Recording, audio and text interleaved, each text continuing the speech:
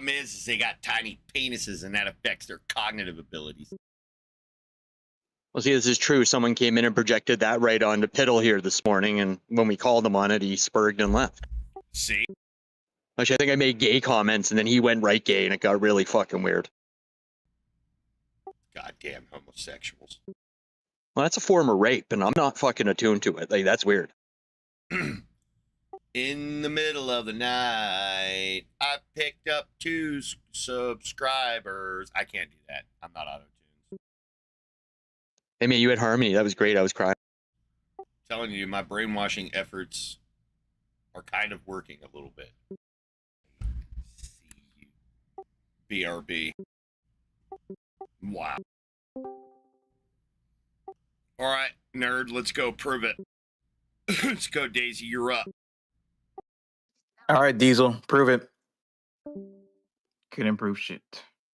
All right, nerd, let's go prove it. Oh, wait, you're an initiate. You can't talk. All right, rabbit head person. Yeah, get fucked, nerd. Fucking nerdy ass fucking bitch. Coming in here not ready. What's wrong with you? Sit there. It's your fucking bunny head for a name. Fucking bitch. Come at me with fucking visual for a name. Fucking nerd. Yeah, there you are. All right, let's go. Prove it.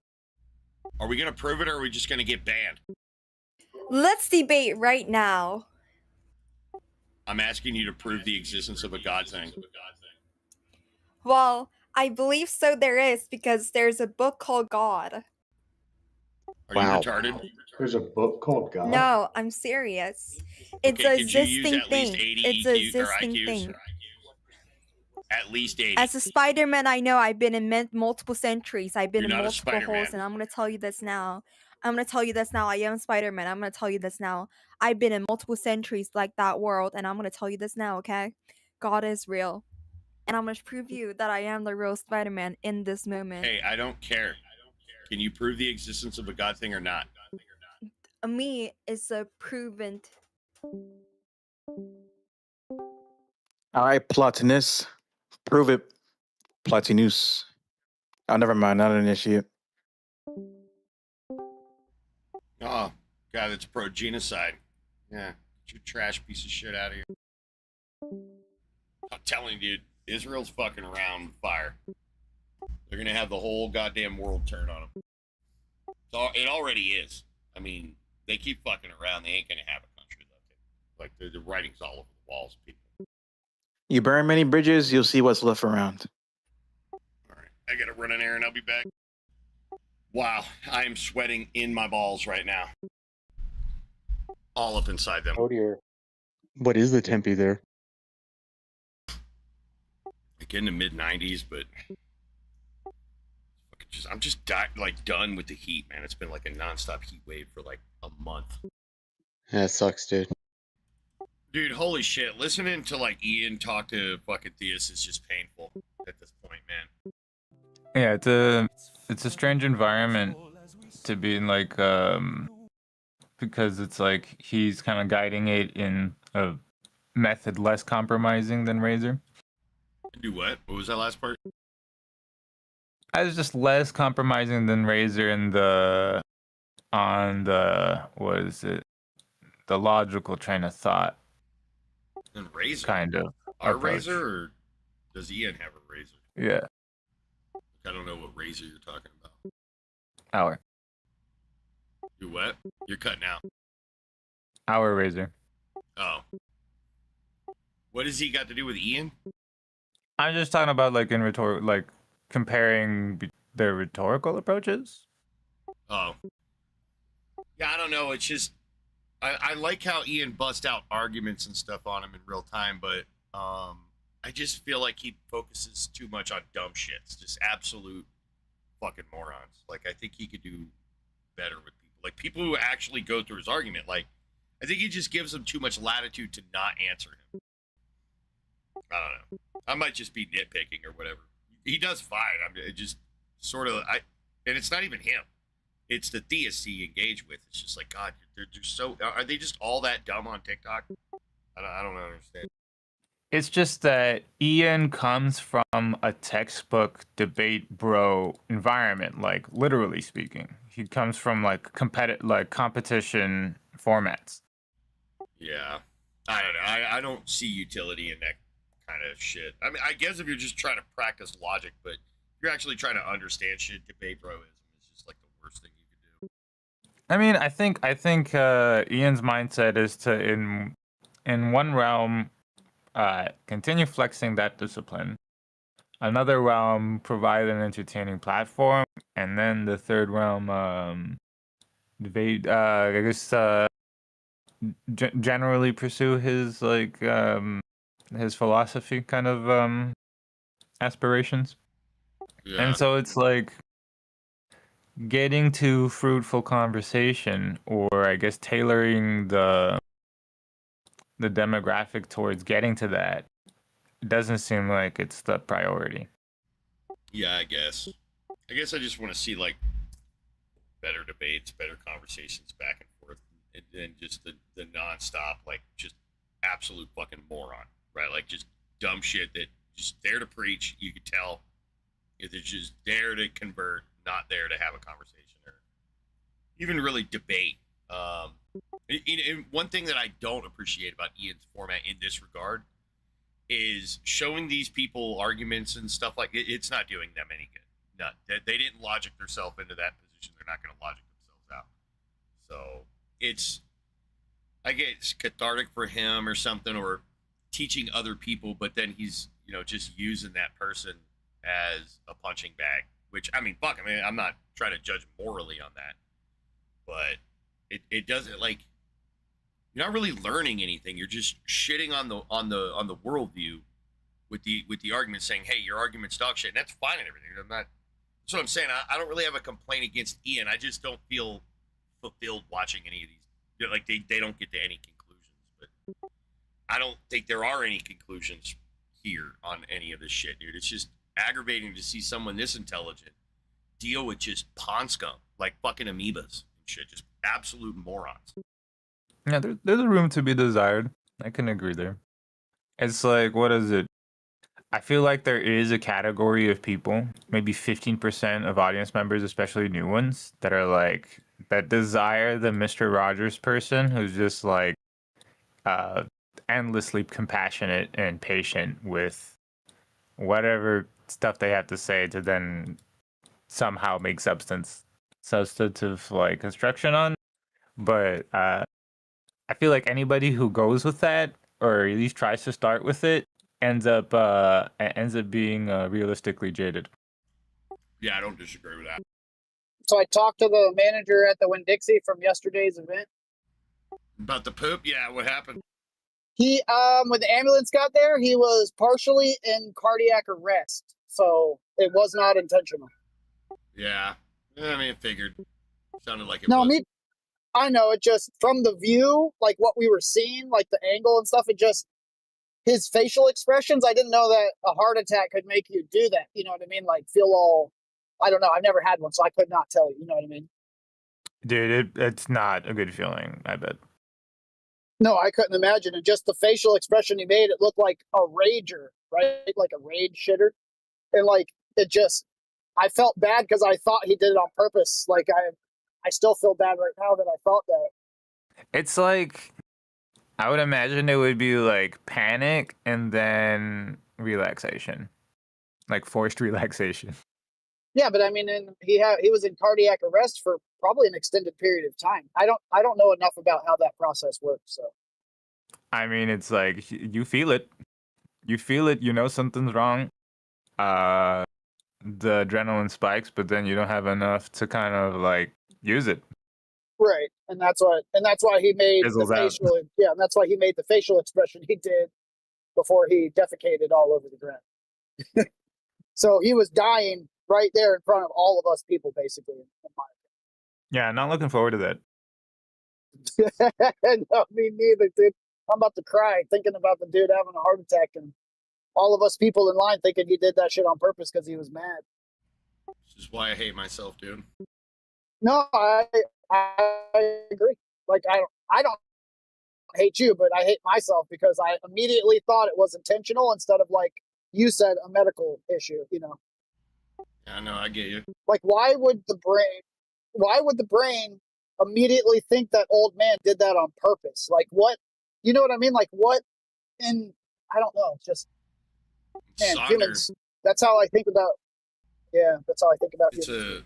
it's a lack of what I guess would be called a Sonder experience. We see people as transients in our lives. They don't mean anything to us. We don't have any tie to them.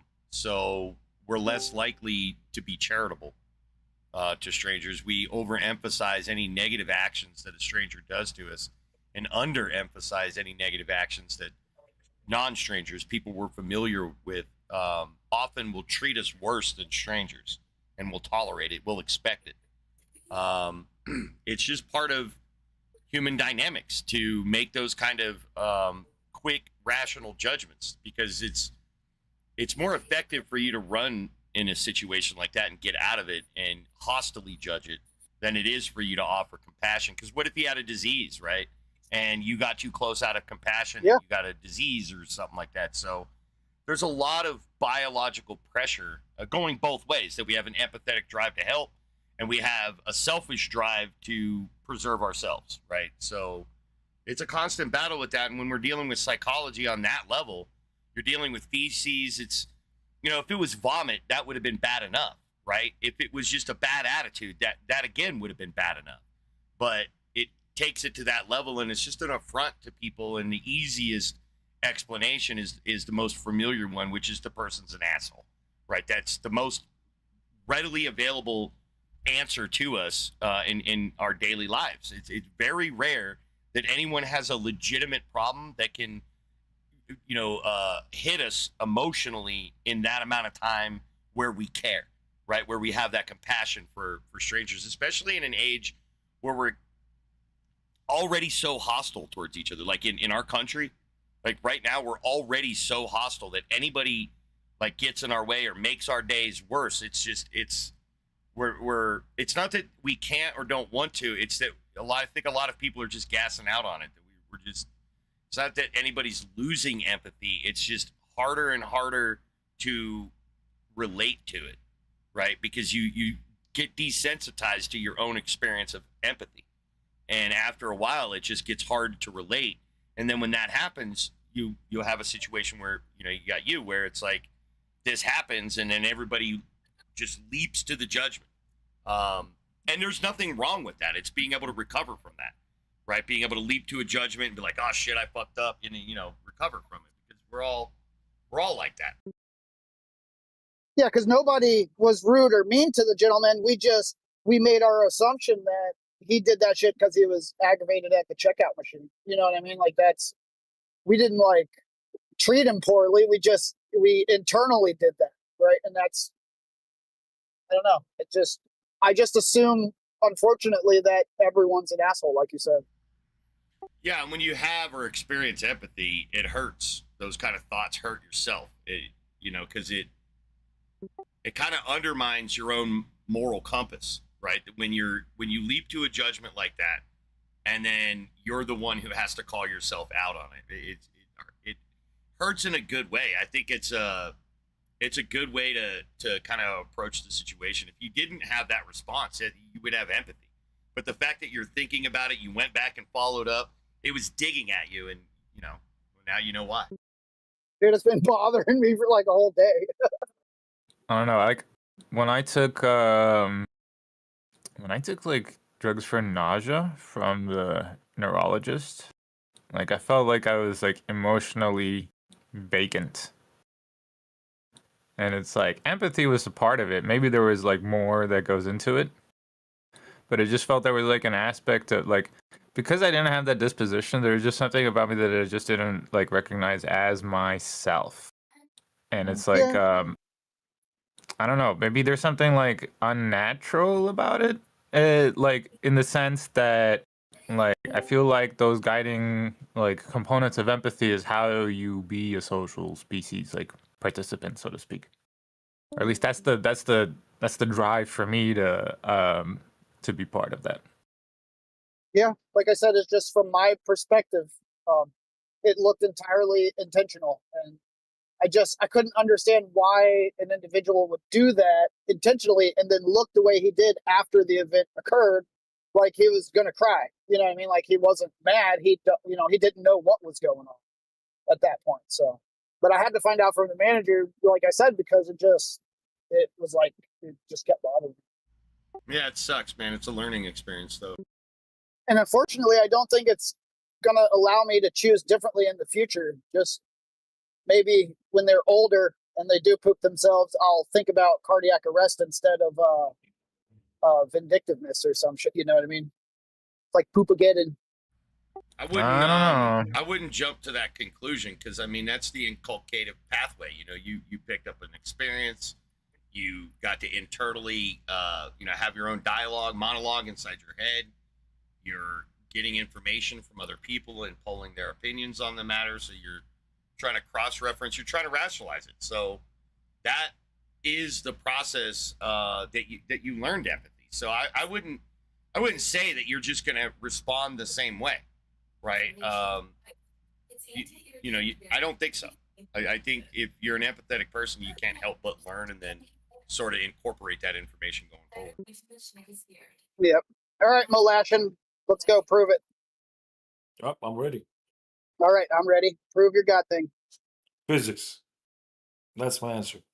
Physics equals God. That's your answer? Yeah.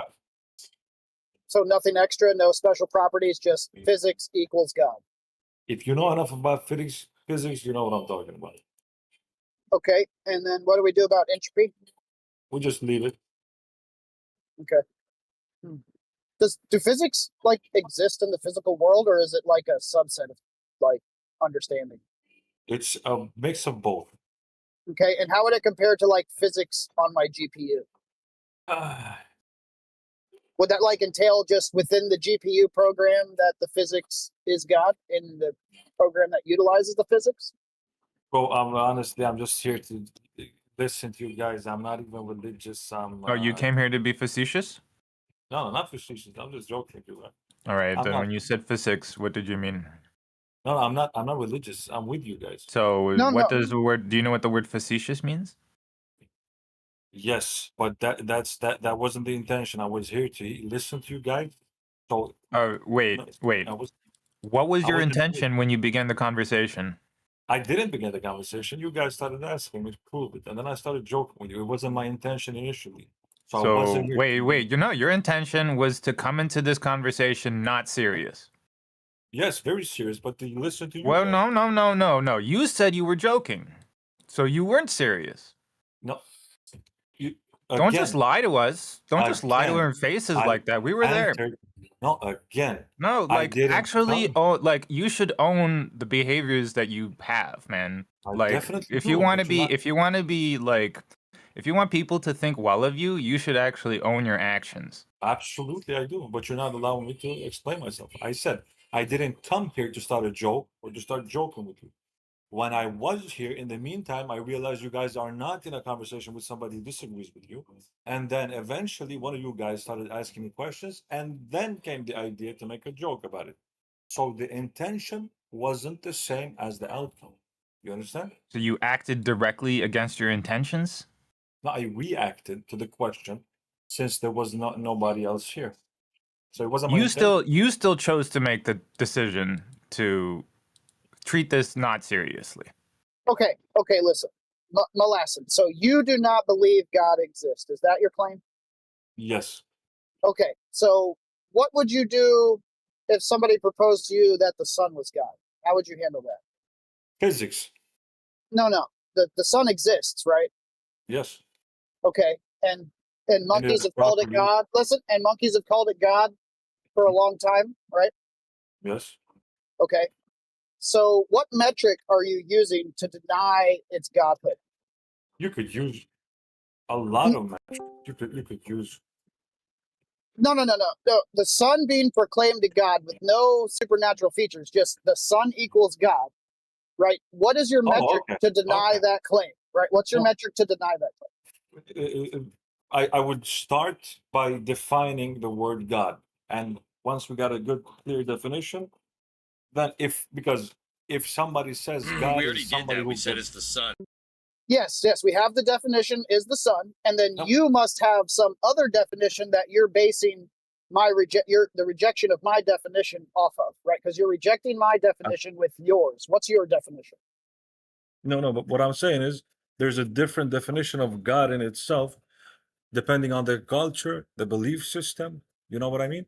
So No, I every gave guy- you listen, we're addressing the definition of the sun equals God. This is where we're at. We're not in we're in that position, right? And now Mhm. I'm asking you, what metric do you use to deny my claim that the sun is God, right? What are you going to use that will make my claim not true? as I said, and you're not allowing me to, I'm saying if God, if you don't define God, what do you mean by God? Wow, I just dude, are did. you We not did- we fucking did. hearing us, dude? We've done it like 3 freaking times, Mo. It is the sun. That is the No. definition. Guys, the word God. What's the meaning Wow. of the word God? Wow. Are you gonna talk up? You're gonna Oh, talk yeah. about people not here right now, Malasian? We're only speaking for ourselves. Yes. Yeah, I'm only So when you're speaking saying for God, me. are you saying God like in terms of the normal definition, the creator of all things?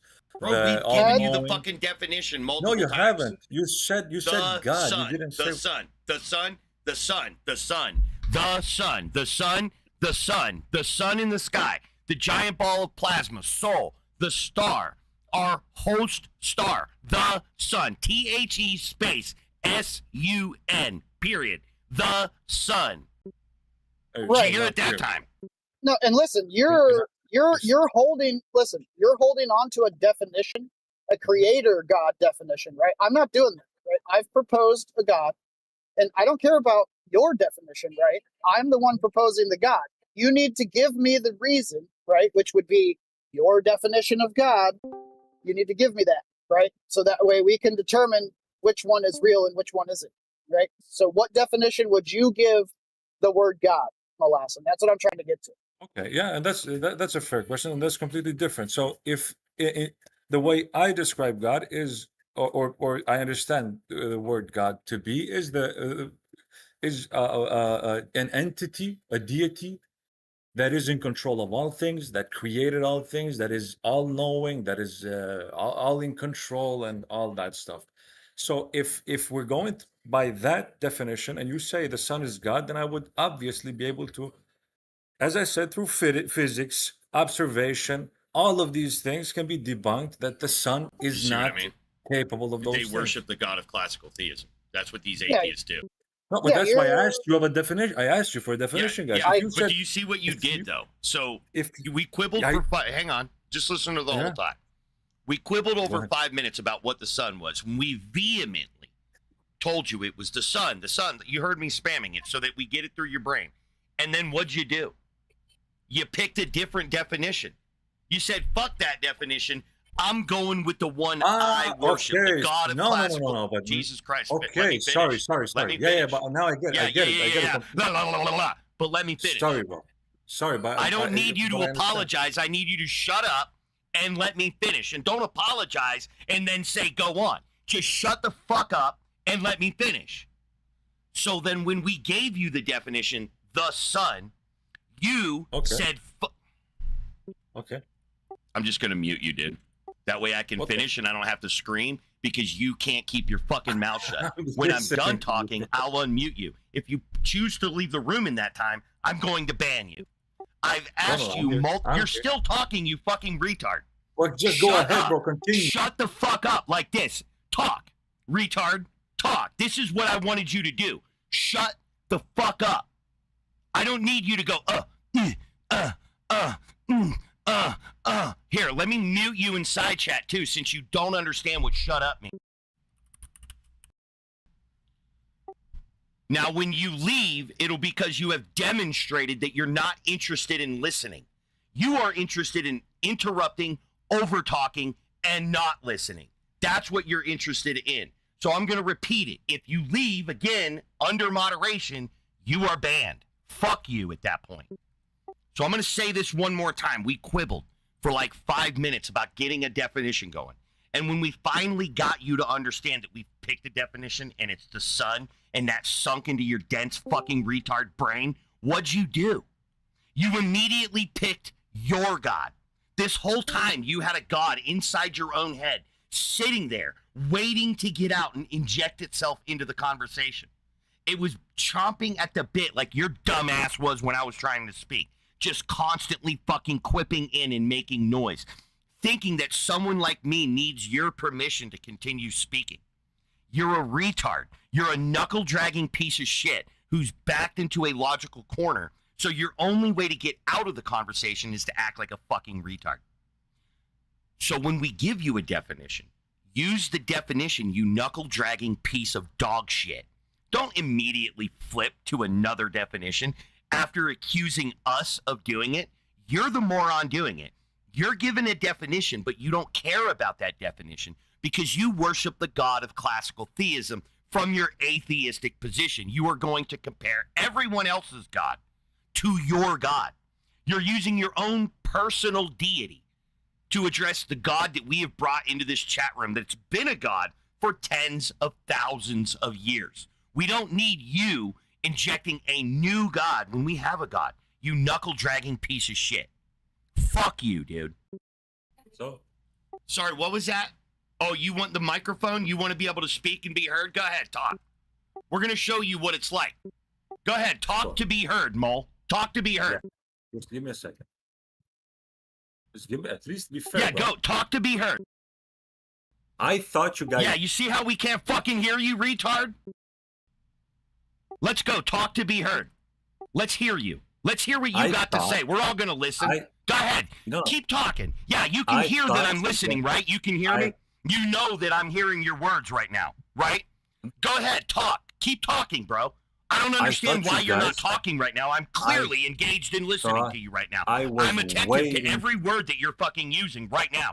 It's getting in one ear and dead ending in there because I'm not actually computating what you're fucking saying, you knuckle-dragging piece of shit. I'm talking the whole time you're fucking talking, which is a display that I'm not listening, you knuckle-dragging piece of shit. This is what you were doing. I'm just using more words. You were going, I'm not listening to you while you're speaking. I'm more interested in saying the words I want to say while you're speaking. Is this an enjoying conversation for you? Are you enjoying this conversation?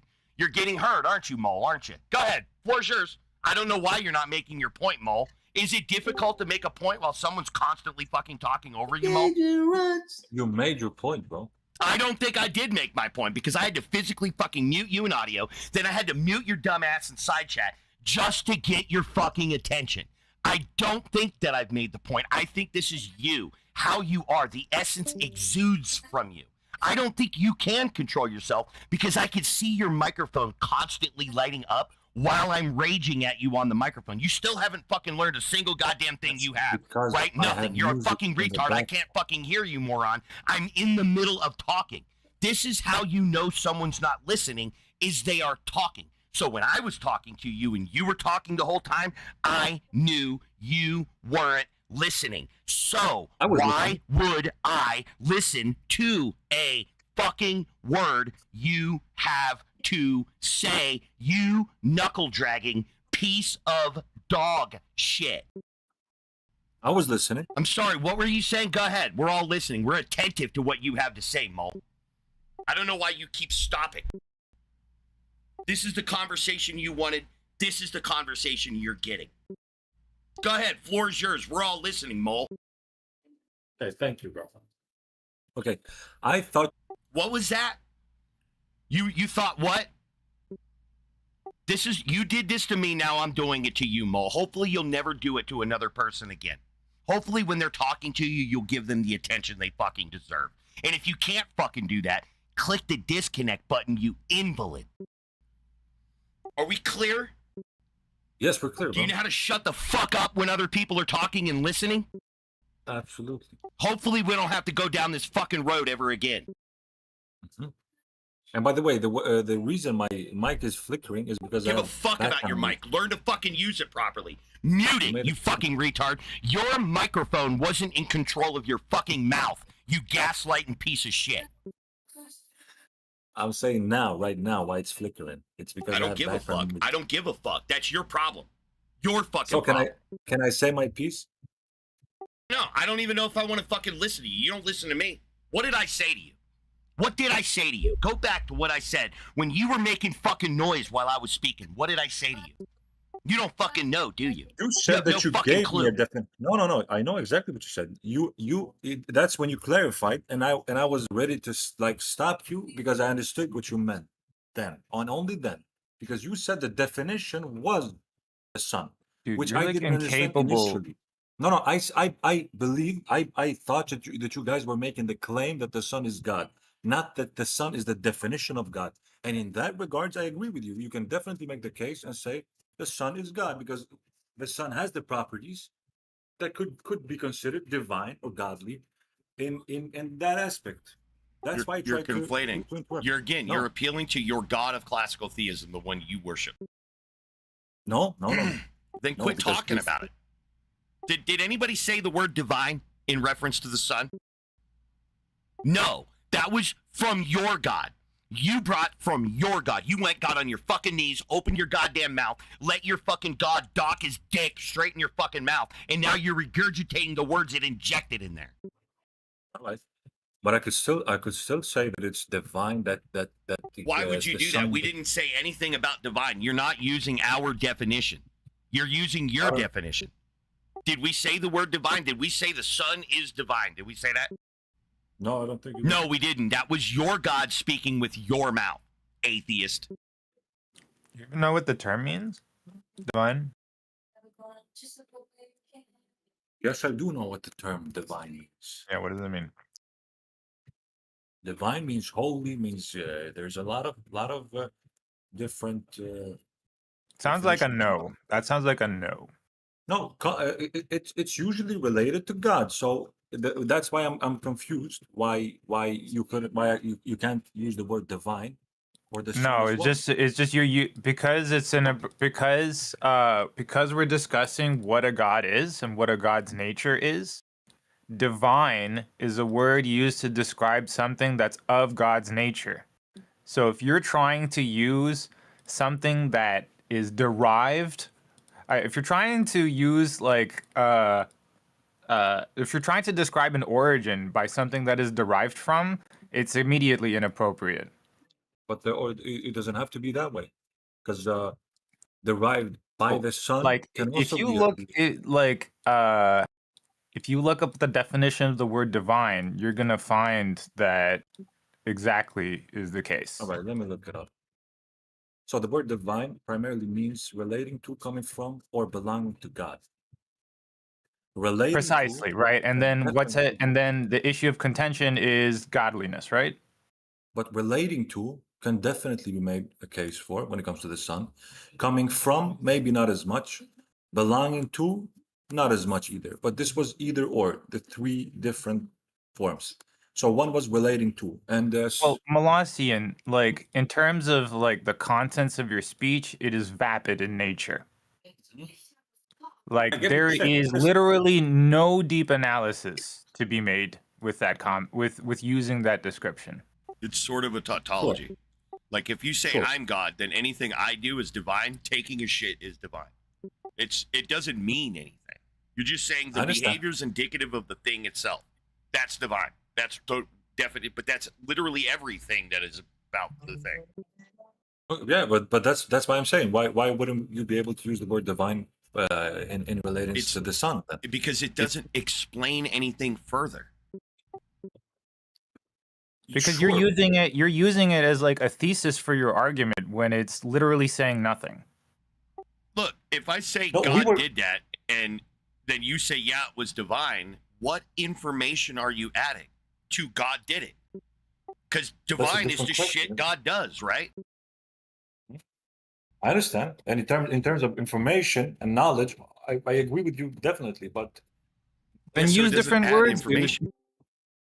sure, I could use different words, but I'm still standing on the case that you could that you could make the case that the sun is God. Forget about the word Yeah, divine. no. It is QED at this point. For thousands of years, humans have worshipped it as a god. We're not making it up for the suit of our argument. That's not what we're doing. I understand, but I agree with you guys. Well, no, don't know you why don't you- agree because you're using your definition of God in the stead of the definition we're providing. No, Those I are- just misunderstood. I thought you made the claim and not that you meant the definition of the word. I misunderstood. That's why I asked you a couple times what definition of God are we talking about? Now, when you said we're saying the Son is God, I thought you were talking about still. You made I the mean, claim and not Molossian, describing the what's the difference, functionally speaking? For example, if I'm talking to a Christian and we're talking about God, then I obviously have to talk through his lens of understanding of the word God. Right. And And if so we- how would that be, what will be the difference between a claim and definition in this regard?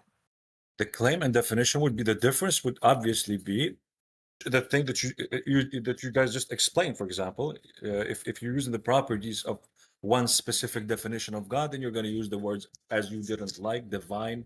You're going to talk about all knowing, all controlling, stuff like that. When you're and if you have a different definition as the one you guys mentioned, the Son, then those properties are completely irrelevant and it's going to be completely different.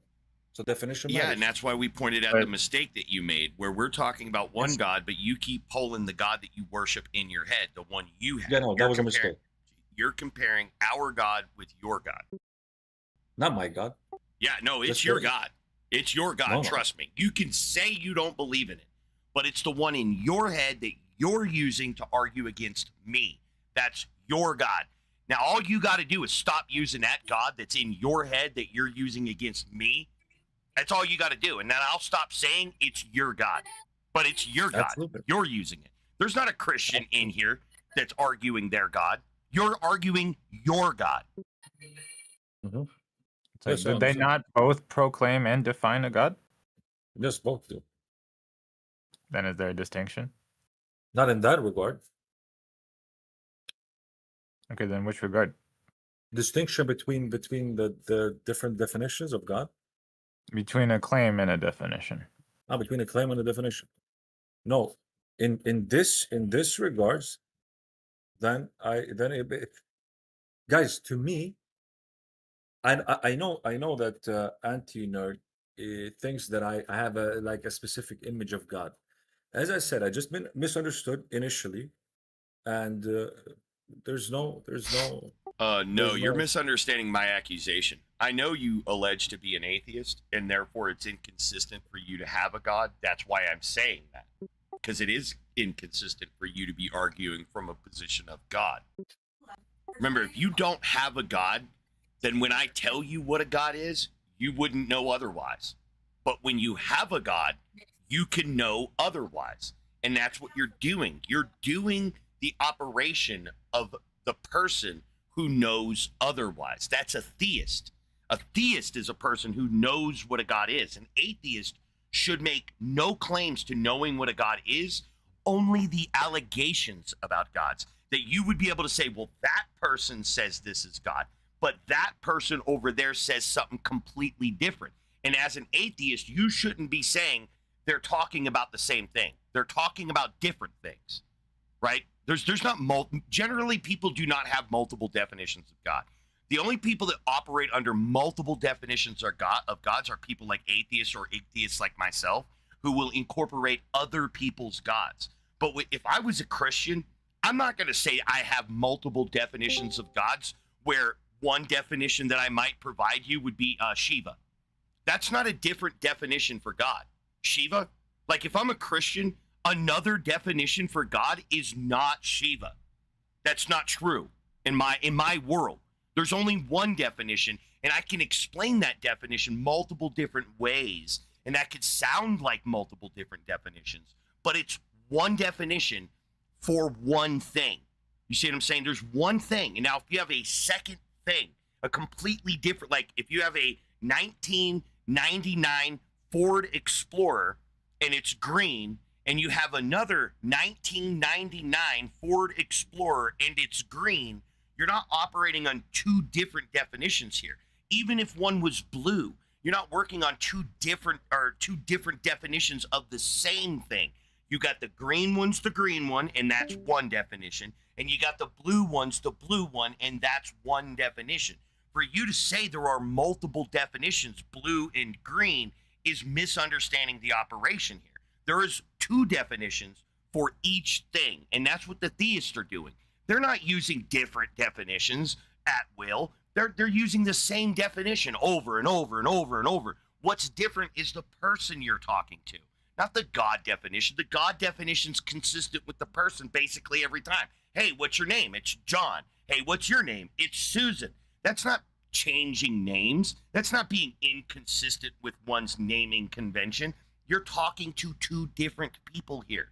So you're not dealing with one definition and then there's this other definition and another way to understand it. It's a completely different object. You have any difference in two things, it's two things. Any difference. That's what makes it two things, is any difference at all. And that's what you do to retain identity. If there's any difference between two things, that's two identities. Doesn't matter how similar they are. One fucking quark difference between two things, and it's two things. Mhm. So you're doing this in your head. You've been trained to think of it this way, and I'm saying it's a bad way to think about it. You're doing all this extra fucking work that you don't need to do.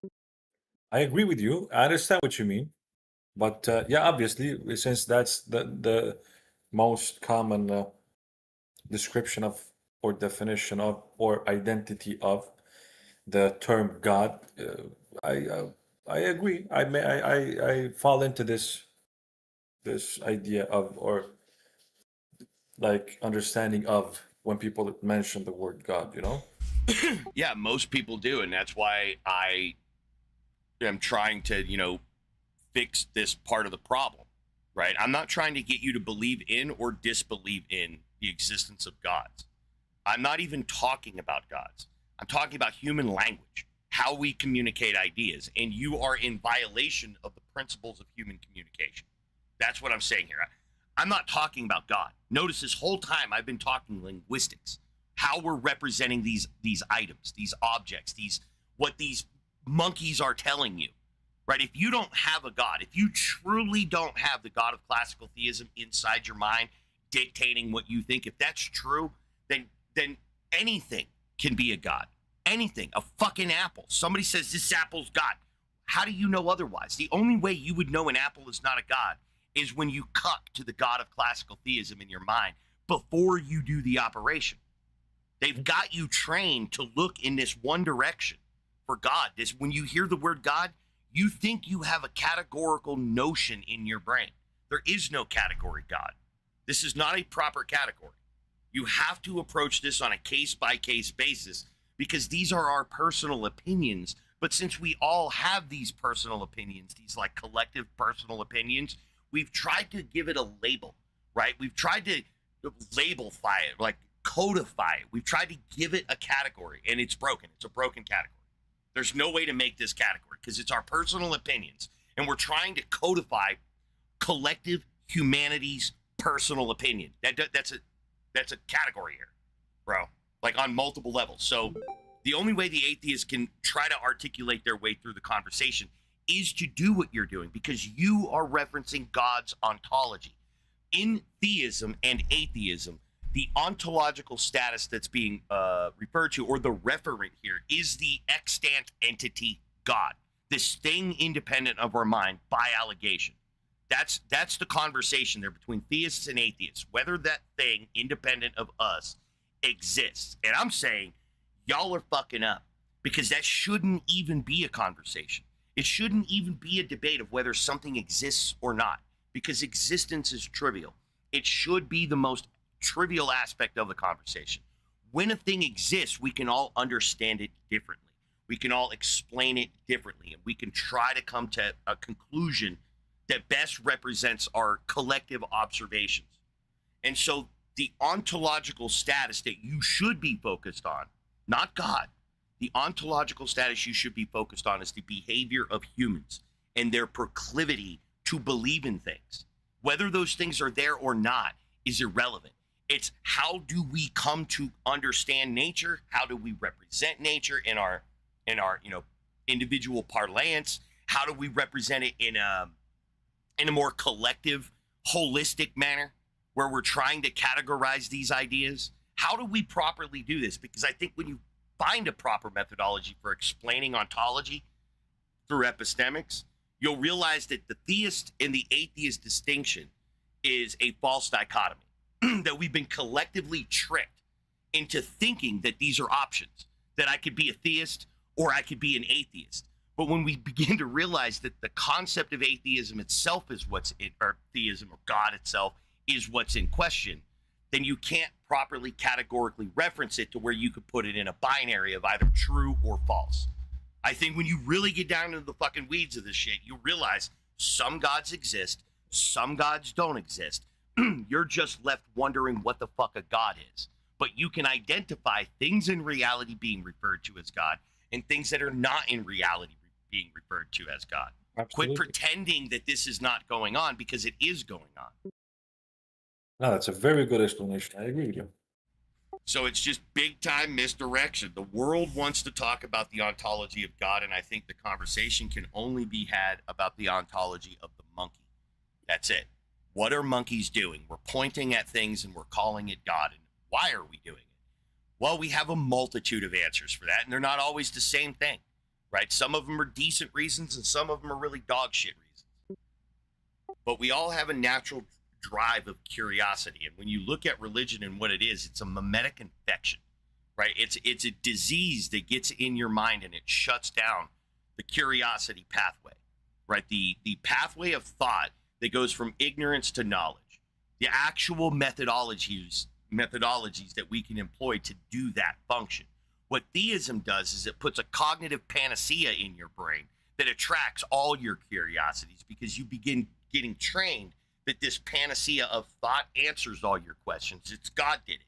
It's the power of God. It's the divine, right? Just look at that for every question that you have, and you'll have yourself a perfect little retard by the time they're 25 years old, because they would have never thought, they would have never tried to expand their mind beyond the horizon you fucking constructed for them, and they'll be ill prepared to venture out into the world by themselves and figure stuff out because you denied them access to the proper means, right? That's why you need to enforce a modality in your child that will set it up for success in the world that you belong to. Don't gaslight your children into things that you yourself have come to determine are not necessarily true. And don't build it on, oh, I'm just trying to build a foundation. No, that's a swamp that you're trying to build in there. A weak ass swamp that you can't Decrease the bias. Yeah, you can't do that function. I understand we want to protect our children, and we understand that children understand things in simple terms, and you're never going to be able to have these philosophical conversations with your children. But we need to be like professionals about this, right? We need to understand that while each of us have our kids in our house and we're free to inculcate our children as much as we want, one day we're going to unleash those children to the world, right? And they're going to come interact with us. And do you want your children interacting with me and teaching your children that you gaslit the fucking shit out of them? And then your children are going to come to you and ask you, Mom, Dad, why'd you gaslight me? This guy on the internet taught me how to fucking think. Why'd you do this to me? Because that's what we do on here. We all get together and we teach each other how to think. And, you know, these doors and stuff are opening up for people. I mean, we see religiosity on the decline, and you just got to be a responsible adult. Teach your kid with the same modality that you believe. If you believe on faith, teach on faith. If you believe on absolute fact, teach on absolute fact. But don't be inconsistent. Don't believe on faith and teach on absolute fact. That's called gaslighting. Absolutely. But you're furthering that. You're making the problem harder because you're taking them seriously in an area of discourse they should not be taken seriously. Which is, you've granted them ontology. You've granted them the ontological status of the God. You've given them an epistemic prior, and you don't understand that it's a semantic prior. Semantically, they've represented this God thing to you in a manner that you think you've understood it, because they gaslit you. They didn't have the epistemics, but they had the semantics, right? They had the gaslighting from their life. When they grew up, this happened to them. And now they're semantically representing this thing that they believe is in their head, but they're doing it with the modality of epistemology. They're making it seem like they've experienced this thing themselves. They've even got the rhetoric that directly states that, and it's a lie. A lot of it's a lie. Some of it's just feelings of elations confused become an attribution error to God, right? They just feel a good way, and boom, that's the evidence of their God thing. That's what it is. It's my personal feeling, but they don't understand that mistake that they're making, conflating the ontology of a thing external to their mind by the epistemics of their personal feelings, right? Because they themselves were gaslit, and the whole time you're confused in thinking that this is ontology versus epistemology, and it's not. It's merely semantics. It's a bunch of meaning in your head disconnected from reality, built in a way that you think you understand it because you're familiar with it. God, you think you have an understanding of this. Divine references the actions of God. We can do this. We could shabloo-blue a blarzelstopper to make sure that they apply the distal end up fidget whistlers, right? We can do this, but that doesn't mean that that makes sense, because I've said that so many times that it could just flow off the tongue and I can remember, I could define each one of those bullshit fucking words. That doesn't make it have any true epistemic content there. That is purely semantic content, entirely semantic content. But if I gaslight you enough and you want to have the conversation because I'm in your face enough, you'll grant me my semantic content as an epistemic prior. And that's exactly what these pieces of shit have done to you. They have gaslit you into accepting semantic content as good enough for an epistemic prior so that you can begin building inferential, reasons and stuff like that. That you can induct, right? You can do inductive reasoning. That you can start building and testing things. What are you testing? The semantics? You're testing the consistency of your definition? They're genius, right? Mr. Atheist, you've been convinced by the lesser pleb? Like, what's going on here? I thought the atheists were so smart they got out of the bullshit, but they stay within the orbit. They stay within the little psychosphere of the theist and allow themselves to construct their own God in their mind.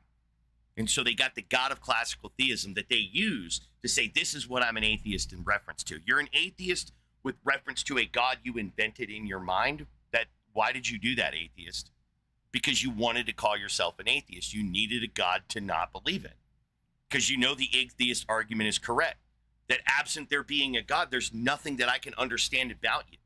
Right? And in fact, when we get away from that, when we go into another area in psychology in your brain, you'll immediately abandon atheism. Like, for example, when I ask you what the burden of an atheist is, you don't have one. When I ask you any position that you have, you'll say some other ism. It's not going to be atheism. If I ask why you're moral, it's going to be for some other, like, moral naturalism or some shit like that. Some philosophy of mind about, morals and ethics. You're not going to cite atheism. You're going to say, well, on behalf of my atheism, I reason. That's never going to be the answer, because you know it's not an answer, and it's never going to be an answer. So when you have opposition to the existence of a God, you should have a Gnostic position.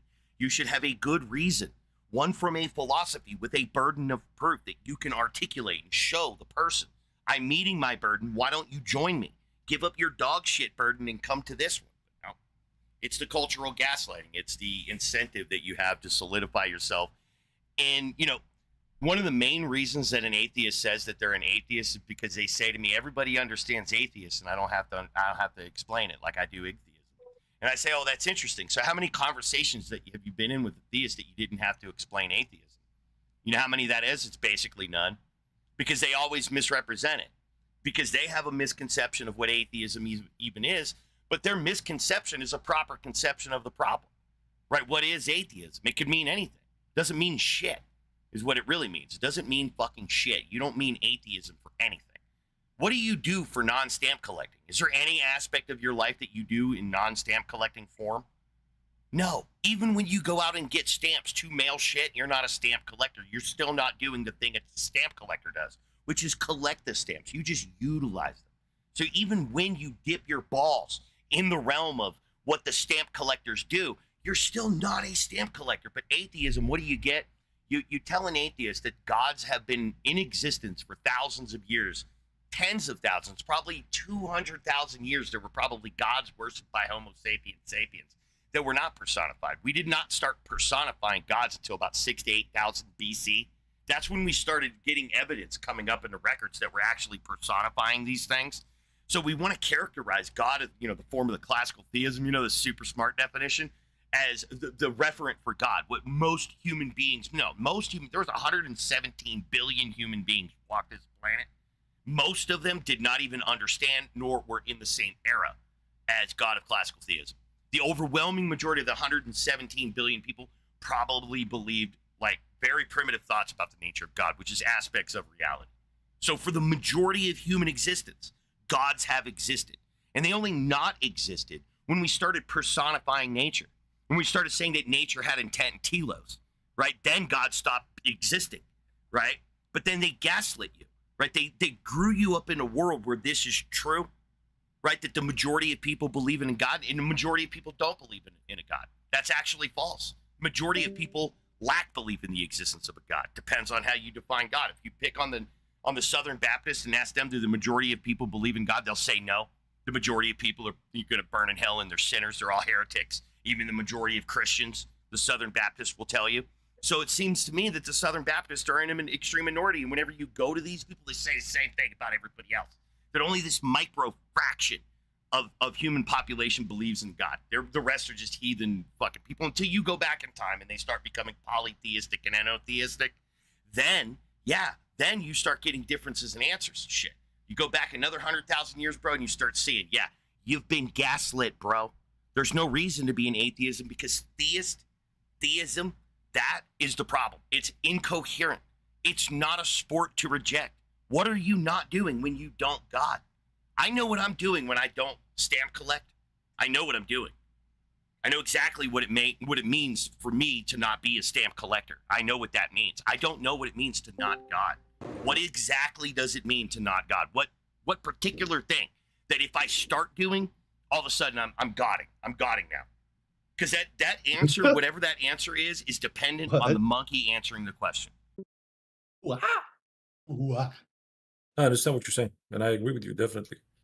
Well, yeah, then fuck atheism, dude. Atheism's stupid. It's a vapid response to an even more incoherent fucking spew of garbage. Yeah, no, that makes sense, actually. Because it is completely dependent on these. But when you say atheism, you legitimize theism. You understand that, right? Mm-hmm. That's what I've been saying. That when you disagree with theism, you're saying, I understand theism and I have reason to reject it. And I don't think you do understand theism. You may have reasons to reject it, but you certainly don't understand theism because theism is not understandable, specifically not cognizable, right? But what is cognizable about theism is human behavior. But theism is the proposition that something external to the monkey mind exists. That's what theism is. Whereas igtheism, we don't have that problem because we're saying, hey, look, these humans exist and this is what they're doing. Now, if the theists want to get together and just have like a global death match and make it more understandable what they mean by God for people like me, then yeah, we're down. But as long as it is the case that God is currently anything, yeah, I'm going to be right on this one. That the proper approach here is to fix the language and communication problem that the monkeys are having, issues with. All right, nerd, let's go. Prove it. Oh, prove what? Oh, okay. Prove God. Let's see if I can do it. In the infinite universe, all possible things exist. So therefore, all I have to do Wait, hold is on. No, believe in the that's false. best, most possible God, and therefore my God exists. His name is Jesus. He could have any number of names. What is happening? Are you just preaching or are you engaging? I'm engaging. I don't know that I'm right. I think it's very logical. Okay, so possible things don't exist. Actual things exist. No. All possible things exist. No, you don't understand. And The they word are possibility is reference to things that are not in existence. No, that's not true. Go It's Google the possible word things possibility. we are possible things right now. No. Listen, there's possible and actual. Actual is what's real. Possible is not real. Like, if you flip a coin, it's going to be heads or tails, but it can't be both, right? In the infinite multiverse, it is both. We're just talking about this one, this reality. So in this reality, I don't know. What is God? Like, just define it. You can define it however you want. Olive, what question did I ask you? What? I don't remember. Why? I'm not Go here away. to preach. Just leave. Okay. Brain dead. At least they got executive function though. The way she read that out made me feel like it was AI from the get-go. Yeah. I see what you're going with that. Like after that, it was just like some strange chipper demeanor. I wonder if this live stream, if that makes it in there, will get flagged as AI. That'll be funny. Oh, yeah, Facebook has that AI slap option, I'm told. I'm sure other people will kind of start spawning it in. Well, a lot of my videos got flagged. I don't know about a lot. I don't know what proportion, but some of them got flagged with AI, and I think it's either the pictures, which I don't know why the pictures would trigger AI, unless somebody has come in here with AI, and I just didn't, I didn't notice. AI's getting super good. But I mean, it could have been any exchange. It could have been that right there, where it's just like requesting it, but that could have been AI. Be cool if it broke. I don't know if it breaks it down where it thinks it's AI. It didn't tell me. It just says that we think it, there's AI in this content. Oh, Mr. Law's trying to get in on some of that, huh? A little Wordle action. I feel like I got scammed last weekend when like the build wouldn't work. Oh, I didn't solve it today. Let me finish. The toughie. It was close yesterday. The word was penal. Oh, nice. Okay, that's a good word.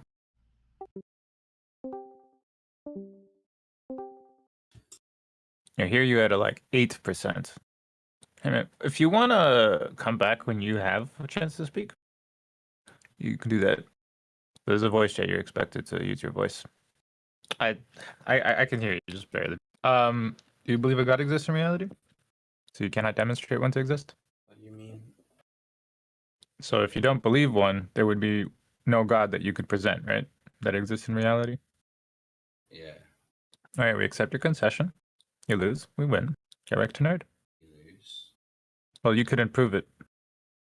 Oh, and because I couldn't prove it, some random guy, that means it's equals you saying. Well, there's a title in the chat room. There's a challenge presented. It's not really false advertising, and then people who join accept the challenge implicitly. I wouldn't know that. No, I'm saying it's like a credit card. Like, if you start using a credit card, you don't need to sign anything. Like, if one comes in the mail, you don't need to sign anything to enter the contract. You already agreed to the terms once you started using the credit card. Or do I agree to the conversations are here, or do I have? Well, similarly, you agreed to the terms of the chat room. Yeah, there was a challenge presented, and you failed the challenge. Did I? Well, you conceded. Yeah, you said you couldn't prove it. There's no need to. I'm not forced to do that. Any punishment for that, or there's no consequences. It's simply observation. That's the goal. Well, I mean, if you keep shifting the goal, yeah, you could always win. Yes, all these debates about religion have no real meaning. In the end, you were just how to say that one. Let me look at that. Actually, Liminal, I disagree with that. There's the cases very rarely that a highly religious or a highly non-religious person converts, accepts the other person's truth and changes his mind. This will very rarely happens because these things are based. Why is that very rare? I explain, but let me first search it. Yeah, well, what I'd like to hear is maybe some evidence to support the premise, I guess, because I find that difficult to believe at face value. Okay, I get it. I explain it. So normally, when a person is religious, they're part of their entire believing system, and let's say you're trying to argue against that. That means you're not only arguing against their proofs and their things, you are arguing against their beliefs and their everything, their personality. And the argumentation against this was just not possible, in my opinion. When you're trying to convince someone else, aren't you doing that in all cases? Well, there are two ways of there are two possible outcomes for convincing. First, that person doesn't matter if how good your arguments are. Not every person thinks rationally. Oh, this makes sense. I'm going to change my mind. Not everyone is like that. Thinking, and regardless what kind of arguments you're bringing in. So you don't subscribe to pathos, ethos, and logos? Like you have less you have fewer dimensions than that? Usually people say there are more dimensions, there are more nuance, but you're saying there's less. What do you mean with more dimensions? Have you heard of the terms pathos, ethos, and logos? No. These are I think these are they might be Aristotle's terms, or they're Plato's. It's ancient Greek. They're ancient Greek, I guess, principles by which someone uses to convince another person. No, I never heard of that one. Yeah. So the pathos would be the emotional appeal, speaking to their, I guess, how they feel. Logos would be pertaining to evidences and the reasons through which you get there. And then ethos is amorphous, somewhat, but it's pertaining to the ethical discussion of what ought to be the case, more so than what is the case. Wouldn't you agree that almost 90% that no, let's not get statistics. Most of the discussions or argumentations you have are purely emotionally focused. They start rationally, and then when the arguments run out, everybody's going emotional and using strange nonsense death sentence. I think this is an extremely reductive and naive way to look about discourse. I do not. Also, debates just consolidate the already existing opinion. I mean, you bring up your arguments, they bring up their arguments. That if you think if you go into a conversation thinking like that, why the heck are you having a conversation? Why are you speaking to another person? Oh, it's not about do you need in every single conversation to convince someone? Well, if you're going into debate, though. I also do not generalize. Debating, there are different. But you specifically mentioned the context of debate and convincing someone. If you would be taking notice that I spoke about starting out with religious debates, I could also get politics. Right, and so you're trying to escape the context for some reason. Why? Debate that focuses on the believing system is completely useless and it's nonsense. Wait, liminal, like it's just bullshit. No, liminal, like do you go into a debate conversation in good faith? You don't? I did not go into debates.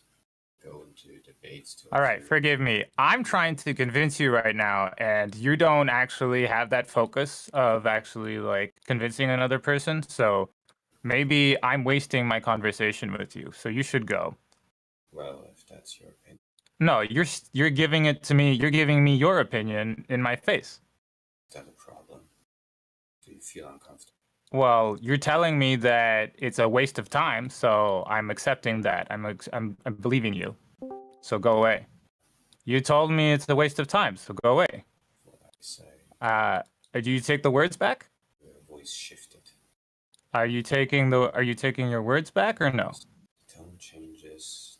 Is the conversation a waste of time or no? Is it a bit more rapid? Then go. Much different than before. It's higher. Go away. It's an interesting thing. Go away. Notice that? Do you need assistance to leave? Did you notice that your voice changed? I got sick of him. I muted him. Softball, hardball. I think that's an initiate, so I don't know if they can talk. Yeah, clearly people don't like you. Here, allow me to assist you. Thank you for flying Discord Airlines. Maybe if you can like reconsider how you approach a conversation, people will like want to speak to you more. Bye. All right, softball, you ready to begin? They got the red thing on, so I don't know if that y'all muted them earlier, if it's an initiate. They should be able to. If If they don't, well, they have their own self-mute thing. If they unmute themselves, we can unmute them on a It's a red case-by-case mute. basis, I think. I see a red mute. What? I see a red mute. I don't see one. So you can right-click and unmute them, yeah. There's Supple. Hey, Hey, Softball. hey, Greetings. hey, why Do you was I believe? muted? Is it because I'm new or something? Yeah, it's the bot. Do you This believe is kind a? of a chat. Do you believe a God exists in reality? Uh, I like my personal beliefs, my straight up what I think is that I don't know, but I think arguing against or for God is kind of silly, but I think I'm curious as to why you think a God wouldn't be able to exist, not speaking in terms of any sort of religion or anything like that. You don't know what you believe? What?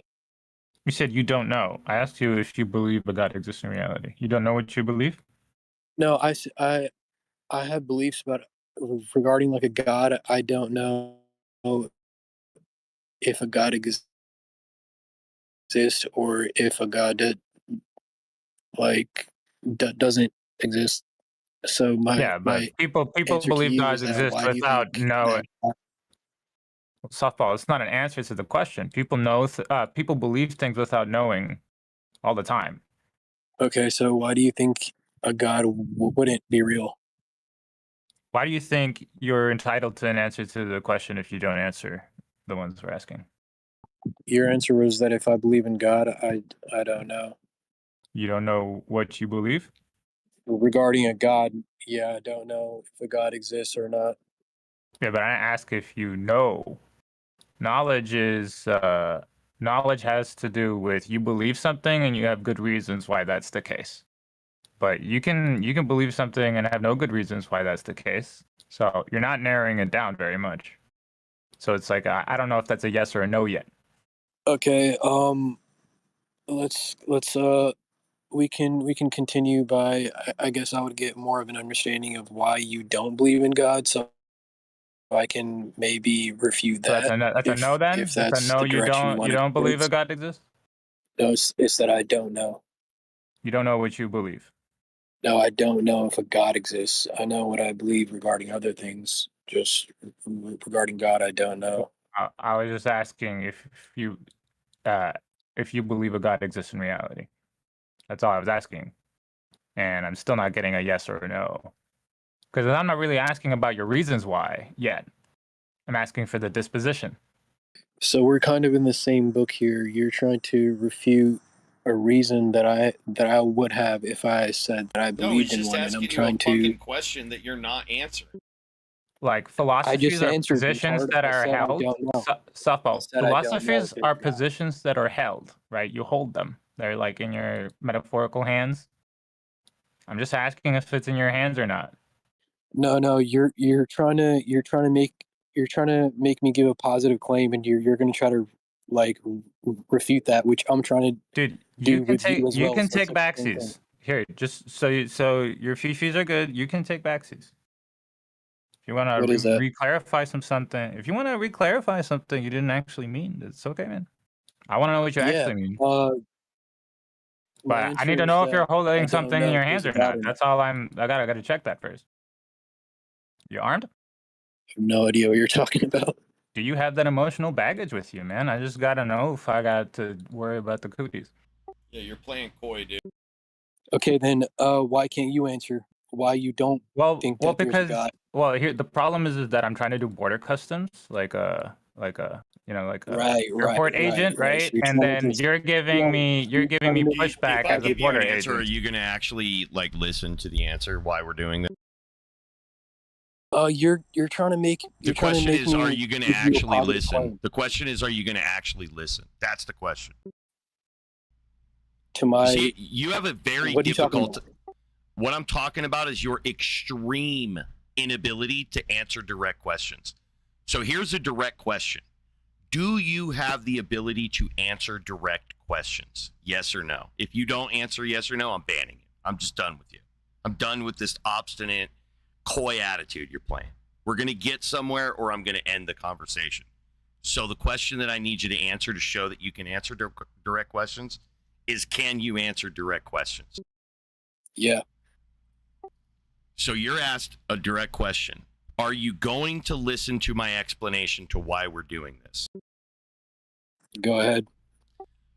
You're coming at us from a position of, we have no idea what you could possibly mean. We've had thousands of conversations in this room, and people come with this, that, and the other thing when they mean by God. So when you come in here and you don't define what you mean by God, and you just ask us, can you disprove God? Sure.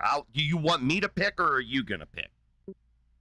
So this is the problem. We're in our position. We have a theme, a room going on, and we're just waiting for you to pick up your side. That's it. We need you to pick up a side, though. Contextualize the word God for us so that we can move forward. If we have to ask this one more time because you're playing coy and you don't want to answer direct questions, just going to remove you, bro. So, do you believe in a God? If so, what is it? The universe.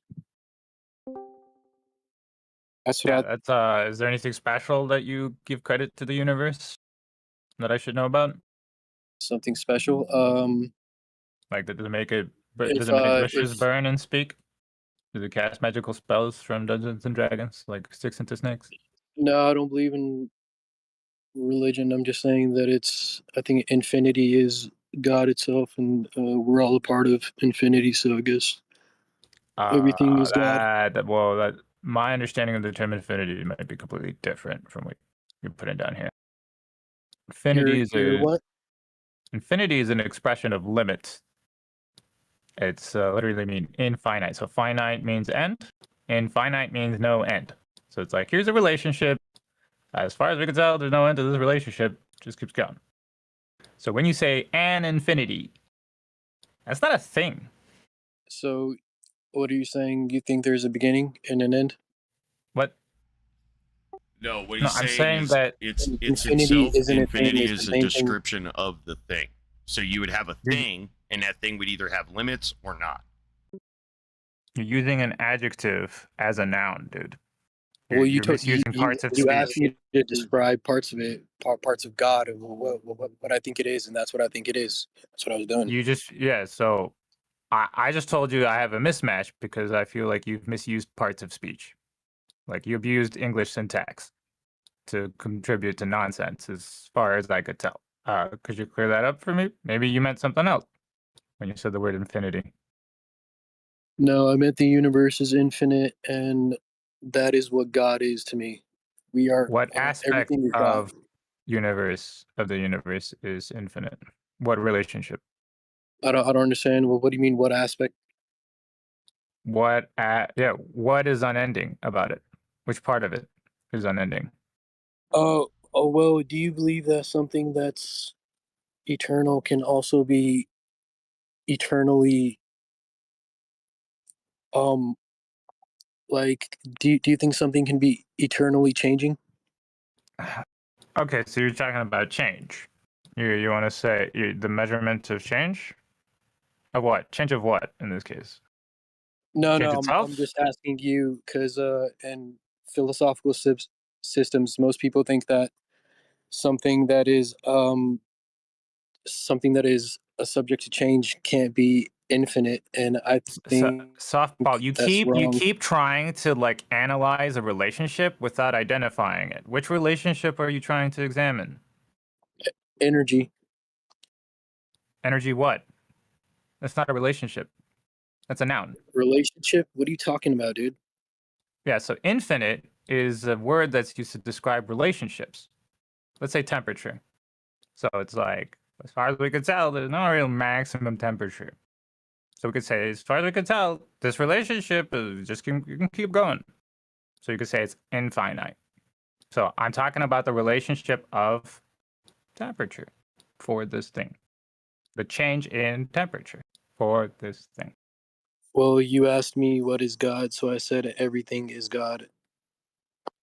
But if you're going to start using words like infinite and eternal, you're using words that talk about a relationship of the stuff, right? But which relationship?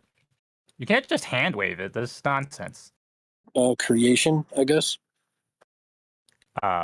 So I hear a lot of false equivalences when people use the word creation between form and essence. There's a quick analogy, like you have a potter making a dinner plate. They have the pre-existing clay, and they shape it, put their stamp on it. They're like, it's done now, it's a dinner plate. The moment they say they're good with it, that would be the beginning of its form, the new form of the same stuff. But then there's the essence one, where people are alluding to this thing where it's like there's no stuff and then there's the stuff. No energy to energy creation. Which one are you referring to? Well, no energy is also a form of energy. If you're talking about, Hey, I just asked you to clear up what the word creation you were referring to. Which creation were you referring to? The I'm proud of my dinner plate, or are you talking about this no stuff to stuff relationship? Like nothing to something. An argument that God's not real, and it's taking this long for even us to understand what you specifically mean by God. Like you're giving me an indication that you didn't even think like 2 steps into it. it's because I already gave you the answer. I said I don't know, so I'm just trying to figure out what I would think the God is. You're doing it the hard way. If you want to know what something is, you look at it, you measure it somehow. If you can't do that, well then you ain't gonna know what the fuck it is. Give up, right? There ain't even an is there if you can't measure it. That's what you would have to conclude. If I ask you what is it, and you say I literally took no measurements of it, then it doesn't have essence, right? You're not dealing with the thing. Now it may be somewhere out there in fucking space, but you're not talking about that thing. Right, you're talking about something that we should be able to experience, and you're doing that absent the experience. So there's just nothing we can say about, and I can't even use the word it, because we have yet to establish itness. We can't. That's what observation does. It provides essence in the conversation. It provides it, being, manifestation. Without that, there's nothing to discuss in ontology. We could sit here and semantically talk about infinity and how it's blue and it doesn't like baby penises and stuff like that. We could do that. That's all semantic stuff. We're just taking a bunch of concepts in our brain and smushing it together, and then pretending we're talking about external reality? Well, that's stupid, right? It's why the easy part should be observing, and then the hard part should be figuring out what the fuck you just observed. That's the hard part. But you want to do it the hard way, where you don't start with the observation, but yet you want to discuss what you've observed. What the hell sense does that make? How do you discuss observationally based information absent the observation?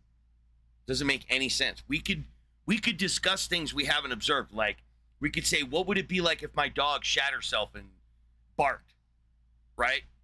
Okay, we could discuss that. We can anticipate the smell, and I'm gonna have to clean it up, and it's in the fibers and all that stuff. We can anticipate that, but that's not reality. At the end of the day, it doesn't smell like dog shit, and I don't have to bust out the fucking carpet cleaner, right? Because it's just in our imagination. But we can extrapolate from our understanding of dogs. Like when I say my dog shat herself, all of that was information you already had in your brain. My dog shat herself, all of that.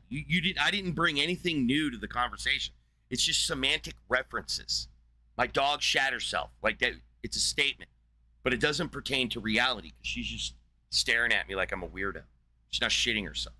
But you want to discuss that aspect of reality without there being that aspect of reality.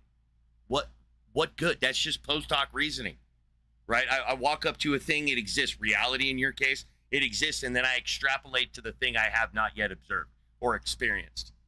How do I know that the reality that I'm in is indicative of the thing you have yet to demonstrate? I can't evaluate that. It's non-propositional. I don't know if that's true or false. Semantically, it may be propositional in a semantic sense, but insofar as it pertains to reality, it's non-propositional, because we need the observations, the state of affairs, in order to determine if our statements about the state of affairs have any real merit or weight or anything like that. So you're confused in hearing the semantics of these arguments and thinking that that is a proposition. It's not a proposition because it's outside of its framework, right? The framework of that is imagination. But if you're going to ask about reality, you need to bring in and incorporate reality. Because without that function, it's non-propositional. It's just semantic. Exactly, dude. You're trying to quantify something that's incomprehensible, and I No, think I'm that quantifying your statements, incomprehensibility. bro. I ain't talking about your thing. I'm talking about you and what's going on in your brain I and think the that mistake you're making. incomprehensibility is where God is. And No, the whole incomprehensibility question is the ridiculous. incoherency of your statements. Has nothing to do with the ontological status of your God thing. You have No, not that was presented due that. to you trying to trap me. You That have was not due to you trying to presented trap me your into God thing. system. All you've done is presented rhetoric, unjustified rhetoric. I'm not talking about your God thing. I'm talking about a ground monkey on a mud ball, and that's you. Everything I said was directed at you. Had nothing to do with your God thing. Okay, then what was the significance of that? That you're outside of your scope. You're making claims about reality absent reality. I don't know if that has anything to do with your God thing or not. I'm not addressing your God thing. I'm addressing you and what you believe. No, you're trying to trap. No, Trap me dude, into you're some already, you trapped philosophical yourself, system bro. because I you didn't, wanna- there's no trap. Look, fuck you. There's no trap. Go fuck yourself. I'm trying to help you, not trap you, you fucking retard. Now get the fuck out of here. I don't help people that I'm just trying to trap. Fuck you. I'm not here to trap people, retard. What good does that do me to trap you? To do what? Laugh at you? I'm not interested in laughing at your dumb ass. You're a fucking cretin and your parents child abused you. Fucking retard. I abused the English language to make a malformed sentence, and God is within that. See, you proved God's real. It's like, dude, shut up at that point. You're just a fucking troll. You're a fucking idiot troll. That's it. That's it. That's all that's going on in your brain.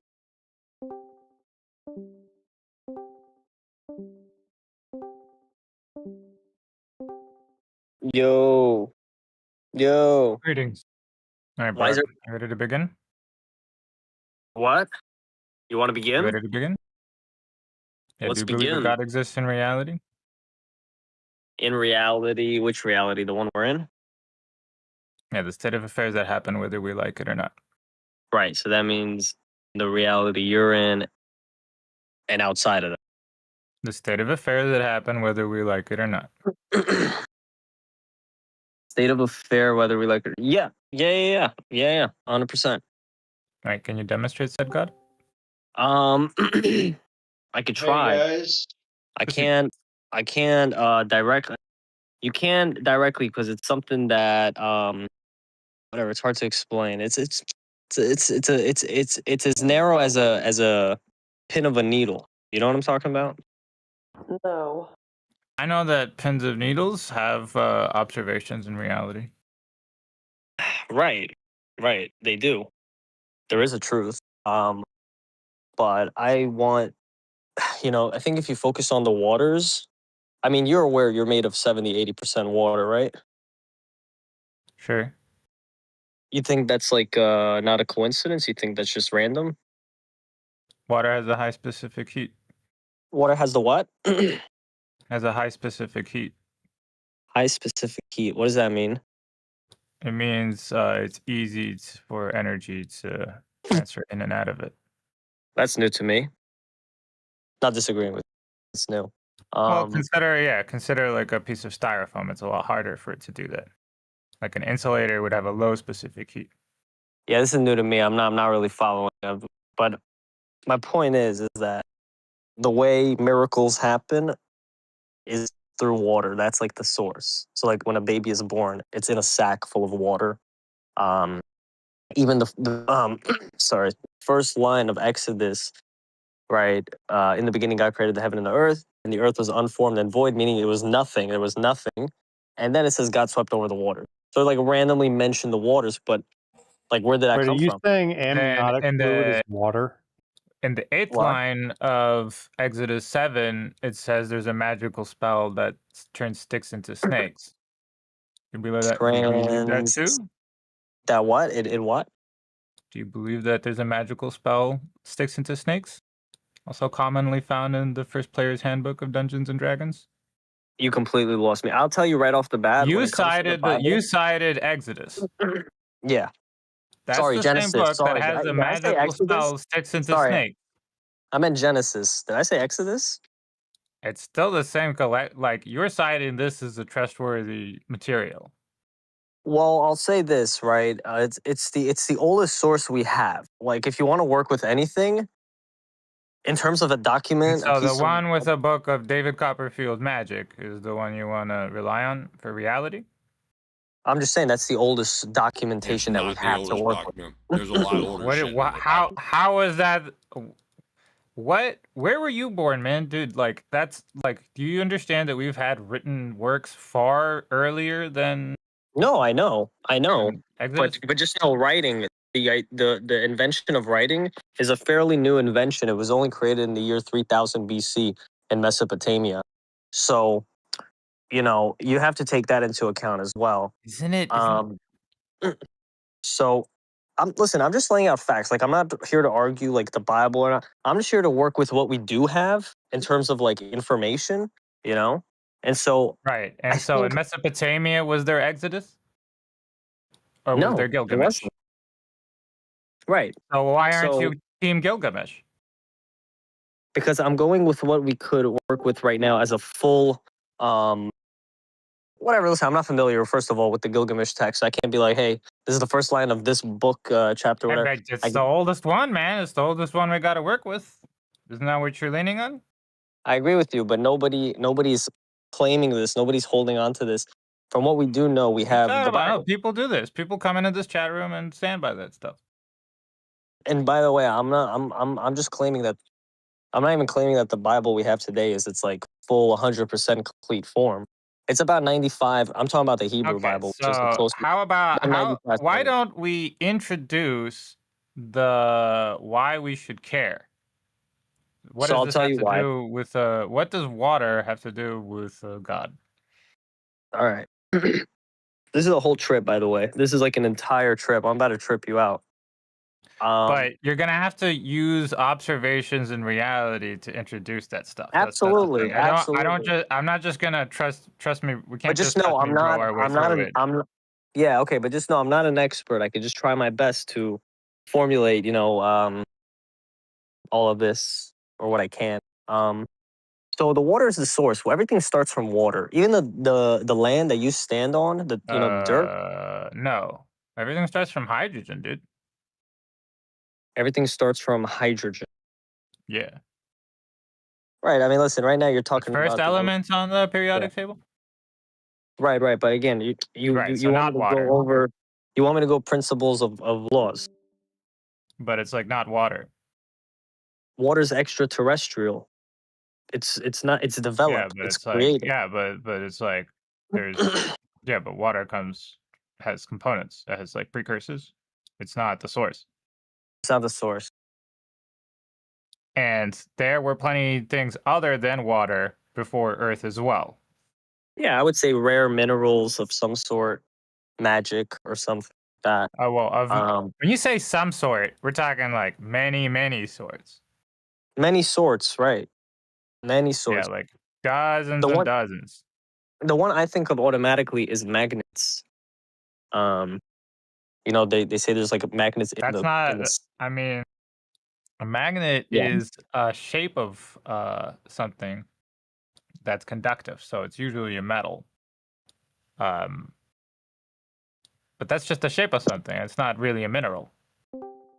Mm-hmm. Magnets are not minerals. Not in and of themselves. It's not like a rare mineral or something. Some minerals could be magnets, but they're not in and of themselves minerals. Yeah, I'm not an expert in this, but there are metals that can come in magnet form naturally. So you could find a mineral that's magnetic.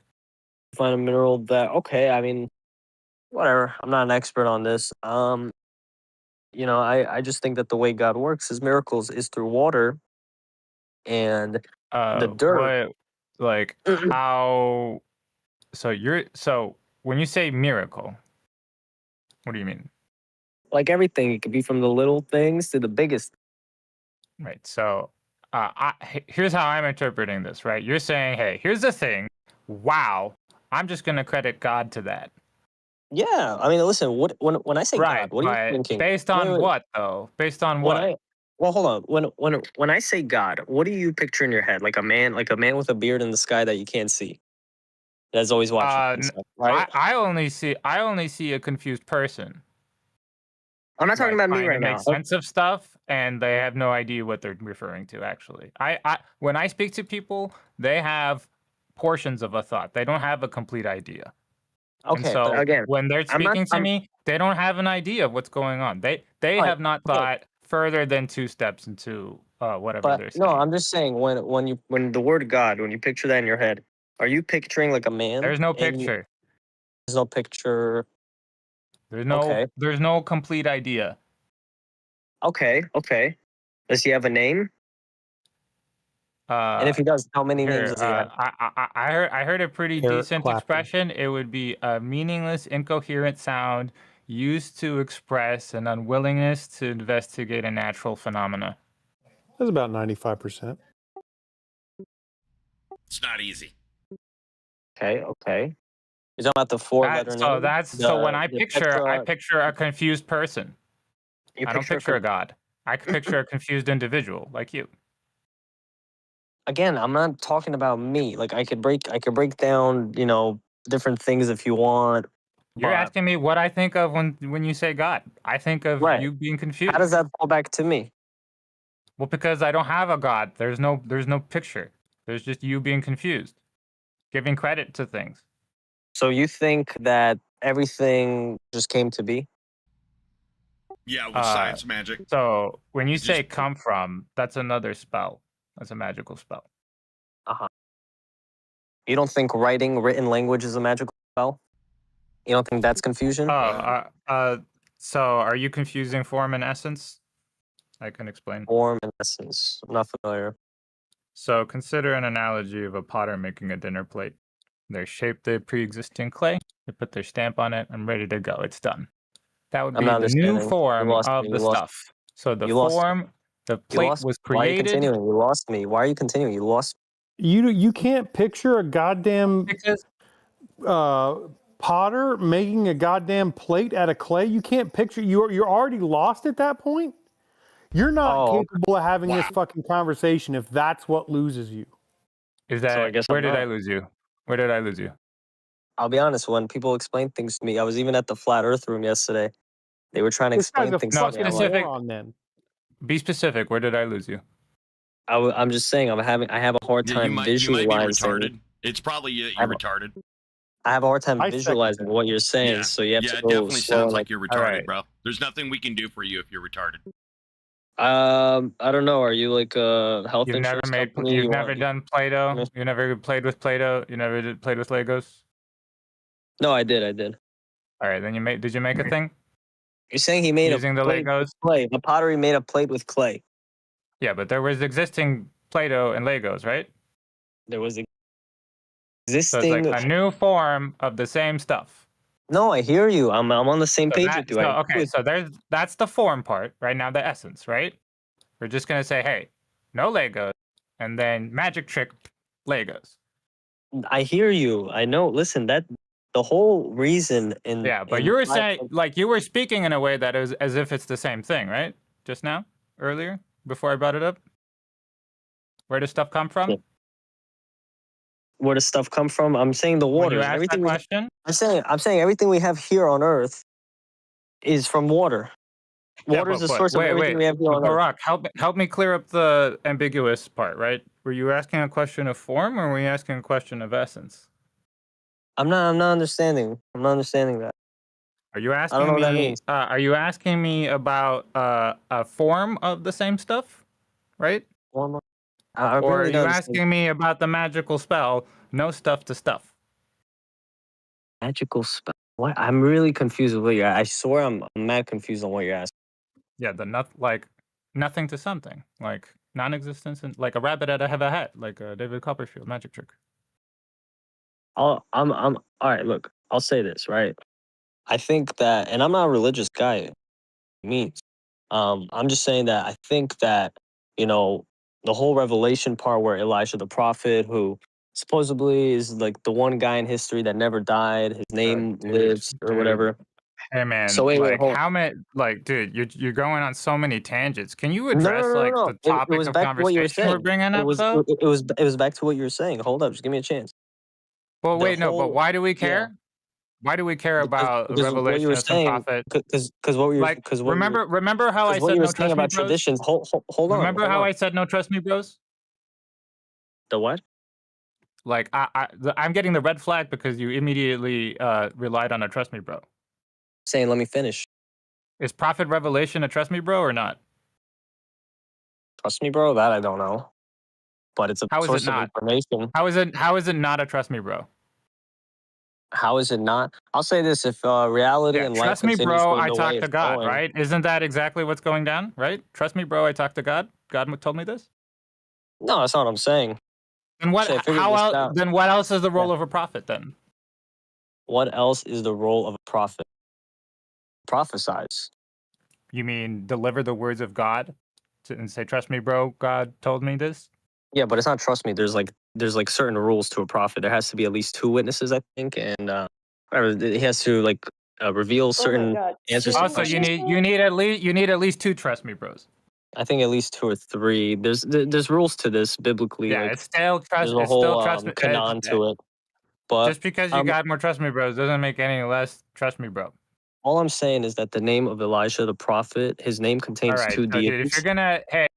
if you're gonna continue insisting Yeah. on the trust me, bro, when we said no, that's kind of I don't chattery. even know what you're talking about. You're just like a massive gaslighter. Like Well, I I mean, really but you're can't talking about a understand what you're saying. child predator, dude. That's what you're talking about. What about that, dude?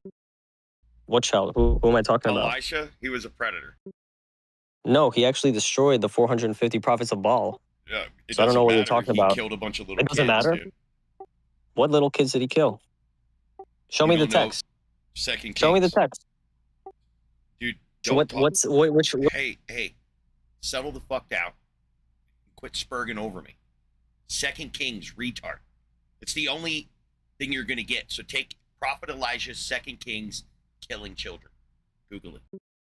Why did you have to mute me like Because I don't like people spurging over me. Now that I know you're that type of person that's not going to give me the luxury of being able to finish my sentences, I'm just going to do this now. So you should have settled the fuck down. That's what you should have done. You shouldn't have spurg talked over me. Going into the future, you fucking retards come to my room. That's exactly how I'm going to treat you. Right there. You just saw that? That's how you get treated. And then you get banned after I stretch it out a little bit. All right, Queen Arthur, prove it. I'm not here to prove it. I'm here to listen. Is that okay? No, it's not okay. It's violation of rule number 3 in my chat room. When you agree to the rules in side chat, I'll unmute you. Is that water one a new one, or have you heard that one before? It's just a troll. The guy's a retarded troll. When you call a non-troll a retard, they get offended. I was thinking of like Pisces, you know, the Pisces Jesus, like fish thingy. Thought that's where it was going. So, Queen Arthur, yeah, well, you don't get to. You don't get to just sit there and listen. If you want to just sit there and listen, you could watch my live stream right on YouTube. Click my link there, and you can just chat freeload all you want there. But if you're going to be in here, you're going to be an active participator. That's how that works. So you're going to participate, or you're going to go watch my live stream? You're unmuted. You can speak now. You answered the question, thank like you. I said. Oh, cheers, mate. Thank you. Yeah, no. First time I'm on the server, I just came across the room and I just entered. But my initial thing was just to listen and then participate. But yeah, you know, so I can gauge the what people are speaking about, because I didn't want to just interject. So what's the question? Sorry, sir. Could you prove the existence of a God thing? The only thing I have to prove that God exists or a higher being is that existence is so complex and time is so complex that there must be something guiding this, because I can't, without the idea of a higher being or a higher force, which people may call God or whatever they want to call. Something more than this. The way everything is so complicated, you know, and infinity. I guess there must be something more. There must be a higher force. I don't see how any of that logically follows. Yeah, I can't give you anything scientific or concrete or it's just basically all. Well, then how would anything logically follow from you not metaphysical. providing anything? What's that, brother? Said, how would any statement that you would make about it logically follow if there's not a thing there? Yeah, honestly, mate, I can't. It's just when it comes to God, there is no, there's nothing you can give to factually prove. It's just the feeling, isn't it? That's why I'm not really strong on either way. You know what I'm saying? King Arthur, can I talk to you after? One second, bro. That's all good. Yeah. What did you ask me, Anti Nerd? Sorry. I was saying, how is that not an explanation of non-existence? Of non-existence of God. What I just said. Yeah, sorry, I'm think why- dying on weed right now. Sorry, man. Your feels, man. Is that what you're proceeding with? Your feelings? Yeah, No, but hold again, on, I'm not talking about I'm feelings. not, Hold on. I'm not here to. Again, I don't come in here to. Hold on, wave in I'm a not. thing, or you, I yeah, wasn't. sorry, go ahead. I wasn't talking about feelings. He misunderstood what I was saying. Yeah. So, when you're describing a thing that doesn't exist, what does it look like, and how is that distinguishable from the way you're describing God? I think God is the comfort of rationalizing infinity. That's and not time. my question. Are you asking me to describe what he looks like? No, I'm saying if you were to describe a thing that does not exist, right? Think about doing that. And then how is your concept of God any different than that? Because I'm not describing it. I can't use any. You don't believe in tooth fairy, do you? No. Okay, me neither. So both of us disagree in the existence of the tooth fairy. We would both assert the tooth fairy does not exist. Do you have any reasons I don't think for that? Do you think you could come up with reasons? I've never. I've never seen it. Okay, that's one. Anything else? They're sneaky. Remember, just because you didn't see the tooth fairy don't mean shit, right? Because they're sneaky. I mean, it's true though. Like you haven't seen one, so we'll give you that. Yeah, of course. No Is there one has anything seen else? one. No one has seen a tooth fairy. Hang on, dude. I'm not talking to you. But to I think limiting the concept of a higher force to it, I think something that gives you £10 if for leaving a I'm tooth not under the doing that. pillow. I'm only comparing the common attribute between the tooth fairy and the God thing you're describing. Only the common attribute. That the common attribute being that we haven't seen it, can't see it. Well, that's one. I'm not trying to limit it to that. But remember, we're talking about the tooth fairy right now. We're not talking about your God, because you believe your God exists. I don't. You don't believe in the existence you forced of the you forced me. Hang on. Sorry, go ahead. You don't believe in the existence of the tooth fairy, and neither do I. So that's common ground. Now we can establish some level of common ground why both of us agree that the tooth fairy does not exist. What common reasons? And one of them is we can't see it. I've never seen it either, so I'll grant you that. Are there any other reasons? No one's seen it. We're talking about me and him. Why a tooth fairy doesn't exist? There's no evidence of its Jesus, existence. shut the fuck up, dude. There's I haven't seen it and I can't prove it. Well, can't prove proving it would be the end result of what you and I are about to agree on. So we can't see it. You gave one, I gave one. It's purported that the tooth fairy uses magic. Do you agree that that's a good reason not to believe in the existence of the tooth fairy, because it's invisible and it's alleged to use magic? Yeah, it's unlikely that it exists. Okay, so why well, don't no, you we're just- only why we're don't only you just bring it Shut down the to the fact fuck that up, dude. I swear to fuck, dude. What part of shut up didn't you understand, dude? Here's your ban, retard.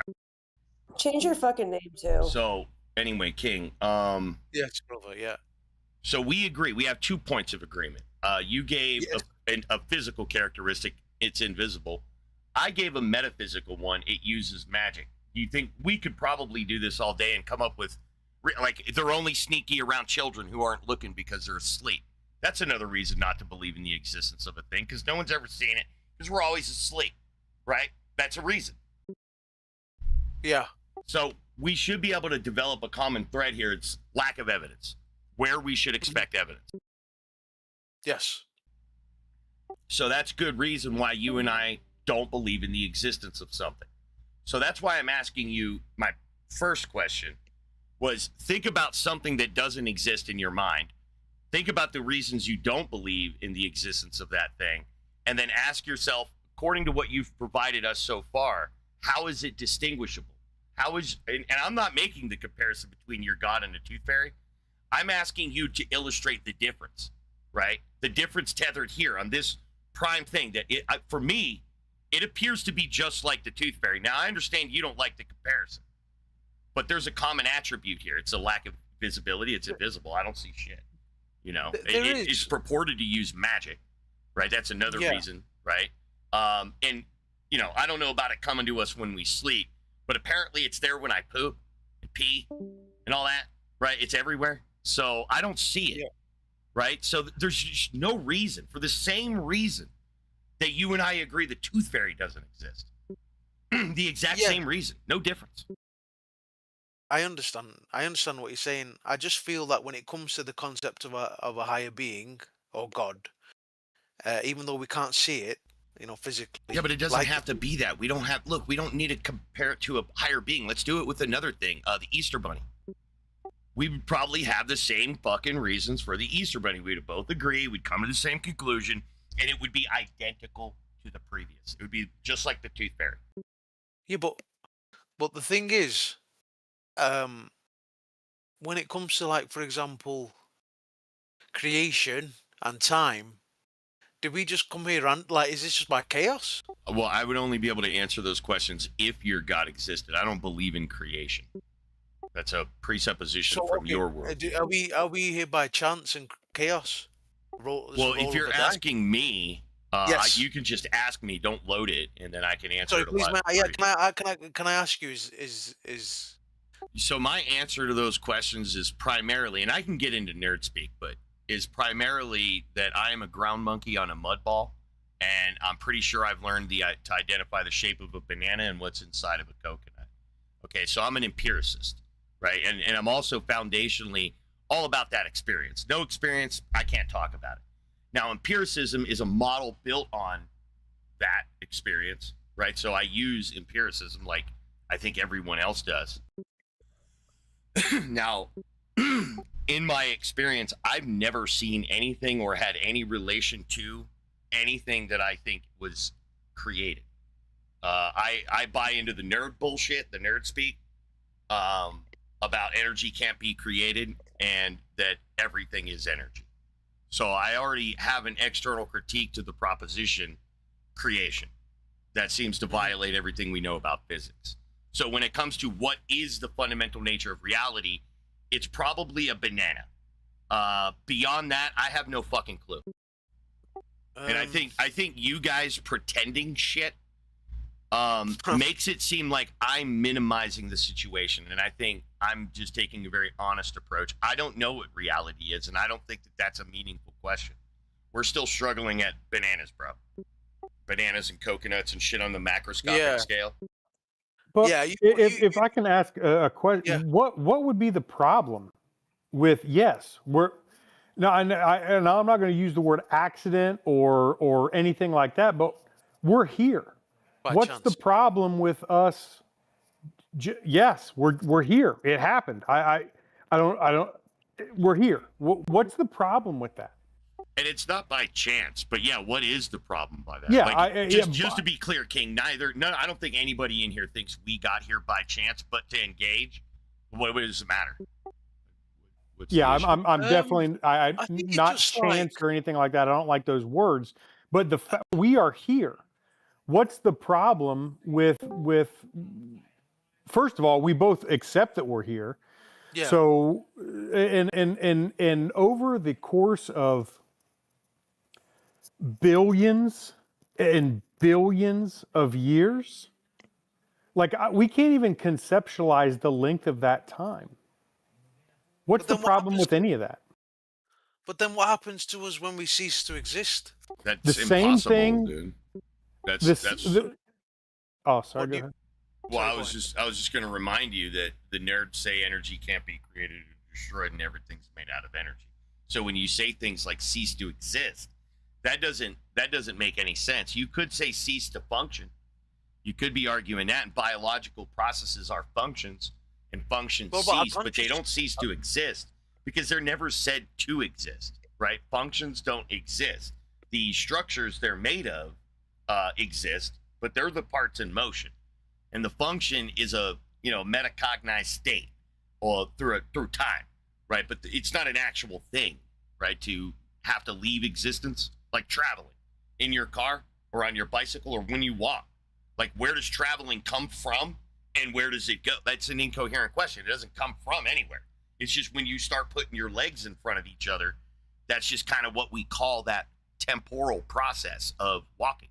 We call that traveling. But traveling is a transient function, right? An emergent property of an extant system. So that would be the monkey form. That's what exists. And the nerds say existence doesn't cease. That's not a thing that happens, right? There can be a thermodynamic equilibrium, but no one's saying that stuff ceases to be. The fundamental fields from whence all things come from would probably still be there. They're just not being perturbated by, mass, I guess. Is this kind of what the Buddhists argue in a way? Not with really, the reincarnation concept, no?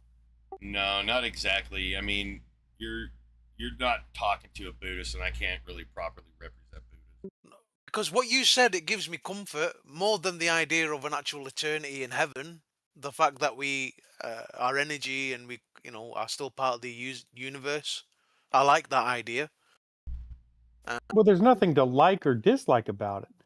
No, but I'm trying to seek comfort. Like, if you're looking for comfort, yeah, I need comfort. Maybe imperialism or isn't the ideology for you. I mean, maybe you do need religion because of your feels. But how do you grasp but at the same time, it's nonsense. It's not. Go ahead. But how do you? What I'm trying to seek comfort in rationalizing the concept of eternity and infinity time. Well, you don't have to. You're not going to be there. Your energy's going to be there, but your consciousness won't. It's not something that we have to rationalize. Except the fact that, and I'll just head this off. What happens when we die? Except the fact that it's exactly the same as before we were born. Yeah, I like that idea too, because you don't remember, of course, before. Well, no, King, you can bring it even closer to home. You remember waking up this morning? Yeah. Okay, well, death is just you didn't do that part. But I was still dreaming, though. Yeah, but there are many times that you go to sleep and you don't dream. Yes, that's true. So it's like those times. Yeah, you don't remember that. Oh, okay. Yeah, this is more. Yeah. I just as I get older, I'm thinking, trying to grasp like the idea of infinity fills me with dread, and I come from a monotheistic background, but it doesn't. The idea of eternity in heaven, flying around and all this, it doesn't really give me any comfort. It doesn't make any sense. But then neither does the idea of nothingness, so I don't really know. And so I'm here to listen to how you guys get. Do you guys not ever feel like insane or like maddening the idea of infinity? Well, was that your take from what he said? The nothingness. Sorry. When Anti-Nerd just said what he said, is your takeaway that he just proposed nothingness? No, he actually said something comforting, that the energy it never ceases. I like that. I like that. Well, what I'm saying is all the stuff that you see are basically excitations in quantum fields, and they're not always going to be excited. The quantum fields are going to be there, but all the substance of reality that we find interesting won't be there. Oh, well, that's not good. I don't know why you care about it. It's like, because I don't want my consciousness, who I am. Bro, have you ever heard of the concept of 52 factorial? No. So it's like an exponent. Like, you know about exponents, like 10 to the 54? Yeah, exponential growth. No, just to the powers and factors. So like the idea it's to represent extremely large numbers, like extremely large numbers, in a more meaningful way. Right. When it comes to 52 factorial, you can look it up. There are different videos that talk about how big 52 factorial is, and one of the analogies they give to kind of understand it is if you were to count all the grains of sand on planet Earth and then count all the grains of sand on all the planets with grains of sand, you'd be somewhere around the ballpark of 52 factorial. That's how big the number is. Now, you could put any number as 52. It could be 53. And 53 is going to be a whole order of magnitude larger than the magnitude before it. So it's not just adding another number. You're adding a whole set. So each addition is an addition to the whole set, right? Like, it complicates it really quick. And that's what exponents do, right? Like, you ever seen like how bacteria grows, right? Mm-hmm. Well, that's nowhere near 52 factorial. Like a bacterial growth that you could see is, I don't know, you'd have to look up how many orders of magnitude that is, but it's not nearly as much as you think it is. When it comes to like, you're talking about eternity and infinity and shit like that, when you start thinking about like what you're going to be doing in 10 to the 52 years, and then think that what are you going to be doing in 10 to the Googleplex years, right? Like, it's a meaningless concept to think that you're going to or want to do anything for that amount of time.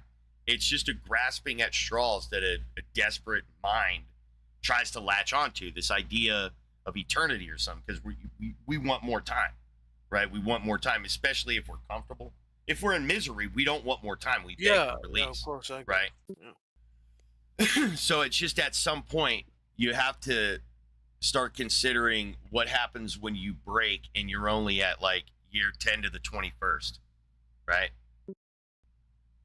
And don't get me wrong, being only at 10 to the 21st power years is it's an insane amount of years, bro. Like, look at the number. At the end, though, and even there is what no you end. Describe, you're talking about infinity, bro. So when we get to 10 to the Googleplex, right? 10 to the Googleplex, which is, dude, it's a word we could say, but to say 10 to the, like, it's already broken at 10 to the 52. Okay, the number's already broken. The scale's already fucked at 10 to the 52. And a Googleplex is 200 zeros, right? Not just 52, it's 200 zeros. Imagine something raised to the power of 200 or Googleplex. So then we're trapped in time. No, I'm just saying what you're looking for is not available, and that's comfort. Because really, when you think about any of the options, none of them are good, dude. No, watch that short. It's a three, not even a 3 minute. It's a 2 minute short inside chat about 52 factorial. Just to understand that. It take 2 minutes and watch that fucking thing. It will blow your mind. Yeah, and what I'm guys, saying is where I'm coming from, anti-nerd, the way I'm kind of more than you think. That's what I'm trying to explain to you. I feel dread like mad, and it kind of like very anxiety. No, I don't have that. When I think about infinity, when I think about infinity and time never ending, like, yeah. No, I don't have the dread anymore, dude. Wait, what are you scared of? Just an eternity of nothingness. You don't experience that though. What? That's true. You don't experience. What are you like? What sucks? It's not like you're just sitting there seeing black the whole time, dude. You literally, there's no time, right? Like you're not. There is not you to experience. You're not there anymore. Because remember, I'm saying you are a transient function, right? You are just what the universe is doing with some of its stuff right now. It's gonna do something else with all the stuff that is you, in a lot of ways, in just 10 years. Right, in just 10 years, the biomass that is you is going to have already been released back out in reality, and you're going to be using a whole new set of biomass with the exclusion of like your nervous system and some parts like that. What about my consciousness? it's a transient function. Your meat makes it every morning when you wake up. It's just something that it can do, just like traveling your car. Every time you hop into it, just makes a new traveling. It's not the old traveling reinvented. It's a brand new traveling based on the same machine from the day before. So like if the day before you like bent your axle and you got a wobble, well, when you go home and park and you start your car back up, you're going to still have that wobble, right? And that's the accumulation of the iterations of usages. Every time you get in your car and you travel, you do a little bit more damage to it. And that's your personality over time, how you've changed and adapted to the environment as the biological. So you're eating food, using that food to build your body. And you're also shitting out food and decaying food. Like your body is falling apart and you're getting rid of the waste. It's a constant cycle. You're not the same biomass today as you were when you were a baby. All that baby form that you were then, it's feces out there in the world somewhere. Yeah, that's right? true. That's just true. gone. Yeah, See what I'm saying? Yeah. So you're already doing that. You're only about like like your bones are what they say 10 years. Your skin, like your skin is like a year, right? Like you're actually a lot younger than you think. The oldest part of you is going to be your neurological system. So I've already experienced a transition of mass and being different to. I've already experienced It's just it, right? sneaky, yeah. You just don't see it because Yeah, it's okay, such that a makes slow sense. Hold on. process. It's Now like that a makes tree sense. growing or a mountain Yeah, decaying. and I didn't even realize it. Yeah, yeah. Okay, that does make sense. And then Okay, every I'm day gonna- you wake up, you go live a life. You could think of that as just an iteration or the damage you're doing to your meat sack so that every time it wakes up and produces a new consciousness, it's that much different. And when it does, you have the memory of your past. Your brand new self that's like 3 seconds old has the memory and history of your entire bioform, right? Like, well, whatever it decided to remember along those years. You know what I mean? Yeah. And so I think we all really know what death is like, just to a degree. Death is like sleeping, just without waking up, right? Like if you slept for a year, you would wake up and think you just went to bed, and you'd be wondering why your body aches and your arms are so heavy and shit like that. You would just be like, what the fuck's going on with me? And you got muscular atrophy, right? Like you got to exercise. But for you, it was like you may have blinked. Some people coming out of a coma were like, it feels like yesterday that I just, it's like I went to sleep and I just woke up. Have you ever been under general anesthesia? It's just like that. You teleport through time. I do. You just go through space time, dude. You just portal to a new dimension. You're just waking up again, That's and true. all the shit happens. Yeah, I had surgery. They said, right, well, count backwards. Boom, I was out and I woke up. Yeah, because that person gave you a drug that just turned your consciousness. It just disconnected it. It unplugged it. And they could have done anything they wanted. They could have done something to you for 1 billion years and then plug it back in, and you would think it was a second ago. Like, assuming they got alien technology and they kept your meat alive and in stasis and shit. You wouldn't know any time went by. You'd wake up and it'd been 1 billion years, and you'd be like, what the fuck? Well, the 13 billion years went by before the universe assembled itself in such a way that it made you, right? Your experience is just, part of that function. You're a monkey with a big brain, and it's just doing it. You're looking out of those eyes just like everybody else is looking out of their own eyes. Everybody's got that first person perspective that we're like, why are we all looking out of our first eyes? It's just because they're your eyes, bro. Like, it's not any, we want it to be deeper than that, but it's not. Right? The cockroaches are doing it too. They got eyeballs. Yeah, for sure, bro. No, I'm watching this video as well by Pittle, and I like is it Neil Tyson deGrasse Tyson? He's very intelligent. He's a good science communicator, He's but very it doesn't intelligent. take away. But whether he said it or anybody else, it doesn't take away from the fact that how big these numbers are and how we can't even begin to conceptualize these numbers. So again, the question being, what is the problem with us just being here and without having to have a great creator or something? It just happened. Of course, yeah, but not everybody's that strong of mind though to be able to just Bro, I'm not strong of mind. I don't believe it has anything to do with strength of mind. I believe it has everything to do with being rational about our belief systems and using logic and reason. Yeah, for sure, yeah. I mean, dude, there ain't nothing we could do about it, and we could just look at the piles of bodies before for us, bro. Death is inevitable. Like, whether you like it or not, it's not going to matter because it's going to happen. You can talk shit about it, it's going to happen. You can embrace it, it's going to happen. It's just the inevitable, man. So, but the end, it's very sad. I mean, of course, like you said, not for everyone. well, Some people not for are everyone. sad. Some people look at death as a good thing. I understand that. But I do love life. I love existence. You know, music, just daily simple things. Looking at the trees. Well, yeah, going for then a you're walk. not worried about death. You're worried about loss of life, right? That's really what it's Yeah. about. You like life. I like life. Yes, I Death do. is just the cessation of that. But get used to it, dude. Shit, you don't play with your binky anymore, right? You've changed. You're a different person. You like probably vagina or penises or something like now, right? So you're completely different. You just change. You're a changing being. You were born a baby and you've developed into what you are today. Yeah. I just like, appreciate waking up and existing. I don't want it to end. I know that sounds macabre, or not to put a downer on anyone, but yeah, it's just something I wrestle with in my head as I turn 40. These and religion's not giving me any answers. Well, the answers No, are just they too are. simple. They're probably why you're so worried because of their gaslighting and their cognitive abuse. Yeah. That's they could have been responsible. And I say they as in the way I conceptualize my argument is it starts with inculcation. How our parents instill our foundational beliefs, and then as our brain develops, we kind of start thinking for ourselves.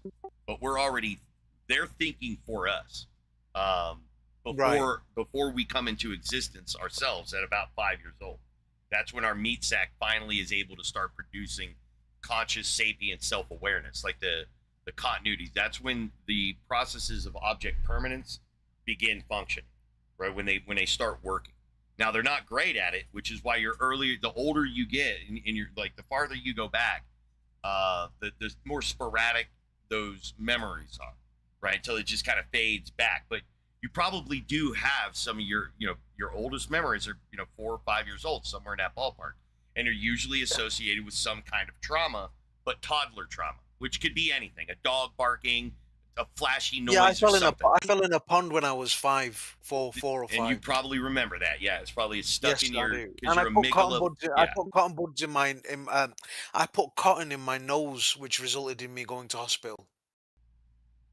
Yeah, it is. And then there gets to be a point, from that memory, it's probably a blackout. And I then, also remember then hearing more music memories. too, Anthony Nerd. I remember hearing. Do you remember Three Non-Blondes? Yeah. I remember being 5 and hearing that for the first time and singing it as a child. I do remember that vividly. Yeah, and you've got probably scattered memories from that era where they don't have continuity. They're kind of disconnected. Yeah, but I still love music to this day, though. But what I'm trying to get at, though, more important to the point, is there gets to be a time when object permanence is good enough to give you continuity of existence, that you remember going to sleep and waking up, going to sleep and waking up. There's a time in your brain couldn't do that. It literally could not remember past events. It had yet to be able to synthesize the neural pathways or develop the neural pathways to synthesize those kinds of memories and mental constructs. The object permanence takes, I think, around 12 to 13 or 14 maybe for us to be done with kind of producing the function. It takes a while for the brain to fully flesh out those processes. Hey. Sorry. What's that? Hello.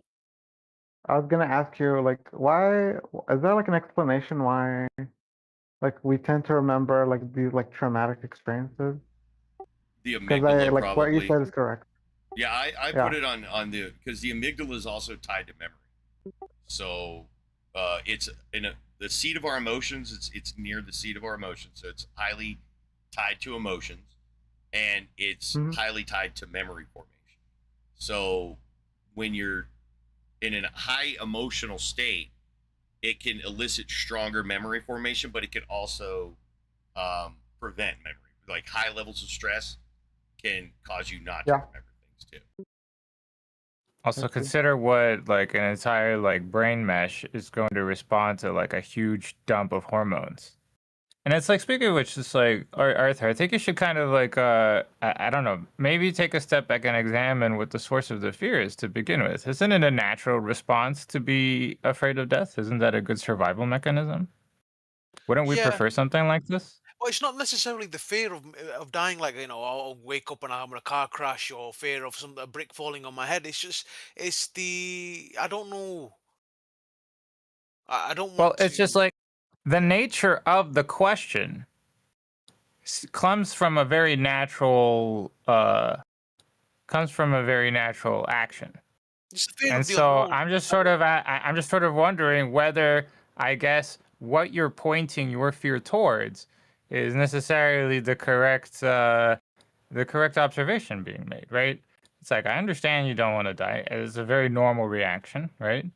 But I think there's a lot of extra that is being attached onto this. I think I always suspect it's because of an abusive language. Oh, what? Sorry. Through an abusive language, right? So the English language has syntax, and then we have prepositions, and you think, hey, because we use prepositions in this turn of phrase, when I'm thinking a thought, I need to suddenly have something to attach to it. Yeah, but possibly. Yeah, maybe I'm overthinking. I am overthinking. Yeah, maybe that's the problem. But that's yeah. Just yeah. Well, I'd say it's just a byproduct of thinking, right? It's a condition. You know, we're experiencing. It's definitely a phenomenological experience, right? There seems to be things happening to us, not just happenings, right? That we can interface with it and affect it. Also, memory is it stored in the. Does your brain store it, or is that like not true? Wait, what? Like your brain, does it store memories, or is that like not a thing? Like that's What do you not how mean? it works. Yes, it stores. What do you mean? Like, yeah, obviously it stores memory. That's why I'm confused. What are you Um, asking? Because I was talking to someone, and they told me like, oh, your brain doesn't actually store memories. It's like you can't really like pinpoint a Yeah, that's specific place completely where you're like. retarded. It's not true. Yeah, it's not true. What gets confusing is it's like a two-part system. So you have like an active memory, which is like if you ever had a cognitive test and they say, hey, I want you to remember fence, tree, ball, road, right? Just remember. Are you talking about like the ones that Trump aced? Yeah, the ones he hates. Oh, okay. So that's gonna test your like active memory, like what you can do in real time to remember.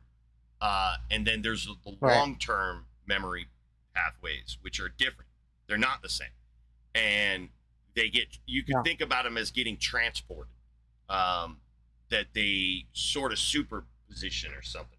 Think of more like that. That the pathways develop from use, and so you have the ability to spontaneously form memory, but the difference between that memory and a long-term memory is constant stimulation, and then you have cells that no one ever talks about, but you have cells that surround the neurons, and those cells regulate a lot of the neurons in their sort of their functions. So they respond to the neuron firing, and if the neuron is constantly firing, these cells will myelinate them. They'll wrap them up in a sheath, a protective sheath, and that it does. You could think two things. So it takes the noise of that neuron out of the environment in the brain, and it localizes it within that structure, that myelinated structure. So it's sort of insulating the signal and making that signal cleaner. See what I'm saying? I see. So when a neuron is myelinated, it's a sign that it's commonly used neural pathway, and it makes it a lot easier for the brain to activate those neurons in that configuration. They sort of get more rigid. They're less likely to explore, right? Because neurons like to move around. They wiggle and look for connections. That's what they do. They just move around and look for connections wherever they're being stimulated. Wherever neurons are firing, they love to connect. But that myelination sort of solidifies that neural pathway and keeps them from wandering so much. So you're doing kind of two things here. You're taking neural activity and solidifying it into a particular function, which we call memory. But you're also taking that area of the brain off of the computational network to figuring things out, because now you've got neurons dedicated to those memory structures, and you can only remember so much, right? You start running out of neural space. So the brain has to have a balance and be able to demyelinate neurons as well too, because when a myelinated pathway gets not used so much anymore, it'll break it down, right? So there's a lot of shit going on, and what a memory is those solidified or more codified neural loops and circuits that the brain forms. So yeah, no, whatever that person was saying, it's complete bullshit. You can go in and destroy particular memories by taking out specific neurons. Wait, can I add something to that? Like, and tell me if this is true or not. Like, I think neuro surgeons, they can or brain surgeons, they can stimulate parts of your brain with electrons, and it makes you hallucinate past memories. That's true, right? So what was that last bit you said? They can stimulate some parts of the brain with electrons or something, and it makes you hallucinate those memories. I don't know about the hallucination stuff. I can't attest to that. The only thing that I've seen brains do with being probed is change the function that area is responsible for doing. So like speech, for example, there's a cool video out there you could watch, and it's a guy having brain surgery, and he had a stroke. So they want to know where I think it was a stroke. Anyway, they're trying to cut out part of the brain, and so they got an electrode they're poking his brain with, and they just have him counting. So normal person just be like 1, 2, 3, 4, 5, 6, 7, 8, 9, 10. So that's what he was asked to do, and that's what he thought he was doing. But when they started going from dead, because they look at the brain and they could see the deader areas, there's damaged areas they could look at and see, and then they could start from there, from the dead areas, and start working away from there until they could see an effect. And so what this guy did is he was going 1, 2, 3, 9, 10, like that. Like when they went from, because they were just having him count, and when they started probing the good brain area, you could hear him get all fucked up. You would go 1, 2, 3, and his speech would blur out like that. But he couldn't tell he was doing that though. He still heard his speech normally, I believe is reported it. Very similar in a stroke. That's what is weird about strokes is they generally don't know they sound the way they do.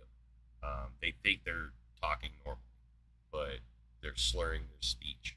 And that's what people are hearing and why people are freaking out. And then it just kind of causes them to get more and more confused. But you have specific neural pathways when it comes to memories. They're not things that move around in your brain like that. I don't know what the hell this person was talking about. Yeah, absolutely. Or maybe you just misunderstood them, or they misunderstood. I don't know. No, I think they were just Christian, and they were telling me, oh, there's a metaphysical world, and your brain is a bunch of bullshit. Yeah, that's all bullshit. Yeah. They're trying to basically prove that you're basically, hold on, let me remember. Your brain is forming consciousness. You're able to be conscious and have an experience because of your brain firing and stuff. And they were trying to tell me that, oh, people who had the trauma to the brain or nails in their brains and stuff, they're still able to function and have an experience. And I'm telling them, Yeah, I mean, someone can get hit in the head with a nail, and like it could graze through like their brain cells or whatever you want to call them, and it could not damage perhaps like a critical part of the brain, and someone could still function, right? That doesn't mean your brain is like not responsible for like your consciousness and stuff like that, like basically. And they were telling me they're basically trying to separate your brain from like you being able to have consciousness and stuff. And saying, oh, neuroplasticity means Yeah, like no. you don't actually need a brain or what. They're really confused about how it all works. There's certainly evidence that you can suffer a lot of brain damage and still function. You would never say these people are normal or it's like nothing ever happened. That's not there's no reality to that at all. But yeah, there's neuroplasticity, and you can have your brain learn new tasks, and people can overcome having a hemispherectomy or whatever it's called. That is definitely possible. But they're just confused about the gravity of the damage that's actually happened to this person and the things that were lost. To say that they're normal and they're the same as they were before, that's just disgusting. Yeah. That they would argue that shit. Yeah. And it's people who think like that metaphysical is like a thing, like it's another dimension or whatever. Type of people like that. Like, why do people think metaphysics is it's like some sort of physics? That's so funny to me. It's part of the gaslighting. Yeah, because nerds aren't careful in how they talk about this shit. Yeah. Like when people wave around the word, oh, it's metaphysics. What does that mean? Like, do you even know what you're talking about? Yeah, no, metaphysical isn't a thing. It's a branch of philosophy. It's a discussion about like first principles and stuff like that, like just what things are and stuff like that, but not in a scientific sense. Yeah. That's why I hate the whole goddamn word. They should stop calling it metaphysics. Call it like meta discussion or some shit like that. Meta philosophy. Yeah. Why did they have to like lump physics with the word? Well, because it is a discussion about reality, right? But too many people don't understand that it's capital meta lowercase physics, not lowercase meta capital physics. The people put too much emphasis on the physics part and think that it's like an alternative to physics. It's not an alternative to physics at all in any way, shape, or form. People just don't understand what metaphysics is, and the problem is, man, it's really a both sides issue. Philosophers do a lot of damage with their philosophies. I think bridging a lot of these gaps that shouldn't be bridged. Like they're too lackadaisical in structure that way. Like I think people just overcomplicate it and they make it like a what is it? A Rube Goldberg machine. Philosophy's like sort of it gets into the Rube Goldberg machine of a thought. That you're getting your toast, but you're doing way too much to fucking get it. You can cut a lot of that off of there. Just overcomplicating. Yeah. Just put it in a toaster. Do what? I said just put it in the toaster. Yeah, I mean, you know what a Rube Goldberg machine is? You ever seen those things? No, what is that? It's like I think they had it in Honey, I Shrunk the Kids, where like you come down the stairs and like you shut your bedroom door and that like causes a string to pull a lever down in the kitchen and it like makes a ball roll down a thing and it hits a book and that book falls off a shelf. Pee Wee Herman had the best goddamn Rube Goldberg machine in the history. I dreamt about that shit when I was a kid. I was like, that's so fucking cool. Yeah. So a lot of people got different, but it's just an old, like, and all the end function is like it pushes the lever down on the toast machine. That's it. Like this whole Oh, big yeah. complicating machine, and all it does is start the toast. I see what you're talking about. And I think a lot of philosophies kind of do that. Just kind of overcomplicate. You guys provided some such examples when that guy tried to mention his comfort for, well, I think we're trying to go for a comfort of his existence, right? But yeah, the right before you wake up part, because my brain starts going on to territory when I think about stuff like that. Experience before you're born, or experience when you just don't wake up. There you go, trans. Watch that shit. You probably never seen that shit in your country. Okay. And remember, that dude got caught jerking off in a porn theater. To porn. Dude, if there was ever a place that I expect people jerking off, it's in a porn theater. That's why when it came out, it's just like it was like a big deal until it was literally at a porn show, and it was like, wait, huh? Like, why are we calling this dude out for what like it wasn't like there was kids or anything around. It was literally showing porn. Yeah, it was a porn. Yeah. Do people do that? They used to. It's not like a thing anymore that I know of. I mean, it might be in Vegas or something like that, but yeah, 20 years ago, they used to have theaters would have like porn hour, and you had to be an adult to go in there. It's X-rated film, and yeah, people would go in there, and if you didn't think that they were jerking off, like, you're a fucking idiot. Like, of course they're jerking off. Was this like an unspoken rule? Well, I mean, you don't want to, but they made it seem like he was out there exposing himself to somebody, right? It's like, yeah. Okay, well, let's just imagine he wasn't exposing himself. The giant dick on the front of the fucking theater is exposing itself to everybody, right? To the whole goddamn theater. So, like, it was like, it's a big deal, sort of, but, like, keep that shit internal.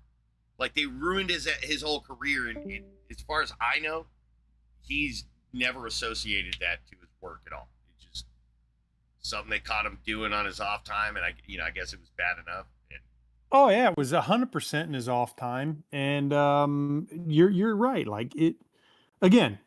If you're going to a fucking porn show, I just go in, if I'm going to such a thing, with the assumption that everybody in that theater is jacking off. That's just the way it is.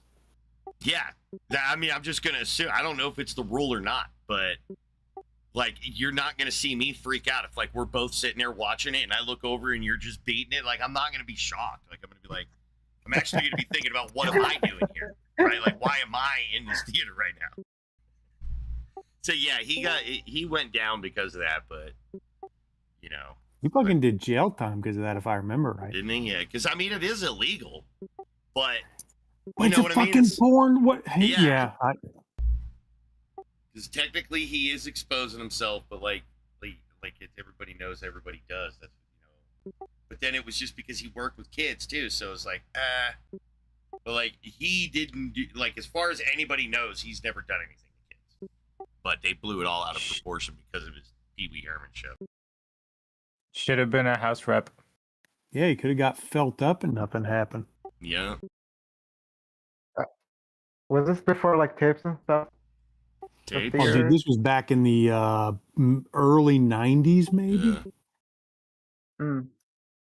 Damn, it must late have been 80s, early revolutionary, 90s. like- Maybe it made it out of the 80s, early 90s. I see. Oh, let's see. What was, like, did you guys, like, 91. It was 91. Yeah. July 26, 91. Sarasota, Florida. Undercover detectives from Sarasota County Sheriff's Department conducted a sting operation targeting adult obscenity and arrested Rumens, Pee Wee Herman, in the lobby. The fuck were they doing there, you know? Yeah, what were they doing? They were probably jacking off before they arrested him, to be perfectly honest with you. Yeah, they were probably jacking off to arresting him. It's bullshit.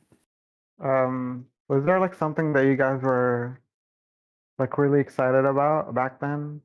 And then you were like, oh my god, this is revolutionary. Or, like, they first started at, like, I don't know, like, cassettes or something. Dude, fucking everything was DVDs. revolutionary. I remember playing like Madden 92 or some shit, thinking that this was the best goddamn thing I've ever seen in my life. I could play this for the rest of my life. Like every year that shit was brand. It was like this. Look at these fucking graphics. Look it up now. Look up fucking what early 90s Madden looked like. Yeah, Sega Genesis, N64, PS2, like every new one is like, holy crap. Yeah. Flashlights. You said flashlights? Flashlights. Oh yeah. Actually, I don't have one, but holy crap, it's that an invention. Yeah, you don't need hookers anymore. Or tissues. All right, let's do border customs. Not J. You ready to begin? Not J. Earth to not J. Phantom not J. Look at that All right, shit, Brahma. man. I was playing that shit and I was like, this is fucking amazing. The Yeah. goddamn feet moved. Yeah. Did you play Backyard Baseball? I don't remember that one. They had like a whole series for all the different ones. I grew up with a computer. On like free games and like I did play like really old games like Super Mario, stuff like that. But probably not as old as like you guys, like the games you played. Like this one, I have no idea. Well, this is post Super Mario. It looked like this. It's a PC game, I think. Yeah, I also play a lot of PC games like this. I have this feel. Put a DVD in and then play the game. Oh no, you gotta do you gotta put in disc 1 and then you play it for like 45 minutes and you gotta put in disc 2. And then it would be like what would happen is that the CD cassettes would just keep growing. They'd be just fat. So you'd just have like it'd be like it would be like a binder, but it's like all hard plastic. And so we just have like 6 CDs for this game that you're playing. Because they got too big. Oh, just because not enough data on the CDs? Oh, dang, I guess they remastered the game? I am watching it too. It brings back some memories, I guess. Where the trannies at? Do you believe a God exists in reality, Boris? You can't use that word, dude. Well, shit. Break TOS, you can't participate. Yeah. Are you guys gonna play GTA when it comes out? No. I still need to play 5. I've had like 12 years to do it, but... Yeah, I've never been a huge GTA fan. I've always had GTA, but I've never really been able to get like into it. I always think I will, but then I never do. I had my fun with San Andreas, to be fair. Yeah, I love that one. You can ride and shoot people. I like riding cars. Like, I didn't enjoy Vice City. What was the one between 5? Yeah, what was the other one? 4? Isn't 4 Vice City? No, it's not. No, 4's its own thing. Vice City is like the fucking the PS Vita thing or not, no? Yo, Mogi, so my grandparents bought me like my console, and one time I asked them for like a Wii U, and then they got like a Wii. I was so disappointed. I was like, I asked for the upgrade, and he got me the fucking he got me like the old version, and then I discovered like cool games. Yeah, I haven't done Nintendo in the longest while. I kind of stopped when I stopped doing the games for YouTube. Like I was mostly Nintendo that I did. You are what? I used to do like Let's Plays for YouTube with a buddy of mine. Uh-huh. Like I wasn't that big, but he was like 50K subs plus whatever. I was big at the time. What is he at now? I don't think he uploads anymore. He's busy being a school teacher. I see. I haven't said hi to him in a second. Should do that. By the way, Egg, I wanted to ask you something. So, like, you know how you're like talking about like people getting inculcated and stuff like that, like they've only known their culture and stuff. Like, why is it so hard to like you can tell them stuff like that, Like, why is it so hard to like convince people? Like, they just don't get it. I mean, because people don't want to look at their own parents like that. Yeah. I would say neuroplasticity. It's like once you wire Can you your brain expand on one that? way, it's like unless you're trained to rewire your brain on a regular basis, that ain't gonna come naturally. Yeah. It's not intuitive. Yeah, you're right. So it's like if someone feeds you the meme as a young kid, and you're trained not to retrain that, it's gonna kind of like settle. Gonna settle that way. Yeah. Yeah. Would you say that argument works for people that have quote unquote converted? Sorry, what? Would you say that that is also a factor for people who quote unquote converted? One last time, sorry, I missed the first half. Am I lagging? For people that do, no, I'm just not paying attention in Overwatch. Oh, okay. I know you're playing. I'm saying, would you say it's this? Would that same thing apply as well for people who have converted as well? Like, I mean, I don't even they, think it's necessarily like whether you have or not. It's that mindset.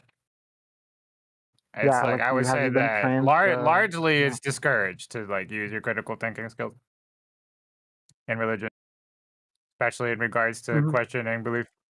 Yeah. But it doesn't mean it doesn't happen. It doesn't mean it's like necessarily the case. Yeah. It's just reality is unintuitive, and we gotta learn to somehow compensate for that. Yeah. 'Cause I'd like try talking to people sometimes, and it's still hard to like convince them of that. Like if you're able to convince them of that, and they can like reflect back, think about it actually, like you could make some can have like an effect, but like you need to do more work. Crudely speaking, yeah, Yeah. that worked out. Is that a watering system you have? What these barrels are? Oh, do they water the plant? No, I gotta manually do it. Oh, okay. Are you playing without mods? Yeah. Are these things new? This sprinklers, the water, what do you call them? Water can? Watering No, can? those barrels have always been in the game. And Oh no, the green watering can. yeah, those things have been in the Yeah. game too. Yeah. Oh, okay. Yeah, I saw you play and stuff. You were like, you got a lot of animal trailers next to you, and that like big ass barn. They're abundant. Wow, I only did 3k damage in 5 minutes. Lame. But that enemy team made no sense though. What the heck was that comp? Look at those shadows. This is why I need a job. How's your gameplay style with Soldier going? Honestly, I think it's the maps. I need to learn the maps a little more. It's like I don't really play a lot of those like hit and run people all that much, but I guess I'm being the what is it? I'm committing to the soldier a little more. Like every time I look at the scoreboard, I see the Sierra do like double my damage, and it's like, should I just switch to Sierra? It's like when I play Sierra, it always works out. She's probably just objectively better, but for some reason, I just like running around too much because it's like I can immediately disconnect. People forget about me, and just go do stuff somewhere else. So it's like I don't know. It's my good enough for government work role. True, while other users have to rely on their cooldown and timing. Yeah, dumbest, smartest thing I'd done was taking those psychedelics when I had those kind of thoughts the other person was having, the discomfort or the dread of being comfortable with my own existence. But it was only with the pushback of how I was just raised with the God thing. Are you talking about like a recent thing, or is this like one of your like moments Like of before I came contemplation? here, yeah. Like before I joined this channel, when I had that story, yeah. I don't like.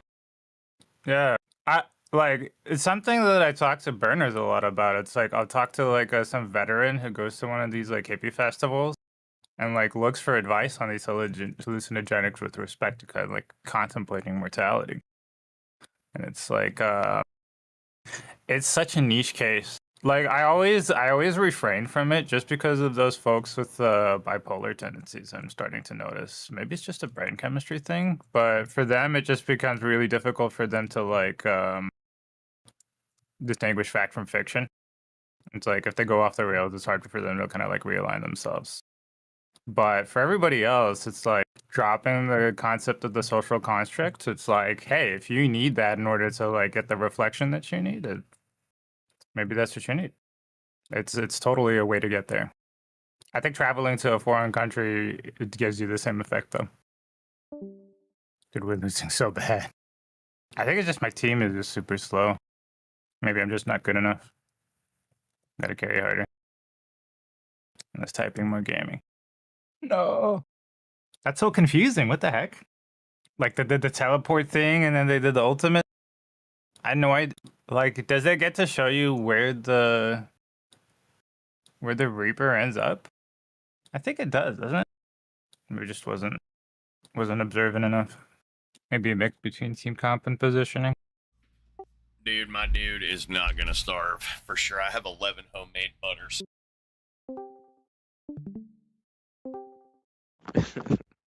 What have we here? No, I don't think you want to be here. You can just move on. There's nobody doing anything. I mean, if you want to kick me out, go ahead. I just gave you permission to move on. Well, thank you. I appreciate you, and I give you permission to stay. Sweet. It's these weird ass people. Yeah, but if you want to stay, you got to get through border customs. You cool with Okay. that? You ready to begin? Let's hear what you got. All right. Do you believe a God exists in reality? Oh, yes, I do. Can you demonstrate said God? Demonstrate? No, there's no way I can demonstrate God exists. All right. We accept your concession. You lose. We went Concession to direct to what? nerd. Absolutely fucking dominated. Completely fucking destroyed, dude. What's the concession? That you couldn't prove it? That's not a matter of proof. Belief in God is a matter of faith. You know, else it would Yeah, be but the religion. That's not demonstration, point. the demonstration is a matter of proof. Well, that's not the basis of a religious belief. So.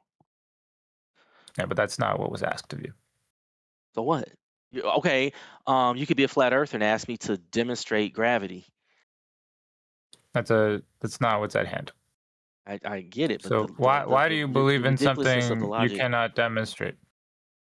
Because the source of my belief is not something that can be physically, and quantifiably demonstrated.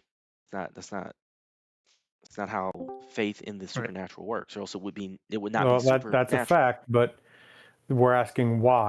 Why do you believe in something you can't prove to be true?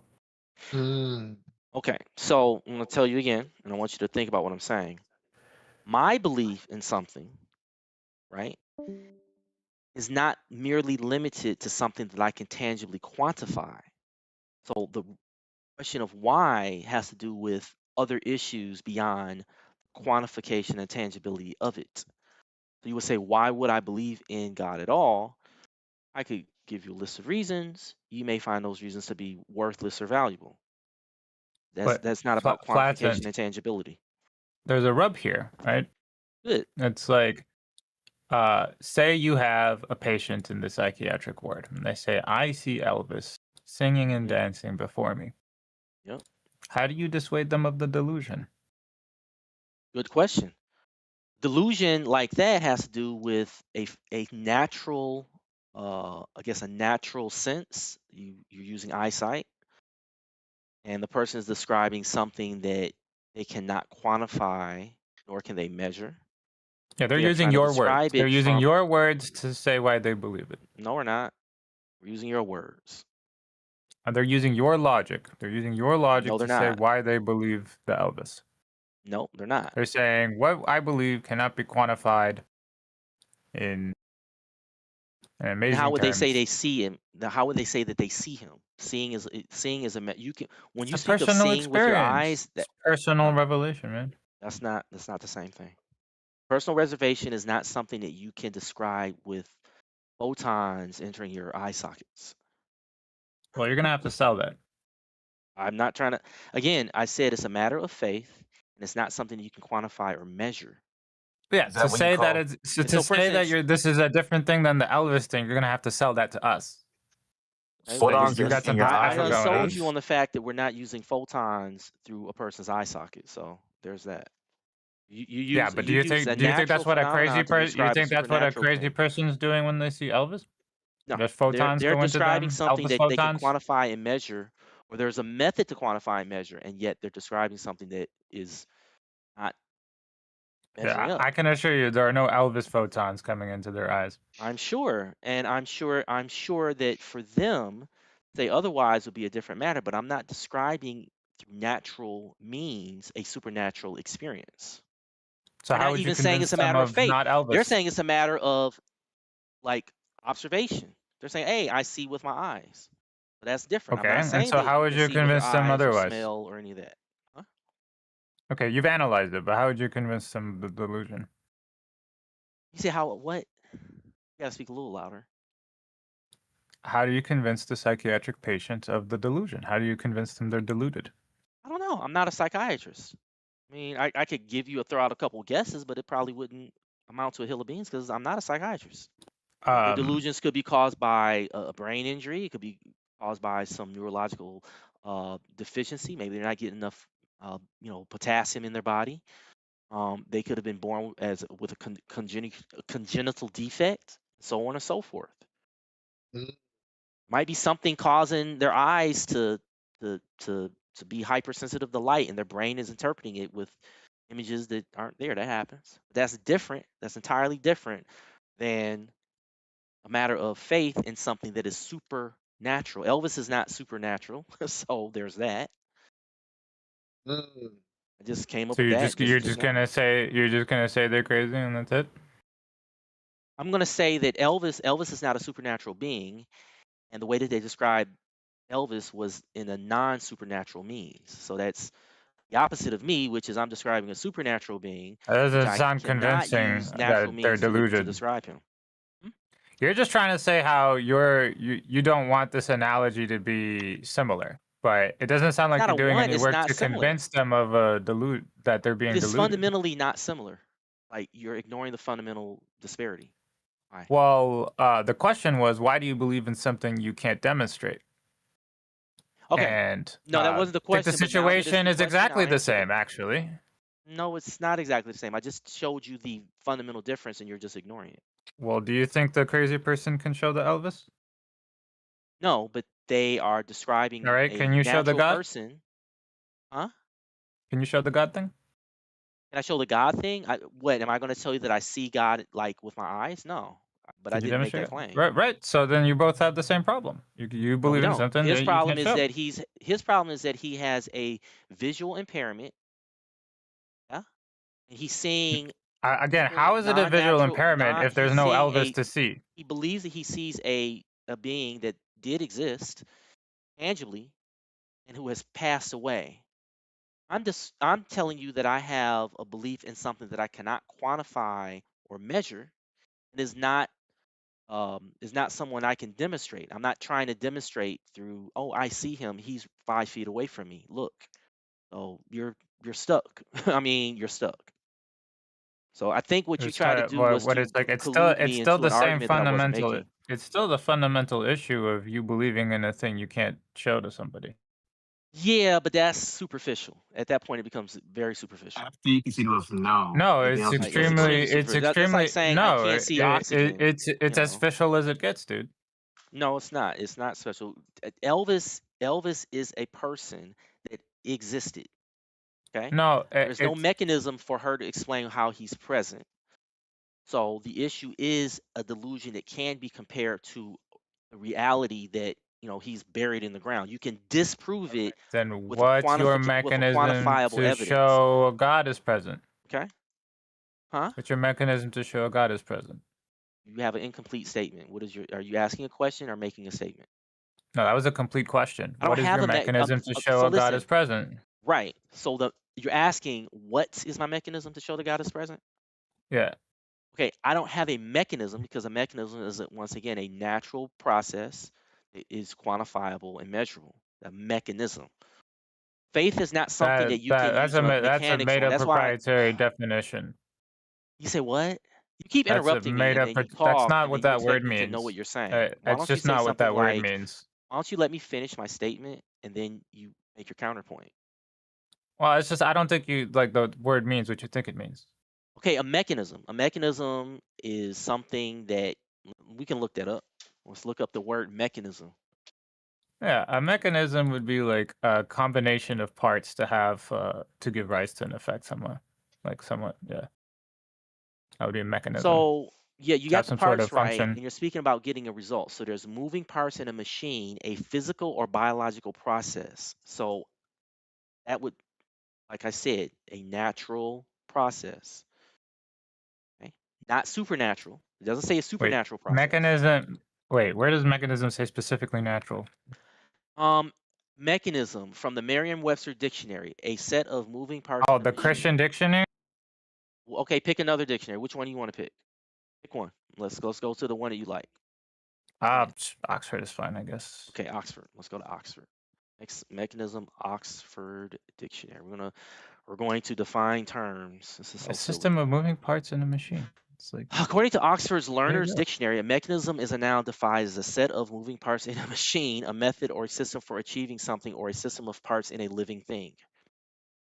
So right. So it's just so basically you can have parts to a bigger system, and it could have something to do with nature. It could have nothing to do with nature. Okay. And what part of nature, not supernatural, but what part of nature am I describing God? Am I using my eyes? You don't seem to be describing God. I've not described God in any natural way, that's for sure. You didn't describe God in any way. We haven't gotten that has not been a part of your line of questioning yet. I'm just answering your question. Great, good job. Now, do we get back to the fundamental point, or do we address? Well, the fundamental point question? is here you believe a thing you can't show, and there's a big red flag there because a delusional person should get red flags when they believe in a thing they can't show, like the Elvis thing. Right, but that would be if you have something that you're describing naturally that is not consistent with nature. If I was to say that God is 5'7" and he's white and he lives in Kennebunkport, Maine, then that would be delusional. We're speaking of if you believe in processes. Now you're going for supernatural. Yeah, if you believe in fantasy, if you run from reality, then you have an even bigger problem. You're like a step removed from reality. Yeah, I don't know about running and all this other stuff, but let's get back to the issue of why. Well, then how do you know what are you observing in reality to even indicate any of that? What am I observing? So now, what kind of observational method am I using? I'm using a form of inner perception. For instance, there is the concept of the patient. No, not like the patient. It is very different from the patient. I'll explain to you if you stop interrupting. Okay, hearing silence, I will proceed. So when I speak of a perception, I'm not speaking of the five senses or the number of natural senses that people want to claim nowadays. I'm speaking of like a sense of self-awareness, that kind of thing, where I can't quantify or measure my consciousness to you. You cannot measure it. You just said self-awareness, and then you say you can't do something. So just self-awareness. In our example, just to be clear, right? In our example, just to be we're trying to contextual. Well, Flatten, I'm trying to contest what you're saying. Contextualization myself, so I'm contesting what you said just now so far. I didn't get to finish what I was saying. There are some essential elements in what I'm saying that we would waste time if you don't listen. We're wasting time because I already disagree, and we should hash that out. No, I don't accept that. That's a cop out on your part. That's like you putting the mute button on and kicking me out of the room. Well, the problem is that That would be like you you're cutting me off and then misinterpreting the kicking me out of this situation. room after you muted You me. would be answering a question not asked is the I would problem. like to respond to my earlier point before your colleague or buddy interrupt. Well, you're basically going down a train of thought nobody's asking you for, basically. There's an issue in contention, and And you're deafened? yeah. Look, I know I was a dick with the pushback, but deafened for Mogi? Come on, man. All right, Boris. You ready to begin? Yeah. Do you believe a God exists in reality? Mm-hmm. Can you demonstrate said God? No. Was that a yes or no? I couldn't quite tell. No. Okay, we accept your concession. You lose, we win. Get wrecked, nerd. Easy. Now, why do you believe in that which you cannot demonstrate? I'm a fool. I feel like I don't know everything. So someone else ought to know. If it's been on this earth for a while, that's good enough for me. Well, wouldn't it just be easier to just drop the belief then? I mean, not really. It comes with a lot of great things and a lot of great aspects that really kind of Such keeps as? me in line. Such as being a good dude, refraining from just having sex with women all the time and just doing stuff like that isn't really beneficial to me. It makes me think of more important things like raising a family and Right. So you're saying if you don't believe in this guy, you wouldn't be a good dude? no, I definitely focus more on like drinking and getting high and doing kind of the things that I truly like doing. I like doing stuff like that and drugs. But when I'm focused on this, I feel like I don't want to do that stuff because I feel like it's for a bit. Uh, there's going to be a better ending if I keep up better habits with this.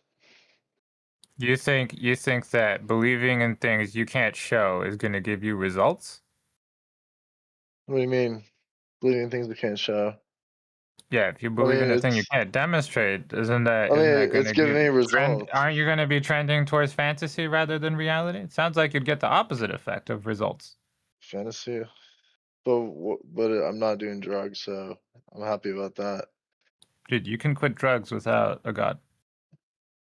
Yeah, but why would you want to tamper with that? Well, What? like if it's something that's helping me not do drugs, why would you want to like risk messing that up by saying there is no God? What's in it for me? Why would you suddenly like start doing drugs again? Because if there's Is the no only thing God, preventing you? then there's no point. What do you mean no point? Are you seriously that naive? Like, you can't think of a reason why drugs would be a bad idea? Just rampantly Well, using it no, I without don't. restraint? Not really, no. You have no idea. I mean, I'm pretty good at keeping a cap on it. I just like smoking weed every day, and I like doing blow sometimes when I drink. Uh, Obviously, I don't do it to the point Well, of like I'm but in the gutter, but okay, so you said drugs. I assumed you were talking about things like heroin and like no, fentanyl. I don't do that stuff. What do you think? Do you think anything wrong is gonna like not that much is gonna go better? Like if you just smoke, if you just corrupt your lungs, man, endlessly for dozens of years, of course you're gonna get your lungs are gonna be fucked up. Yeah, but it's not That's how that even works. really, it's not really a health issue really for me. I'm pretty young, so I'm not so concerned so much with that, even though I should be. But it's more of like what I start doing on my free time, like the people I surround myself with, the things I participate in, the things I prioritize, friend groups. Like a lot of that plays a big aspect in that kind of environment, and like being in those club environments and having sex with everybody you see and doing crazy shit and getting into some certain trouble, driving drunk. Like it kind of just leads you down this path where I've been there and done that, to be honest. So speaking from experience there, Uh, and I'm just saying, Speaking from experience, it's like I mean, you doing stupid shit is you already yeah, recognize was stupid yeah, shit. it's stupid shit, but And it's not stupid shit because God said so. Stupid Okay, shit yeah, for other reasons, for you right? maybe, but I'm not gonna drop that just No, because, but you like, you can give me what's you can give me convenient? good explanations for all of those on why that's stupid shit without Why saying do I God need to give said you an so. explanation? Well, the point is that if you didn't believe in a God, you would still have a good reason for why that's all stupid shit, and you shouldn't be doing it. What do you mean I shouldn't? What? What do you mean by that? I don't get that. Why it's stupid to just like spend all your free time, uh, like Doing naughty courting stuff? women, sleeping with everyone that you see, and just only doing booze and not developing yourself. Yeah, no, I feel like, if there's no God, then what's really bettering myself about? Why not just have fun and let loose and fuck girls, fuck trannies, whatever? Like just go wild. Like what does it matter if there's no true right or wrong? Sustainability. For what? How For long you what get to have money? fun. No, how long you get to have the fun. I don't know, dude. I'd rather just go all out. I'd rather go all out and just die of like a heart attack one day on DMT or something. Because You it really say you doesn't would matter. rather, but you don't mean that, I mean, because but that's not where you're at that right would now. but that would be the route, is what I'm saying. Like if I partook I'm in that. calling you on your bullshit. All right, dude. Well, you have to call me on my bullshit because if you don't, you have to accept the matter that this thing is good for me, and you don't want to accept Okay, that. Well, which God? that's coming out of your asshole though. It's not based on anything. You're just doing this for like fun or something. I don't know. You're just doing this because debating is fun, I guess, to you. But there's no real meaning Well, behind I'm what you talking want. about reality, and then you're like, "Hey, if I just ignore reality, things are gonna work out." That's what you're telling me. Hey, it betters me, dude. That's all that matters. I can't convince you, but you asked me. Ignorance is bliss, huh? Yep. Life is gonna get really hard for you, dude. Really Why soon. does it upset you? I'm curious. No, it doesn't upset me. What's in it for you that if I believe it, I'm just don't giving believe? you a fair warning, Boris. Your life is gonna be very difficult in the near future. Okay. How so, Gandhi? Because life is just gonna happen to you, whether you like it or not. And what you're doing is you just want life to just happen to you. Seems to And have you don't worked really out want for to a do lot of anything people, about dude. it. Seems to work out for a lot of people, all the saints Okay, that that's are in just heaven right now. hard to PM. It Yeah, worked what out for a about all lot of those people. billions of people it's not working out for? Who? Yeah, it's just people who struggle in a day-to-day life. That's the You life mean of a who? Christian. What do you mean, like literally Yeah, people starving people to death? struggle. Yeah, people struggle. People struggle. That's life. That's the Right. world. And then if you ignore reality, you're not able to solve the hunger part. Okay, dude. Yeah, people go hungry. Bad things And happen. then you suffer and life gets hard. And does no one suffer? Everybody suffers. Well, it's whether it's necessary or not. You're suffering unnecessarily through willful ignorance. What's necessary suffering? Necessary suffering would be things like, hey, your body will decay over time. It has a limited lifespan. It's gonna suck when you die. I don't even know what that means. That's necessary suffering. It's Okay, gonna happen whether you like sure. it or not. Your body has a like expiration date. It can only make so many copies of itself. Okay, so yeah, I guess the body is suffering in some sort of like metaphorical sense. Yeah, but you're choosing willful, unnecessary suffering. Is the point I'm making. I'm not. It doesn't. I don't suffer. Like regardless, you're No, gonna you be on the said, earth hey, and if you're I gonna run from suffer. reality, it works so far so good. Well, no, but you're saying I'm Hey, man, suffering. I'm running in the dark with my scissors, man. I didn't trip yet. How am I? How am I suffering since I'm suffering? You put the barrier on yourself, man. You said if there is no God, and then you continued on with this tangent. Yeah, but it doesn't mean that it doesn't mean that the world just has zero substance. Like there's pleasures that you would get out of the world, but with that, if I'm doing drugs, I'm gonna end up in a ditch and dead. That's what kind of those people kind of turn out to. You're That's the gonna kind of end crowd up I in a was with. ditch and dead if you smoke a bunch of weed, dude. No, dude, you don't know the kind of life I was living. Do a lot more than that. No fentanyl or heroin, but I don't know if how you've been living in your life. If good, then good for you. I mean, You But it's being okay, a dude. naive child is All right. Well, how am I a naive child for having hope in something? no, I'm talking about your past self that was Okay. doing all the Well, I drugs. have hope in something, and it bettered me. Yeah, but you being But a what? naive It's a child lie. isn't really like whether Okay, it doesn't really why affect is whether so? Let reality is me the be a case or not. naive child. It's all about getting through life anyway. That's all what it's about anyway. You don't have all the answers anyway, do you? It You have is all the what it's answers? about, and you're No, robbing you don't have all yourself the of the answers, tools to dude. navigate that. And in this case, I have an answer for a very solvable problem. Okay, so you think God doesn't exist, but you also don't know what's the start of the universe. Which one? That's not the problem I'm identifying. So it doesn't matter. Your statement is just as foolish as mine. You don't even know the problem I'm identifying. Dude, what do you mean the problem? The problem that for you is that I believe in God, that I should just believe in nothing instead.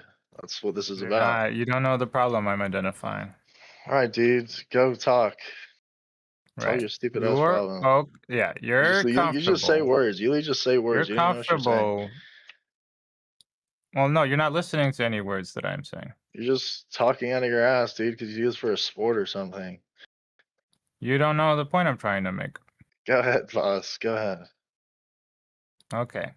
You're comfortable compartmentalizing a part of your life where you just turn off like how to distinguish between fact and fiction. You turn off the step. Okay, yeah. And you are normalizing that behavior. Yeah, For it's called yourself humility. and You for think you people know it around all. you. Yeah, it's called humility. It's understanding That that is I don't not understand humility, bro. everything. That is not what that is. Yeah, dude, you think you know it all. You think That is I got it all dissonance. figured out, dude. You think you got it all Are figured you out. That's not gonna? where you're at. So you're not Yeah, gonna dude. All finish right, getting the dude. point. You're You're long-winded, not man. You speak interested so in the points. slowly. All right, all right. Say your spiel, dude. Say your script. Go ahead. And for some reason, I'm hesitant to believe you. How about you drink some water All right, and dude. stop drinking more beers? What's with this like false piety? Like, just say your point. You were talking about doing drugs, right? Are you drunk right now? No, I'm not drunk right now. No? You No, didn't I'm have a few not. drinks today? Okay, dude. Do you want to say your point, or do you want to hear yourself talk? No, I think you should fucking not be on a fucking high horse about how you decided to accept the Lord and how you're not doing drugs Dude, anymore. it's Now just you're you're not fucking you're saying anything. You're assaulting your saying, liver at the moment. You're being an asshat in all front of right, a dude. person when you've You're just drunk off your diverting. ass. You're just diverting You because you believing realize in a you're an idiot. God didn't do shit about you being a terrible person and making bad Yeah, dude. decisions about Hey, alcohol. hey, and this is your boy, by the way. That last dude that was talking. This is the dude you're standing next to. This guy's an idiot. No, it's interesting. It's interesting how you you turning off how to distinguish fact and fiction did nothing for you with your drug problems. It did zero. It didn't help you at all. Okay, what did it do? It made you a Please drunk tell me. asshole who suddenly can't tell the difference between fact and fiction in this Yeah, dude. You see, you're not compartmentalized even part of your saying life. anything. You're just talking. You're just insulting me. Yeah, You're because you literally a laughed for the drunk child. asshole part. That's what happened to you. That's you laughed for the drunk Yeah, asshole part. You want to yeah. just, Go. Hey, dude. close Your your mind off boyfriend to can speak for insults. himself. Your man can speak for himself. Like you're I I'm guess what? you Go being ahead, dude. belligerent to strangers on the internet is a sign of an alcoholic. No, dude. I don't really care about what you say because this is what you do all day, dude. Alcoholism is You're just talking about is a real alcoholism disease. because your original point was fucking stupid and pointless. Christians think that You're God so fucking can retarded. help you with your All right, alcohol dude. disease, but it Cool. didn't solve shit, did it? No one And you're even like, brought hey, up but I alcohol. I can said believe in drugs. God and my life is going to be great. But No for one even some brought up reason, alcohol. it didn't solve your alcohol thing, did it? I said I was on drugs, not alcohol. Fucking retard. Don't even listen. Alcohol is a drug attacking your Yeah, liver. dude. That's why they're two different words. Your Retard. liver is under assault. Shut up, It dude. is You know what they currently call alcohol under the in the All right, hospital? dude. Here comes your fucking boyfriend. Yeah, ETOH. dude. Yeah, I work as ETOH. a. Okay. Yeah, Yeah. it's a What does that drug, mean? jackass. ETOH, that just Yeah. describes what the patient is here for, Yeah, dude. It's a that's chief the name complaint. of the drug. I'm a fucking EMT, you dumbass. Well, then do That shit better, doesn't make any retard. sense. Do better. You're an EMP? Yeah, do Yeah, better. I'm an EMT. You need to do better. Learn your Nah, drugs. dude, don't try to Alcohol's come a at drug. me. ETOH is just a chief complaint, you fucking idiot. It's not a fucking That's drug. what it is. That's the medical word for it. No, dude, it's the Ethanol. chief complaint that, like, when they come into the hospital, they're asking what they're here for when they say ETOH that's the because drug. alcohol substances. Or if they Yeah. were under drugs, they would also be ETOH. Yeah, it's the drug. The drug overdose is called alcoholism. Or, you know, Do you know what ETOH stands for? Yeah, ethanol. Yeah, it's alcohol. That's the drug. Yes, How do you not dude. know this? You're in the medical field. You're failure. That doesn't fucking mean it. They're on a Like, dude. You're you're just playing abusing on it. word. It means they're on a substance. It's a drug. I don't know why you're. I don't know Okay, why it's a you're doing it. drug. That's my point, you dumbass. It's not alcohol. Yeah, alcohol is a drug. All right, dude. You can help your How are friend you this divert the retarded as point. an EMT? Jesus Christ, dude. Do They better. would teach you this shit. You People can do are this shit in responsible. community Like, you're college, responsible dumbass. for lives, and you're this fucking dumb. You wouldn't know that. Dude, I'm a fucking nurse, bro. You're not a fucking nurse. Definitely a fucking nurse. I mean, I'm not a practicing nurse, but I have a degree in Okay, nursing. give me decap BTLS right now. Give me decap Why BTLS. would I need to do that? Give me AIU tips. Why would I need to Give me do the any of that? acronym. Why would I need You're to a do any of retard, that? dude. Why You're would a I need to do faggot. any of that? You're just some Oh, wow. atheist who has Wow. no moral upbringing, no subjective. Yeah, you just mod by suicide or suicide by mod. We get it, Boris. You're getting your shit pushed in, so now you're just in a spurg fest saying the F word now. Go fuck yourself. Mask off, retard. Mask off. You should have just had it off in the beginning, and then we wouldn't have had the conversation and wasted our fucking life trying to help a fucking retard like you. You probably used to be an EMT before you became an alcoholic. That's probably what it is. Now, you got a dick problem now, huh? Is that why you're angry on the internet because you can't beat off no more because of the fucking alcohol? Fucking retard. Do something about your life before you get brain damage, bro. Because the next thing is hepatic encephalopathy, dude. So good luck. All right, Proud Destroyer. What about you? Can you prove the God thing? If you're speaking, I can't hear you, or my audio's cut off. Can you hear me now? Yeah, you're good. Okay, great. Greetings. Yeah.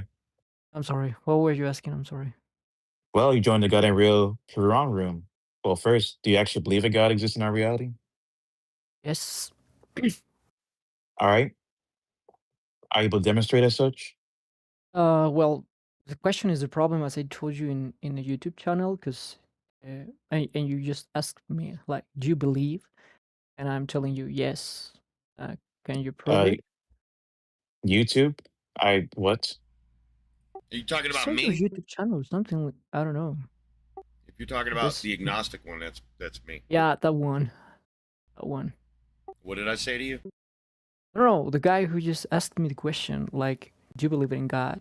And I told him yes. And he asked me, hey, can you prove it? And I told you asked me if I believed, not if I can prove it to you. But in order to prove that you were wrong, as the channel says, I asked that because there's people that believe in things that they can't prove. yes, every one of us believe in things that we cannot prove. Well, that would be incorrect. Well, actually, I mean, you can, okay. But it's like, we're discussing about the topic of God here, so if there's gods. Yeah, but what is your argument to say that he isn't real? But you can't prove it. That he can't prove it? No, the argument that people like me use to demonstrate God's not real is that you can't prove that it is real. Okay, what is something that is real that you have proved that is real? Is there anything that you consider real? Yeah, like reality, like basically everything. Is there any part of the reality that you consider real, that you have a demonstration about it? What is the name? Yes, of course. There's things in reality that I could present are real, and if you don't accept it, then you're fucking retarded. Like my microphone. Right? If you don't accept that I have a microphone, you're a fucking retard, dude. And I just can't engage with somebody that's fucking that stupid. Like, clearly I have a microphone. I'm using it to communicate with you. It's what's making the noise on your speaker right now. Hey, where did the matter of that mic Do you came understand from? that you're pivoting? Do Yes. you agree or disagree that I've demonstrated something exists in reality? I'm telling you that yes. I'm asking if you agree or disagree that I've demonstrated something is real. That's not a demonstration, but All right, you're I welcome to leave. agree. If you're not going to answer my question, you're welcome to You leave. know where I'm going to, and you're just scared. If you're not going to answer my question, then you're welcome to leave. So answer or I run just- like a child. Run.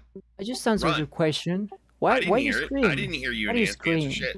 I didn't What's hear your you. IQ, dude? Why do you need to scream? I guess we're done. Are we done? Are we at the end of the conversation, Destroyer? Because now I'm at moderation. What's your answer? I told you yes. The mic is real. No. We're doing yes or no now. That you've ruined the conversation part. Now we're at this. This is our life now. You fuck with me more, it's going to get worse, bro. But this is where we're at now. Until I treat you differently, this is what you get. You start answering yes or no questions, maybe I'll start letting you elaborate. You wanted to fuck with me, this is me fucking with you back. This is how I do it. So you're on my fucking time, asshole. You got to choose when you were going to act like a fucking prick, and I get to choose how long I'm going to fucking return the favor. That's our deal. That's our relationship. So do you want to have the conversation or not, asshole? Yes or no? Yes. Yeah, then stop fucking around. Now, what's your fucking question? Accept the fucking answer and move forward. The question is how do you know that is real? Did you see know it's real. You've responded to it and we have common ground, retard. That's why I didn't want to fucking pivot with your dumb ass. I Do you wanted wanna that. kill me, dude? You wanna kill? I wanted that so that I could slap you in the face with it. You fucking retard. That's why you wanted to pivot without agreeing to the common ground. You fucking retard. Who the fuck do you think you're manipulating? Who do you think you're manipulating, dude? You ask me that question again, I'm just gonna ban you. Why are you fucking around? You want to have the conversation or not? You knuckle-dragging piece of shit. You're so scared. Okay, goodbye. It's like I think there's a fundamental misunderstanding of the word demonstration. Yeah, I don't know what that guy's fucking issue was. It's like you're gonna ask somebody if they could prove something. They pick something to prove it. You accepted it existed. Then you're gonna ask, how do you know? It's like, dude, at that point, go fuck yourself.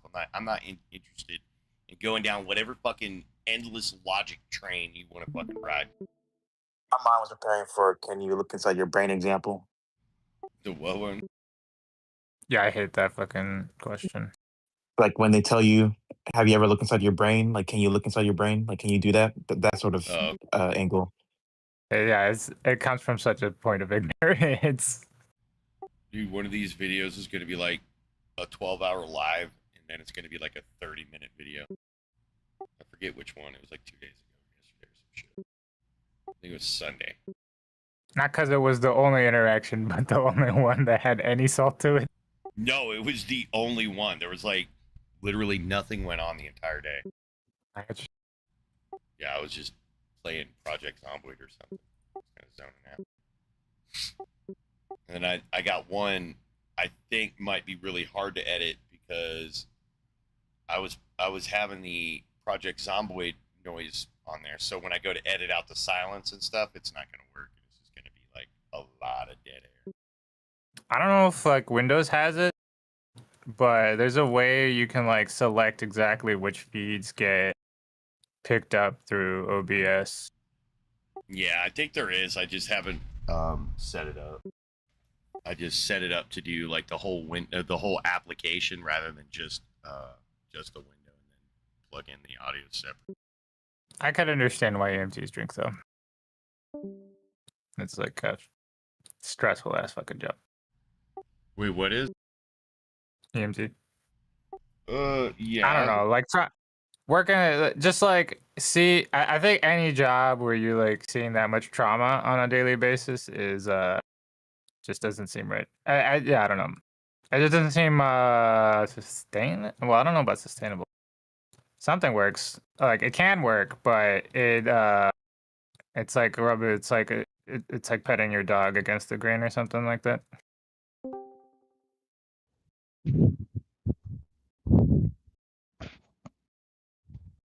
Yeah, Sierra just feels so busted. Greetings, Gemsy. Do you believe that God exists in our reality? What is that? like God? Does that have like etymology or a definition? It gives a reference to a word people use. A lot of humans use it to apply something, usually in reality or not So reality. humans made God for their own storytelling. Well, it's an alias. Humans alias, yeah. In general. So it wouldn't be the creator of the world, because the creator will be the antecedent to the design of this place. That will be outside of the God idea. What? The creator. How did you get that from when I said that the alias is a thing? Yeah, the alias, the label that people made and put it on books, G-O-D, letter G or big G, whatever. That wouldn't be the actual the great architect or the creator or the designer of all things. Right. So when you Wouldn't say be my that. favorite ice cream, that means exactly that one flavor, right? For all cases, in every context. Yeah, It means that one. So my favorite is always that chocolate ice cream. It's not any other flavor for any other person. Well, ice cream, sure. Yeah, I like ice cream. You like it? I Well, I'm apologize. talking about the alias for favorite ice cream. Yeah, that will be like a man doctrine, like man making stories, and you make your story, I make mine. Mango makes his story. Right. That wouldn't be the creator of. That wouldn't be the creator. So when you referenced a story for the creator part, why did you commit to one? Because that's the only logical conclusion about the designer of this design. A designer. What? I don't know the name, how he looks, where's he at, how old he is. I don't know. It's not a word. I was under the false notion that this is the first time you heard this, but no. All right. Define design. Define design. Yeah, because I don't know if you're using that word properly. Well, it will be, let's say, putting pieces together to do something else, right? Putting the other thing, design it, and putting all the pieces together to create something else. That's you were using it as a noun, not a verb. Why are you defining the verb? Probably you're gonna have to use both for this. Well, the design you could put on paper, like a description of the thing, and then you use the verb to make it. You have to put the design into action, right? And then, because you can have a design of Superman, but you cannot make Superman, right? Right. So let's say I make a description of a mountain. Does that mean I made it? Does that mean it's designed? You made a description of it. That's not Did the I mountain. design? That mean did I design the mountain? The one in the paper, you made that one. No, but that's not a but the mountain. one, but we're not interested in the one in the paper. We're interested in the one it's referring to. Oh no, the mountain was there, and then you looked at it, and then you draw it on a paper as a representation of what you see. But the Alright, so paper just because thing we is not the describe things doesn't mean that what it's pointing at is designed, right? No, the design part will come to the observations of, let's say, the luminaries, like the clock of the sky, that requires a design, obviously. Obviously, that clock, how? this requires like a clockmaker, a Oh, watchmaker. you're talking about clocks. Yeah, any clock requires the watchmaker to put all the pieces together to make it tick. Except for a sundial? Yeah, but we don't have parts, dude. We don't have parts. Oh no, we don't have the parts of the sky. No, we don't have that. But that's in place. We cannot reach it. I'm not asking about. I'm not asking about examples we know are designed. I'm asking about these other examples that you want to say are designed. Like you look at a rock. What makes you say that's designed? I will say more like the human body or the code that is governing the expression of, whatever we look like, the color, the eyes. What makes you think that's designed? I mean, it has a code, and a code requires a coder. It's not like something that is randomly put together. That's an abusive proteins and language. enzymes. That's an abusive language.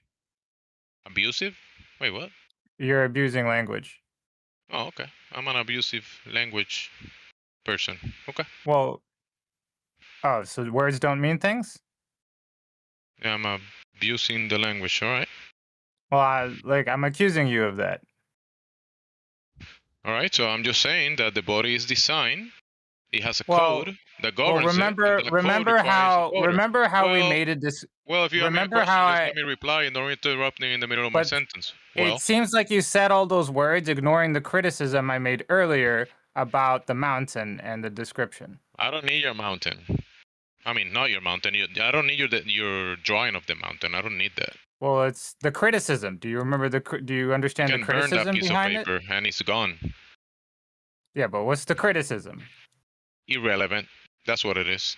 No, it's the reason I'm interrupting you. Well, yeah, you as a designer. So you what made was the paper. criticism?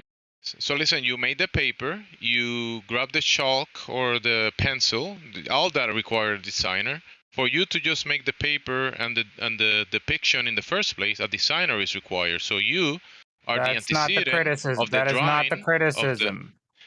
but you For the to have the drawing of the mountain. You And the misunderstand antecedent will be the the designer, critique. you. You don't even understand the So point you I'm agree making. with me. You don't But you understand my agree with me. point. The drawing of the No, mountain requires a designer.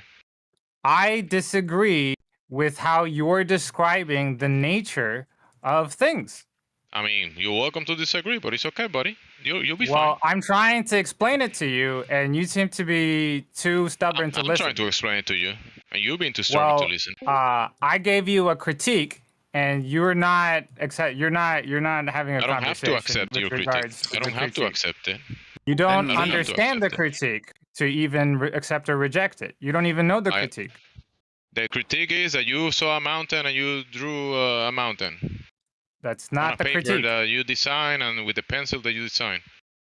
But the critique isn't there. You have the analogy, but you Yeah, don't but have the my criticism. point is there. My point still stands. No, it no, requires you a don't. designer You just don't. to do that. It requires a mind. The Hey, mind supersedes. why are you still speaking? You're stubborn. You're too stubborn. I muted you for over talking. Can you stop doing that? I don't want to have a conversation. Like, this isn't a conversation. So, like, clearly an objection has been made, and you don't even want to hear the objection. Like, dude, you've been in here long on the server long enough, man. What's wrong with you? Oh, you're a flat earther. That's what. That person can just go. All right, Taizan. What about you? Can you prove it? Well, the burden of evidence would be on you for saying that God isn't real. You stated the God. Everyone's got a burden. If you don't have one, you can leave. The burden of membership would be to you for you to engage. So it sounds like you don't want membership. I am engaging. I'm just saying that the. No, that's not engaging. This is you deflecting from responsibility. No, that's how you start a conversation. By the way, we don't need you to tell us how to run our room. We have a burden. We don't need you to remind us of our burden. If you don't have a burden, get the fuck out. Oh my god. Okay, sorry. I didn't realize that. Oh, so you weren't listening while I was talking to you? Okay, you can leave. You're an obstinate piece of shit. I'm not going to waste time dealing with you. Thing about you, dude, you're not bringing anything to the room. I could wait 15 minutes and get another retard just like you to say the same dumb shit. So, just leave. You're not here for the conversation. You did the same thing that a lot of fucking idiots come in here, act like we're the only ones with the burden, and you're going to make us prove it all first. No, we're going to have a back and forth. If you don't want a burden, I get that. Leave, Taizan. Just click the disconnect button. You're not who we're looking for. Wow. Oh my God. What's up? The guy in the president, bro, what happened to Spain? His exact words. Hold up, let me get this. I mean, wow.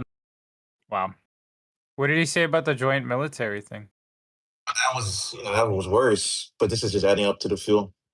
This was a coordinated effort by the U.S., Israel, and Morocco for getting back at Spain for supporting the Palestinian, what was that last part? We're just trying to stoke the Morocco-Spain feud? Yeah. From like 1,000 years ago? For supporting Palestine and opposing the war against Iran. The I merger mean, is kind of like, I guess they're trying to fake news it somehow. Oh, that was a suggestion. You know what we should do? Let's just make Israel like the 51st state. Like, if we're in bed with them, let's get in bed with them. Then they'll understand what they signed up for, and we'll understand what we signed up for. And then we'll fix it from there. Maybe. Just watch the entire nation of Israel lose healthcare. What do you like to play in a sanctuary? You like hamster here? I don't like this map. you said what do I usually play here, or what do you? Yeah. What's your champ for this map? Hamster? Sometimes, usually Sigma or Ryan, actually. Yeah, I guess that's alright for Ren. Okay. I deserve that. Where's my team? I count 3 people. Where'd everybody else go? Go ahead, team. Enjoy getting a take guys. I knew that was coming. Potato awareness on my team, though. Greetings, Alto. Hey, You ready for a challenge of the room? It's the topic at hand. what is the topic? Well, first, do you believe that God exists in our reality? Not really. Because my argument would be that you can't prove it. Would that follow that you couldn't prove a God? You can't prove or disprove God. It's something that's like unicorns. Can you prove that unicorns exist or don't exist? Well, I'm telling you. Oh, okay, yeah. Yeah, You can prove I'm an unicorns don't agnostic exist. atheist. You can keep going, Mango. Sorry. Very good. So yeah, I was only asking so you're telling us you can't prove it. Is that correct? What? That you yourself, like you don't have the capacity to prove a God thing. Yeah, no All one right, has. well, we accept your concession. We win, you lose. What? My argument was only you can't prove it, as opposed to people that actually can. There's people that can't prove God things out there. Yeah, I'm on your side. I'm with you. No, but you said people can prove or disprove. I'm saying there's people out there that can prove the existence of a God. No. So what did you consider? Alto, what did you consider to say? Well, what is like agnostic atheism? You're saying you don't believe in it, right?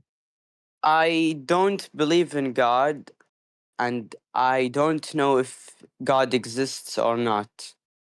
I just I don't believe in him unless I've found proof somehow.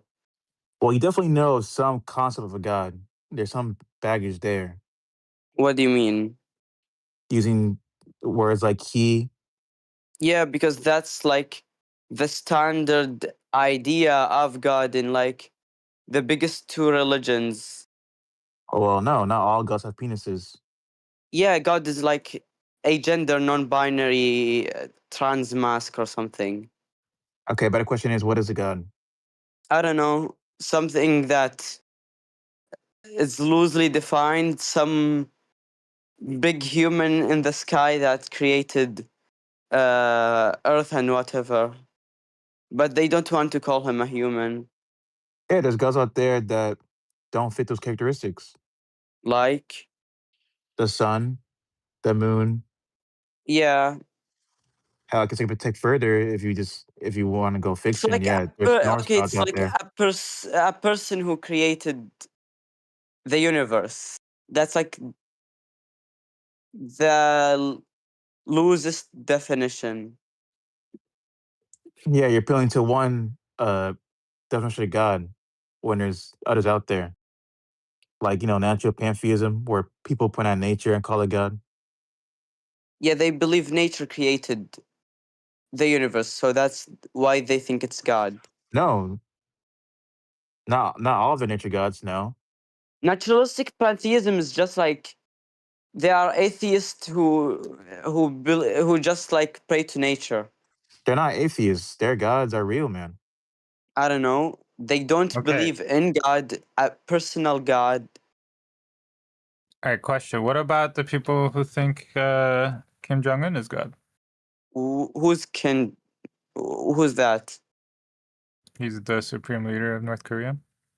higher person? Yeah, he is a person. So. And they think he's a god, and that he never poops. Yeah. But does Kim Jong Un exist? Kim Jong. No. Why not? We see him. He's dead. No, he's not. No, Kim Jong Il is dead. Kim Jong Un is still alive. Kim Jong Un. No, he's not God. Why not? What? Why not? They say he's God. Okay. And he exists. Well, we got one example of a god existing. Okay, but like he exists, but is he God? That's like you say a God existing. He's not God, so he exists, but he's not a God. Well, it's a good question. What makes a god a god? What do all gods have in common? I don't know.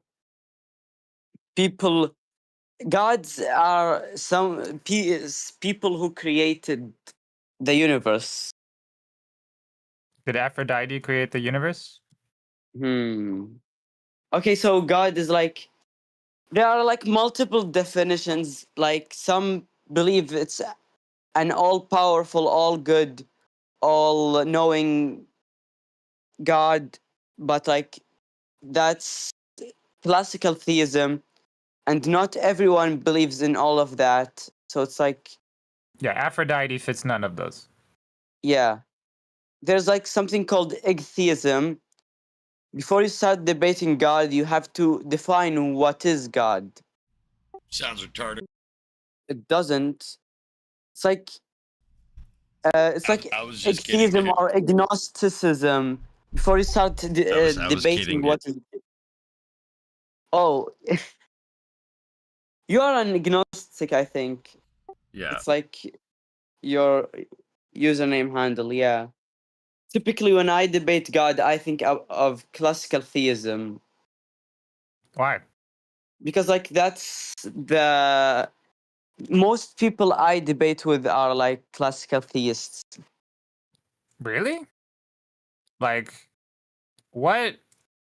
Who seriously believes in the god of classical theism? The God of classical theism is an all-loving, all-knowing. Well, I understand the definition, but like, who really believes that? Christians, Muslims. It doesn't say like when you read the scripture. It doesn't seem like that. That's why I debate. Well, it seems like that's not even the God they're talking about. Yeah, I have to It's show not the them same that. God. Not even the same one. Yeah. Like, I don't know a single scripture that is the God of classical theism. Yeah. Maybe there's some scripture you obviously can create, in some definition, can create a God of classical theism, but you then you will have the problem of evil, so you have to try to solve it, and it's super hard. Well, that would be skipping steps for reality. Yeah. All right. I'm gonna go. Bye. Dude, what is my tea doing? How hard is it to take these people out? All right, then. You ready to begin? Den? What? Do you believe a God exists in reality? Like the Christian God You pick. or like any? I believe everything is real to the people that believe in it. But I was asking about reality. So that would be without regard to whether people believe in it. Yeah, sure. Okay. Can you demonstrate said God? No, but that doesn't mean like I don't believe in the fact that any God is real. All right. Then why do you believe in that which you cannot demonstrate? I don't know, because I like to.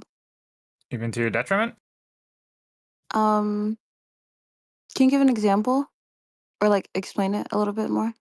Okay, so let's say all these people think that. So what is it? Louis Pasteur. Are you familiar with this person? Person who invented pasteurization? Nope. You never heard of pasteurization? Nope. Like Or like milk? Nope. Okay, so we do this thing with milk where we heat it up, and then the bacteria dies, and then people don't get sick. That like saved like probably like 12% of the world population just from that. Okay, dope. Right. But like people with religion were thinking like demons and shit were responsible for why you're getting sick. Okay. Yeah, but demons and shit being responsible didn't lead to pasteurization. So it was to their detriment because it prevented them from learning what the actual problem was. Okay, I can see what you mean.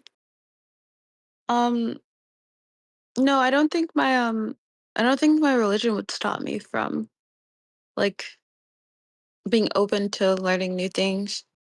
Well, it kind of did. It did exactly that for thousands of, like Galilei.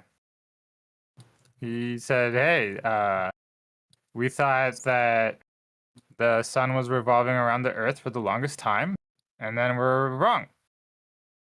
But all these religious people were like, yeah, screw that. That goes against our Bible. So we're gonna persecute you. That's what their religion did. So I think there's a culture of gaslighting into stopping exactly that investigation. It's been pervasive throughout history. Oh, I thought you meant on a We personal see level. that today. Well, it affects you on a personal level because people vote and affect your daily life. They affect your future. I guess that's fair. I didn't come in here to yap though. I came in here to listen to people yap about it. That's the why. There's like I feel like there's this systematic gaslighting that religious institutions do to make people who mean well, who like go around their daily lives, and they're like in society they've been taught how to distinguish between fact and fiction. But then they like when they talk about this God thing, they're like teach them to like turn that off. Turn that switch off. Don't use that step when we talk about this.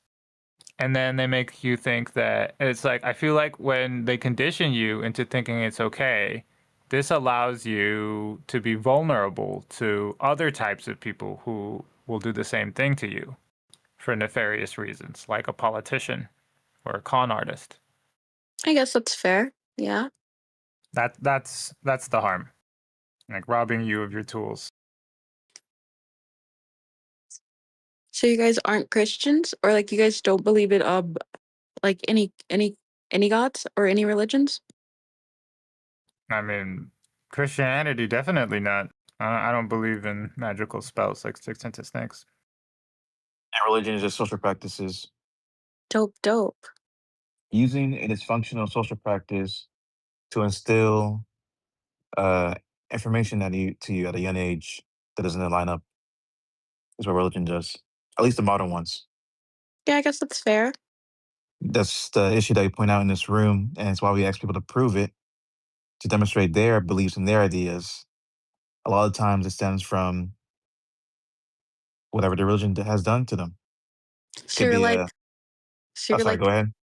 so you're like, trying to like convert people out of like believing in what they believe in, or are you just trying to like just have No, like a debate with them? the opposite.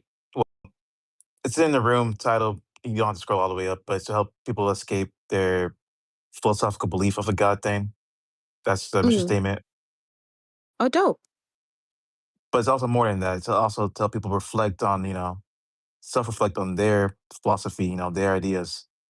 Dope. Well, that's pretty cool. Dude, I don't even know who their teammates are. It's the hamster sometimes. Howdy. Greetings. Do you believe a God exists in reality? I could be convinced. What did you consider? Oh, I grew up Catholic. Didn't really work for me. I've read a little. I don't feel like I got a lot of information from that, to be honest. I've read the Bible. I read a bit of the Quran, a bit of the Torah. I have a couple of friends who are Shintoists. Well, acquaintances who are Shintoists. I don't know. So, is there anything in reality that you refer to as God? No, not really. So you wouldn't be able to demonstrate one, right? No. Okay, accept your concession. You lose, we win. Direct nerd. Fucking dominated. Yeah. Now, what makes a god a god? People say it's a god for the most part. So, if I presented to you a god existing in reality, would you accept that? Be a believer? No, You I change your mind? think God has to do more with human perception, and they would have to be more specific than I point at something and say it's God, you know. Or I point at a concept and say that's God. Then why wouldn't there be a god that exists in reality? I've seen no evidence of one. I mean, yeah, people will point to X, Y, and Z and say that is God, or these concepts are related to God, but I'm just not convinced by the whole idea of it. Like, why? I think why should I worship this? Why should I be a Christ follower? You know, they say this, this, and this, and then I go, okay, doesn't really work for me. Yeah, but let's say the sun, Yeah, but why is the Son of God? for the reasons you listed. I don't know.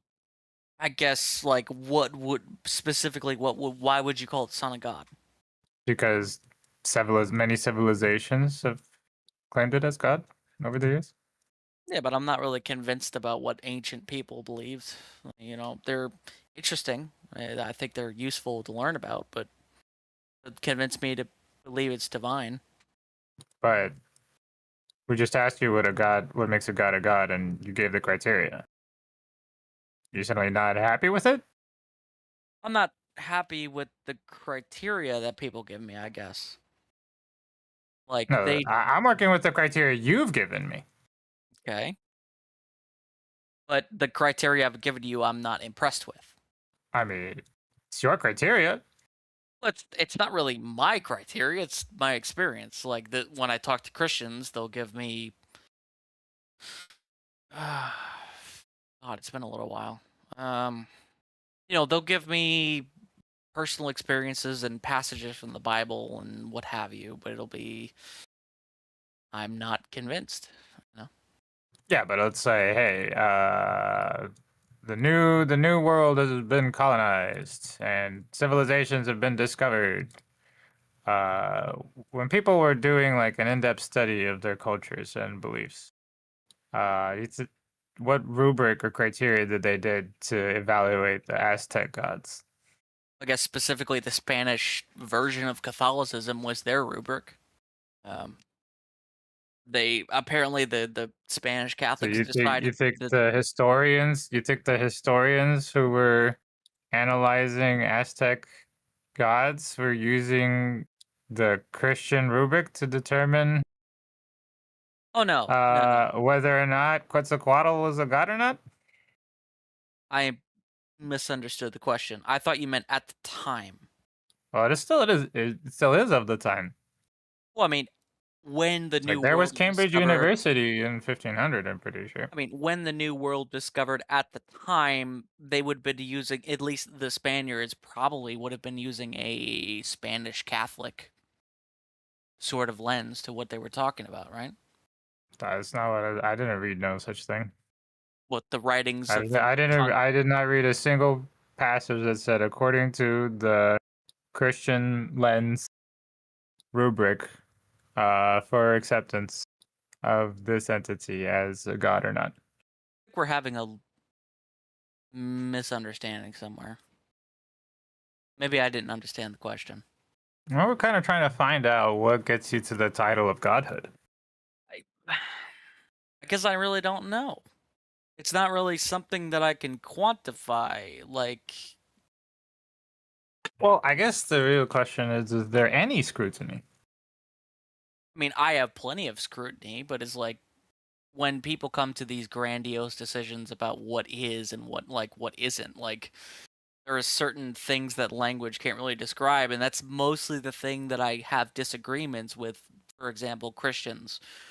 what they're describing, I see the facts of it, and I disagree with the facts of it, but they have that extra part of what they're talking about that like their own personal experiences they tie into what have you, if that makes sense. Like they can't even put it into words themselves. You know, like a lot of Christians, especially Baptists, talk about the experience of feeling God, and I've never felt that, so I don't know what they're talking about. There's nothing they can put into words that I could interrogate, you know? Yeah, I'd use the analogy of the word God being used like the village bicycle here. It's like, I can empathize with you in the sense that, yeah, it doesn't seem very appealing to ride it around. Doesn't seem like a quality product or anymore. But the question on the table is whether the thing exists. I mean, like, how do you quantify that? I mean, but like I've just said I can't quantify that. You can't quantify what? God. What do you mean? I mean, the term that we're talking about, what people call God, means different things to different people. I don't know if you could quantify that. I don't know if you could have You mean a qualified? structured. No, not. I mean, no. Like, where's the quantity? The quantity of what? I mean, what makes up the thing we're talking about? Like, I could talk about a number. Yeah, but how is that a quantity? Okay, so for example, I have a book on a particular subject. Yeah, you're talking about quality, not quantity. Okay. It's all good. You're talking about quality. How do you qualify how much does something? It cost? Yeah, how do you qualify? Means like, how do you substantiate or certify or something like that? That the thing has the property that you're talking about, is to qualify it. I must have been using the term wrong then. Yeah, it's all good. $5 dues, that's a quantity. Yeah. Right. I mean, okay, so how do you qualify what God means to certain people? And it always means a different thing. So how do we come to one objective argument we can argue against? Well, I'm not really putting your feet to the fire on that. I was just asking, do you go on a case-by-case basis, really? Case-by-case as, what do you mean? Well, somebody brings a God claim, and then you check it out. Well, yeah. I mean, people will say... And you're like, does it exist? You know what? Like the concept of dependence. You know how we say, well, it depends on what you mean? Yeah. It's sort of like a dependent variable, like in a science experiment. You know how independent versus dependent variables work? Vaguely, I think. So, like, an independent variable in an experiment, if you change it, it's not going to matter to the outcome. So, like, say you want to find out how much food your dog's eating in a day. One variable might be the container you're putting in the food in, right? That you store the food, not the bowl that she or he's eating from, but like the main container, right? It's like I take my food and put it in a container. It keeps it fresher. Well, that's an independent variable in assessing whether my dog's eating too much or too little. Like, I could change the container, but it's not going to affect her weight nor the distribution of food that I'm giving her.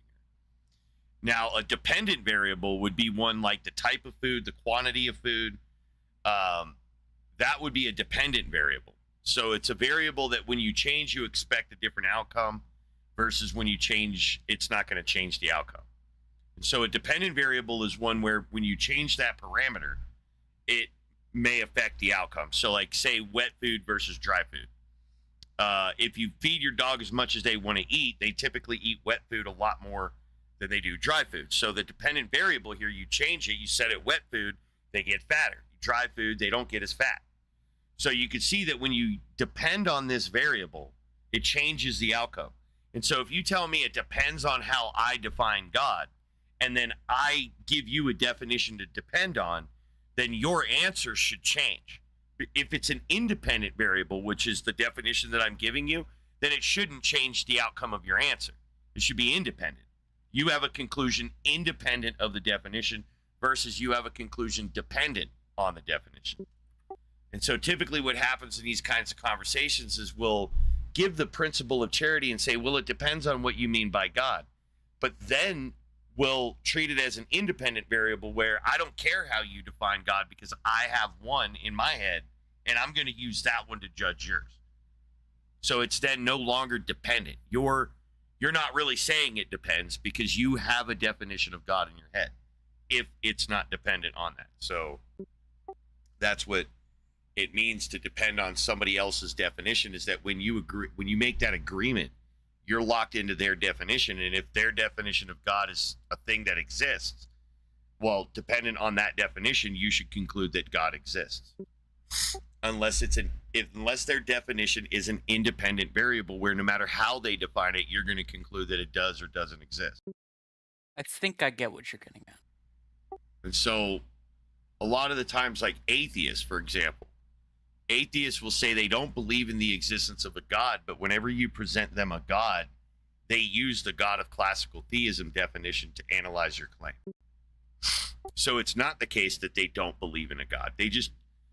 They're not going to say that it exists, but they're using it in the stead of existing, right? So they just use it in place of that. They use it as an informative fulcrum to argue from.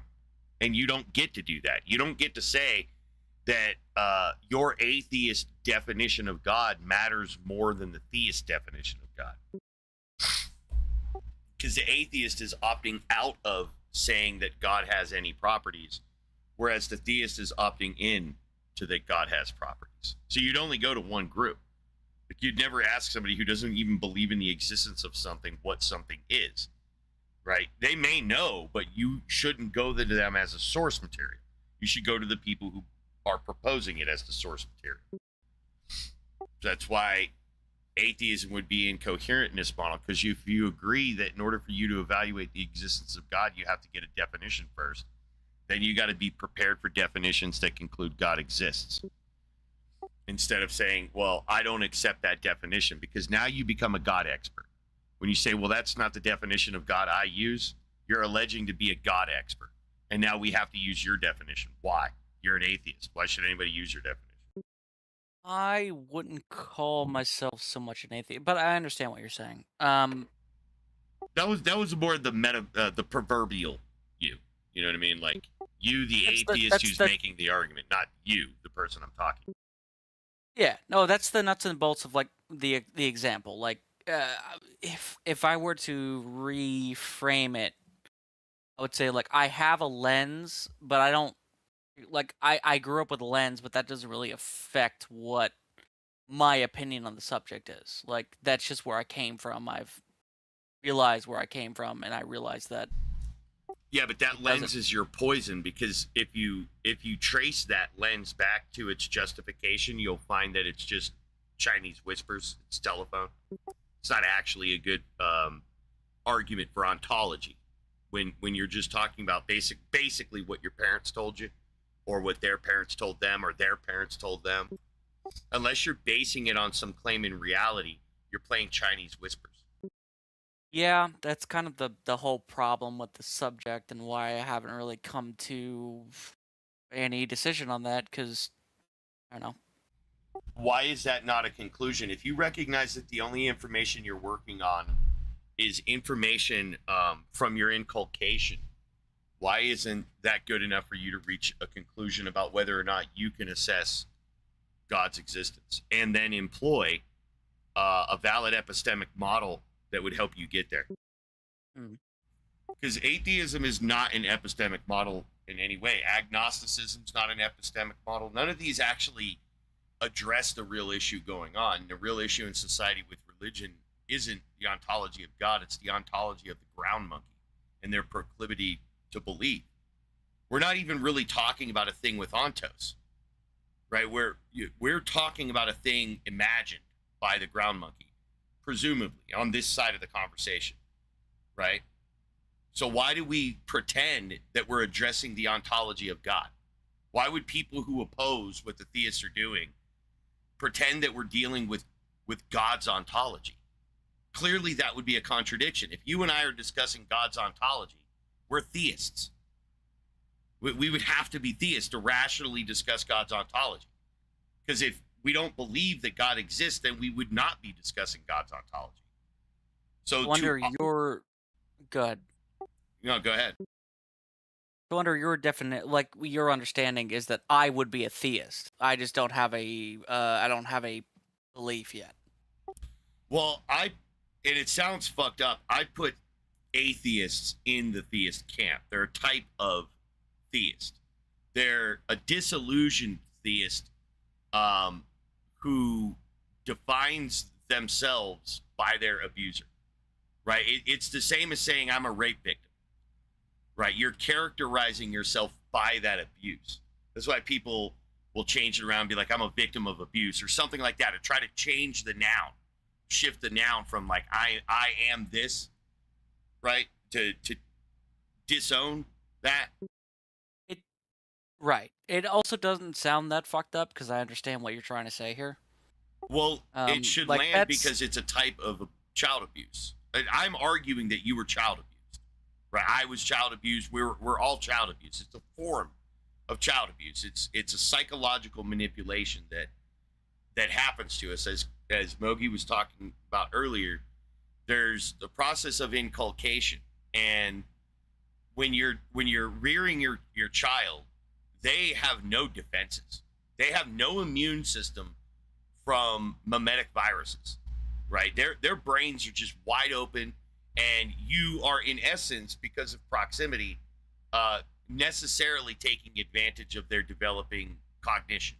They can't even cognize yet. Like an infant, a neonate, they cannot cognize. They're developing that ability over time, and as a parent, the parent is there the whole time. And basically everything that little child is learning, they're learning by proximity, observing mom and dad, and mom and dad are dumping their trauma into them, their life. They're dumping that in the form of memes, rearing their child how to shit, eat, walk, everything, take care of themselves, and eventually, as you know, the brain develops, teaching them morals, ethics, how to do right from wrong. All of this, you learn a very large chunk of your cultural, your culture from your family unit, directly from your family, because your parents are already enculturated, right? They're already members of the culture, and they're just bringing that culture inside the house like an infection. Like they went out and they picked it up and they bring it back to you as a baby, and that's the environment you grew up in. And I'm arguing that if we're talking about gods, then what we're really discussing is child abuse, cognitive malnourishment, right? That people, adults, went to their children and taught their children a falsehood, or taught their children outside of the modality that they believe. Generally, like most grown-ass adults believe in their religion on more of a faith or a less certain position, but we teach on absolute certain. We teach on punishment if you disagree or you don't obey, things like that. We teach this heavy-handed approach to our children, but then we automatically lighten that approach when we get to adulthood, because we understand that if we treat each other as adults like we do children, that's abusive, right? If I was to walk up to your wife because she was complaining and just yank her by her wrist and sit her down and scold her like I could a child, that would be degrading.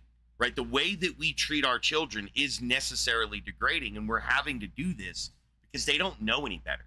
We have to control them and put the walls around them to keep them safe until they can, be fledglings and get out. But this process that we're doing can be very abusive if you're manipulating your way through their life and teaching them obvious falsehoods. So I call it cognitive malnourishment, because your parents should be there to teach you the best memes for success, not hold back memes because it makes them butthurt, right? That's not an adult thing to do. Now, I understand we can't teach our children everything, like sex and shit like that. We got to wait, right? There's a time and a place for these kinds of conversations, and I'm only arguing that for like religion, you should wait until the age of reason at least, right? If your beliefs can't survive 10 years, then maybe they're shit beliefs, and you shouldn't be so heavy-handed in teaching them, right? Like if you recognize that you have to teach your child your religion in infancy and through their developing adolescence and shit, then you know what you're doing is wrong. You know that you're trying to take advantage and get ahead of the curve and shut down the cognitive growth of your child. And so anybody who was inculcated in religion was cognitively malnourished this way. And so it's a very difficult message to hear that your parents, the ones who love you and took care of you and taught you everything that you know, abused you. They only abused you because they didn't realize what they were doing was wrong in that sense. It's only when you learn that this shit is an unethical thing, and then you choose to do it anyway, which is why I'm trying to infect as much people as I possibly can with this ethical dilemma, right? Because once you become aware of it, you become culpable. And that's all I care about. I want to cause that sense of culpability in your brain so that you are more cautious on what you teach your child.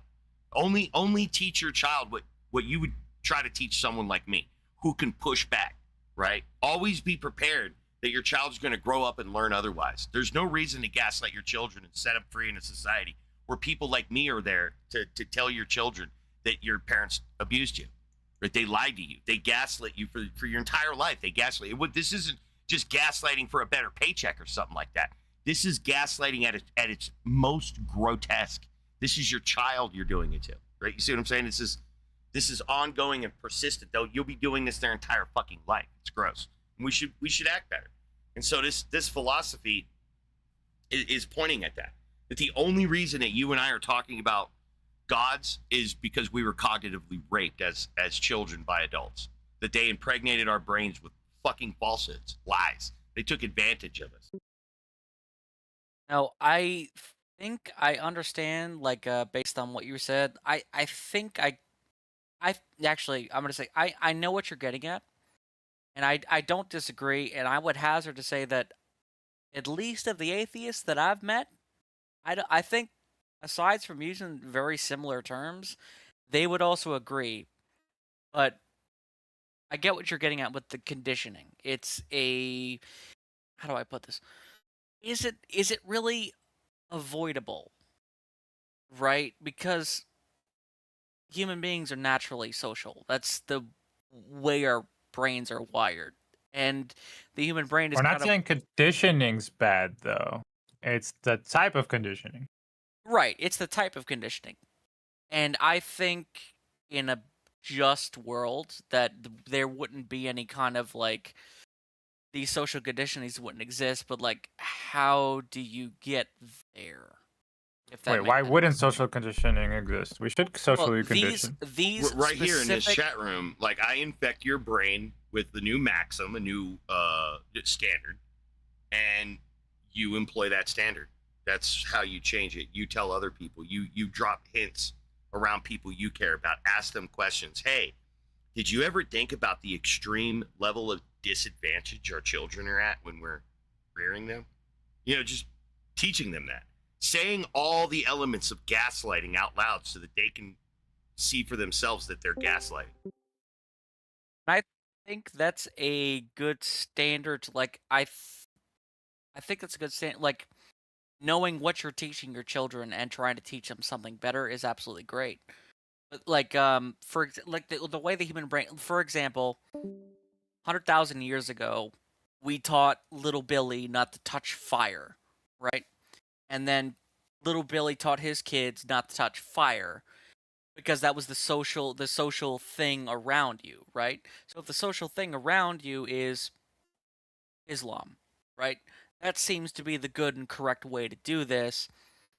How do you avoid doing that other than being aware that that thing is wrong? What do you mean? I'm not saying don't be a Muslim. I'm not saying don't teach Islam. I'm saying teach Islam the way you believe it in the same modality. You don't have to teach right. This isn't the argument. It's teach ethically, right? If you believe in a God on faith, you should teach your child to have faith. You should not teach your child to have absolute belief, unquestionable faith, and you know, stuff like that.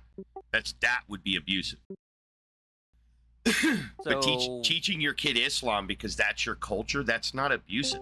That's just enculturation. That's inculcation.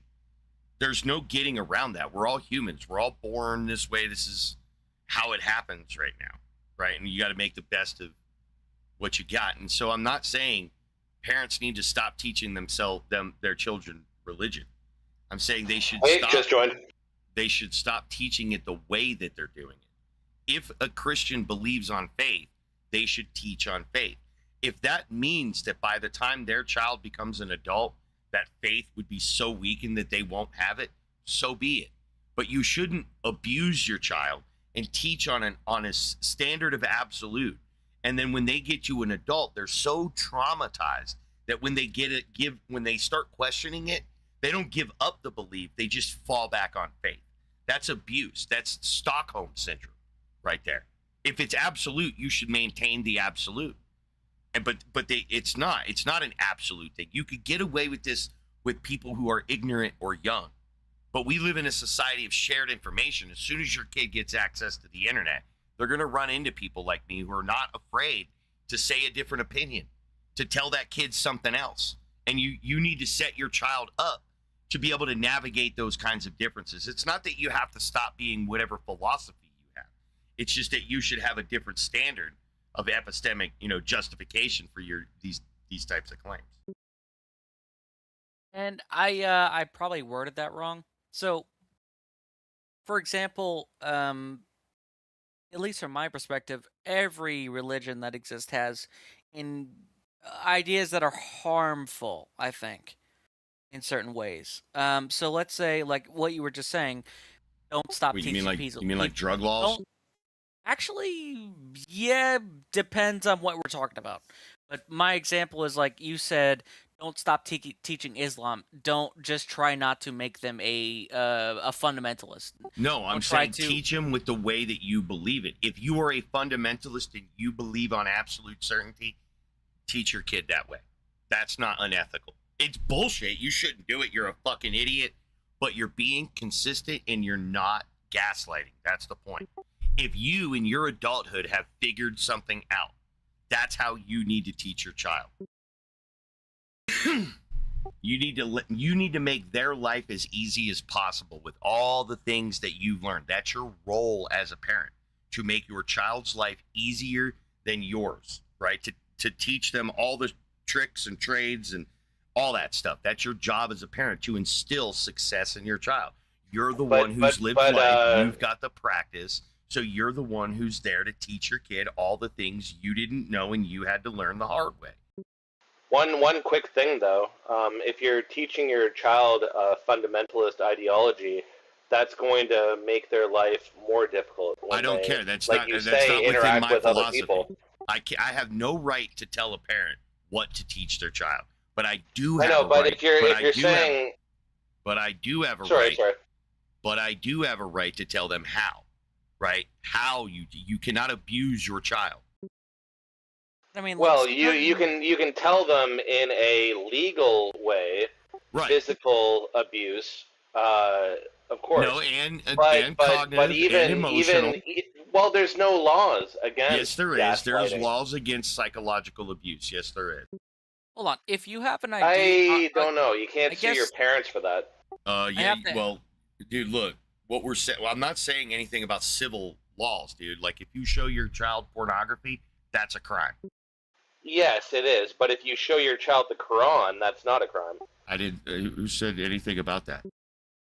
No, I know. I'm just saying. What I said is, that's what we're talking you about. are not free to do any kind of psychological, I'll call it harm to your child. You are not free to do that. There are limits society puts on you.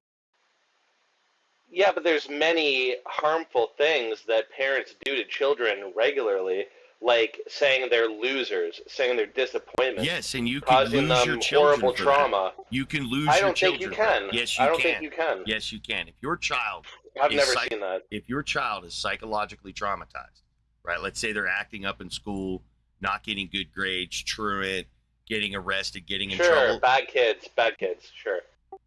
Getting in trouble and stuff like that, that can absolutely come back on you. And your parenting can be questioned. The CPS can be showing up at your fucking house and making sure that you're being a good parent.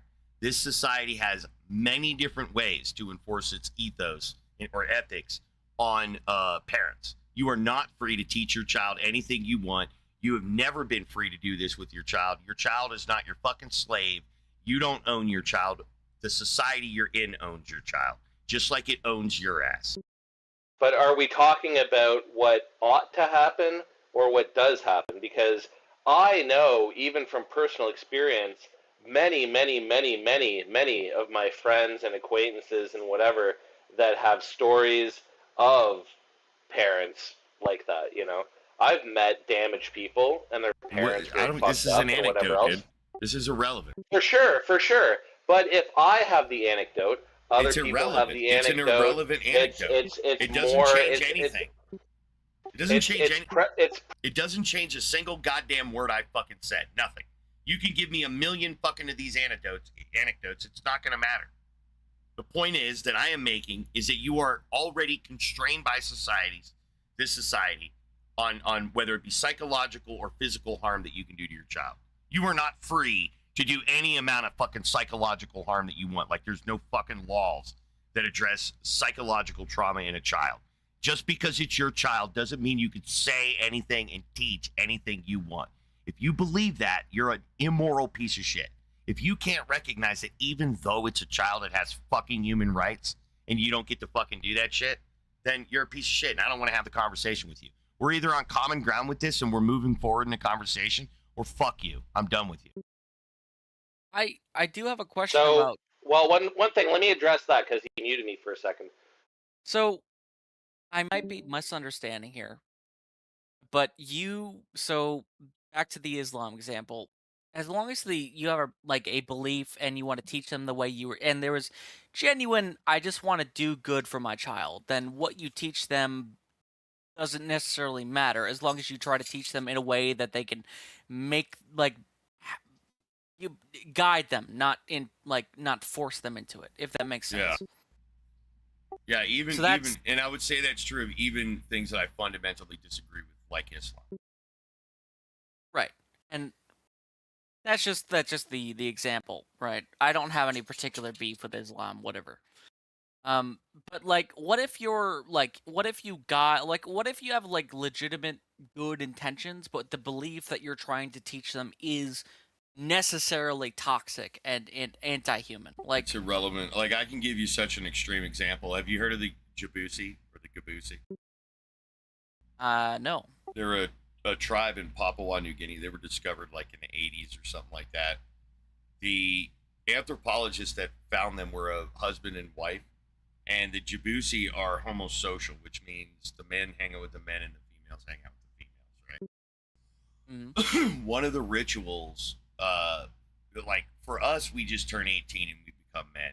Depending on where you grew up, like in Amazons, there's people, you got to wear these like fucking bullet ant gloves and just let ants chew into your fucking hands for however long. And that's how you become a man. And if you fail to do that, well, you ain't a man. Well, the Jabusi's way to turn a boy into a man was to consume, we'll say, the fluids, the elder fluids of, an elder. That's how they did it.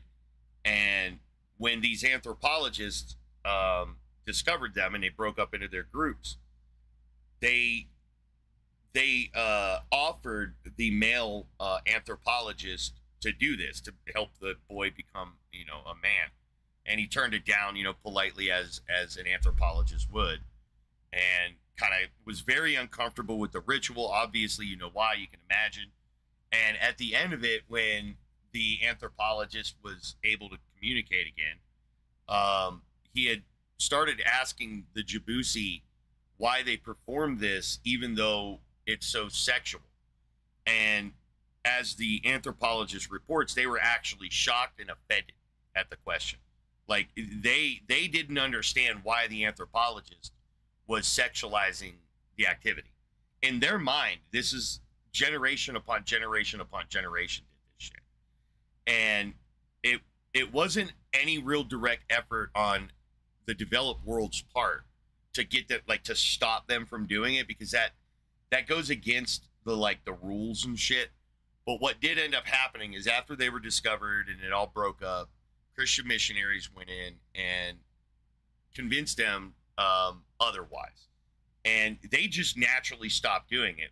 They were curious about the conversation, and now they don't do it no more. It's something that they've completely excised from their culture, all natural. Like, we didn't have to force them to do it. We just educated them on why you shouldn't from our perspective, and they bought into our education and they just naturally stopped doing it. So even in an extreme situation like this, because look, let's get less extreme and go to like Islam and talk about like a very Islamic country. Who am I to say that from my vantage in the United States that this person should be taught in a way that does not make them a strict adherent to Islam? Because that would be the most safe thing for them to do. If they're in a nation that will kill them for atheism or anything like that, then I highly recommend a person like that gaslight the fucking shit out of that kid and make sure that they're praying 10 times a day, right? Because that's their survival. It doesn't matter that I think that they should be liberated and all that. They're not liberated, and if they want to survive, they better believe in Islam, right? That's just the reality of that situation. So you place, as long as it has a good, comes from a good place, you place no necessary moral judgment on what people are teaching their children, as long as it comes from like. It's not that I don't do that. It's that I do. Like in Islam, I think it's extremely unethical to teach Islam, but I understand that, you know, we're all the same animal and we're in different circumstances. I have the luxury that my country supports my decision not to believe in a God, right? They don't. So even though I think the entire situation is fucked, I don't understand why I have a say in their survival on that level. I could only ask that they teach according to the way that they believe. And if they believe, like in this extreme example, that their child will be executed if it doesn't become a Muslim or something, then the right thing to do is to inculcate your child to be a Muslim or get it out of the country. And I would ask, why haven't you gotten out of the country, right? I would put that kind of culpability on the individual. But I'm trying to say that I, as a fellow ground monkey, have no right to say that my choices of what's right and wrong are better than anybody else's. But the way in which I think I get to my choices, I think I can articulate are better. But even though I may like vehemently disagree with like what the Jabusi were doing, that's their culture, right? And I'm a cultural relativist in this regard. As much as I would want them to stop doing that, I understand that they're not doing it for the reasons that I'm offended that they're doing it. Just like the male anthropologist had to learn, right? When he asked them about why do the sex stuff, they didn't understand. They had they weren't doing it in their minds about sex, even though the anthropologist and you and me would automatically make that assumption. That's the way we were inculcated. If you grew up a Jabusi, you would be just as offended at that question, because you know what you do with sex in Jabusi land. It's with your wife, right? That's what you have grown up to associate that with. And what this anthropologist asked you was merely your right to manhood. That's all you ever looked at, that was your right to manhood. Even though from our cultural lens, it's graphic and horrific, right? But from their lens, we're making what I'm gonna say is gross. It is fucking gross, but it's a difficult topic because of the difference between cultural relativism and ethnocentrism, right? That even though I'm a cultural relativist, on issues like that, I'm an ethnocentrist, right? It's like, it's my way or the highway. But I do recognize the scientific validity to cultural relativism. You see what I'm saying? So this is a very extreme case that I'm taking into to say that we're all humans and we're all in the same boat, that we're just inculcated in our societies, and we are all genuinely trying to do our best. I think our natural drive is to protect our children, but the methodologies we employ to do that don't always pan out to be the best options. And education, I think, is the best predictor of whether you make good decisions or bad decisions as a parent, right? So the more you know before you begin parenting, I think that you're probably the better, you know, to some degree, right? Like you can only learn so much before, you know, your balls shut off and shit. You kind of you understand where they're coming from. You understand the world that they're coming from and like the culture they're coming from, and then like you you understand the decisions they have to make, but you have your own your own take on it. You know. Yeah, and so I am putting on them to say, hey, here's the standard, no matter how fucking graphic the shit is, that you should teach on the way that you know and understand that gaslighting is always bad, right? It's always bad. You should never gaslight. And if you're gaslighting your children because you think it's going to get them to an afterlife, but you've already given up on that modality, that's the unethical aspect of it. That's where you should question whether you're teaching in the right way. Is that you're saying, hey, this is an absolute fact, but you know in your mind you question that. That becomes unethical. You should just find a way to avoid the conversation until their brain's more developed and they can have that conversation, or be honest, right? Just be honest as a parent and be like, look, I have faith in this shit. Or if it's the case that you do believe in absolute certainty, say that too. And because if you teach your kid on absolute certainty as you believe, right? And then let's say your kid grows up and encounters somebody like me, and I destroy their absolute certainty, and now they're on faith. Well, when they look back at their parent, they're not feeling like they were gaslit in that same way, because they know their parents taught them the way that they believe. They can go talk to their parent. Their parent still believes on absolute certainty. And maybe those two can have the conversation and the child can deconvert the parent. But at least they're not learning that there is this malicious form of gaslighting, right? Because they're gonna grow up, and they're gonna start. You can only shelter them so long. It's all fun and games when it's things like the Easter Bunny, Santa Claus, Tooth Fairy, and I think these are good for us as kids to believe in those and have our hopes destroyed. It helps us differentiate imagination and reality. It's like the same reason I'd say, if you get a kid, get a dog, because your dog's going to grow up and die in an appropriate time for your child to learn about loss before they have to learn about loss of a brother or a sister or mom and dad, grandpa. These are all people that, should be, if you're a normal human, more of a devastating loss than that of a dog, even though a dog is a devastating loss, or a pet, right? But it's good for us to learn that kind of loss, right? So kind of need that practice. We definitely especially and I took, like, for example, my grandfather's loss very hard, but if I had not experienced loss before that, I probably would have been useless. I probably would have been. Yeah, and that's anecdotal. Yeah, that's the kind of meme that I'm talking about. That you as an adult, you know that there's a benefit to early childhood loss, and to set your child up for that early, like when you have a child, to set them up. That's a meme that you're teaching your child at an appropriate age to set them up for success. That's something you've learned in your life, and you're setting the stage for your child to fall into that technical trap, right? To teach them the hard lesson of loss, because we need to learn that, because we are a culture of people we end up having deep, loving relationships with, and we end up losing, right? Death is an inevitability, and it's better that you learn it younger, not like 5 or something. Like I said, get a dog. They usually live 12 to 16 years, and that's about the perfect age range for that kind of loss. But yeah, that's what I mean. It's like, we do this in every way. In every way, a child learns how to be a human from us teaching them and giving them our lives as examples to strive for.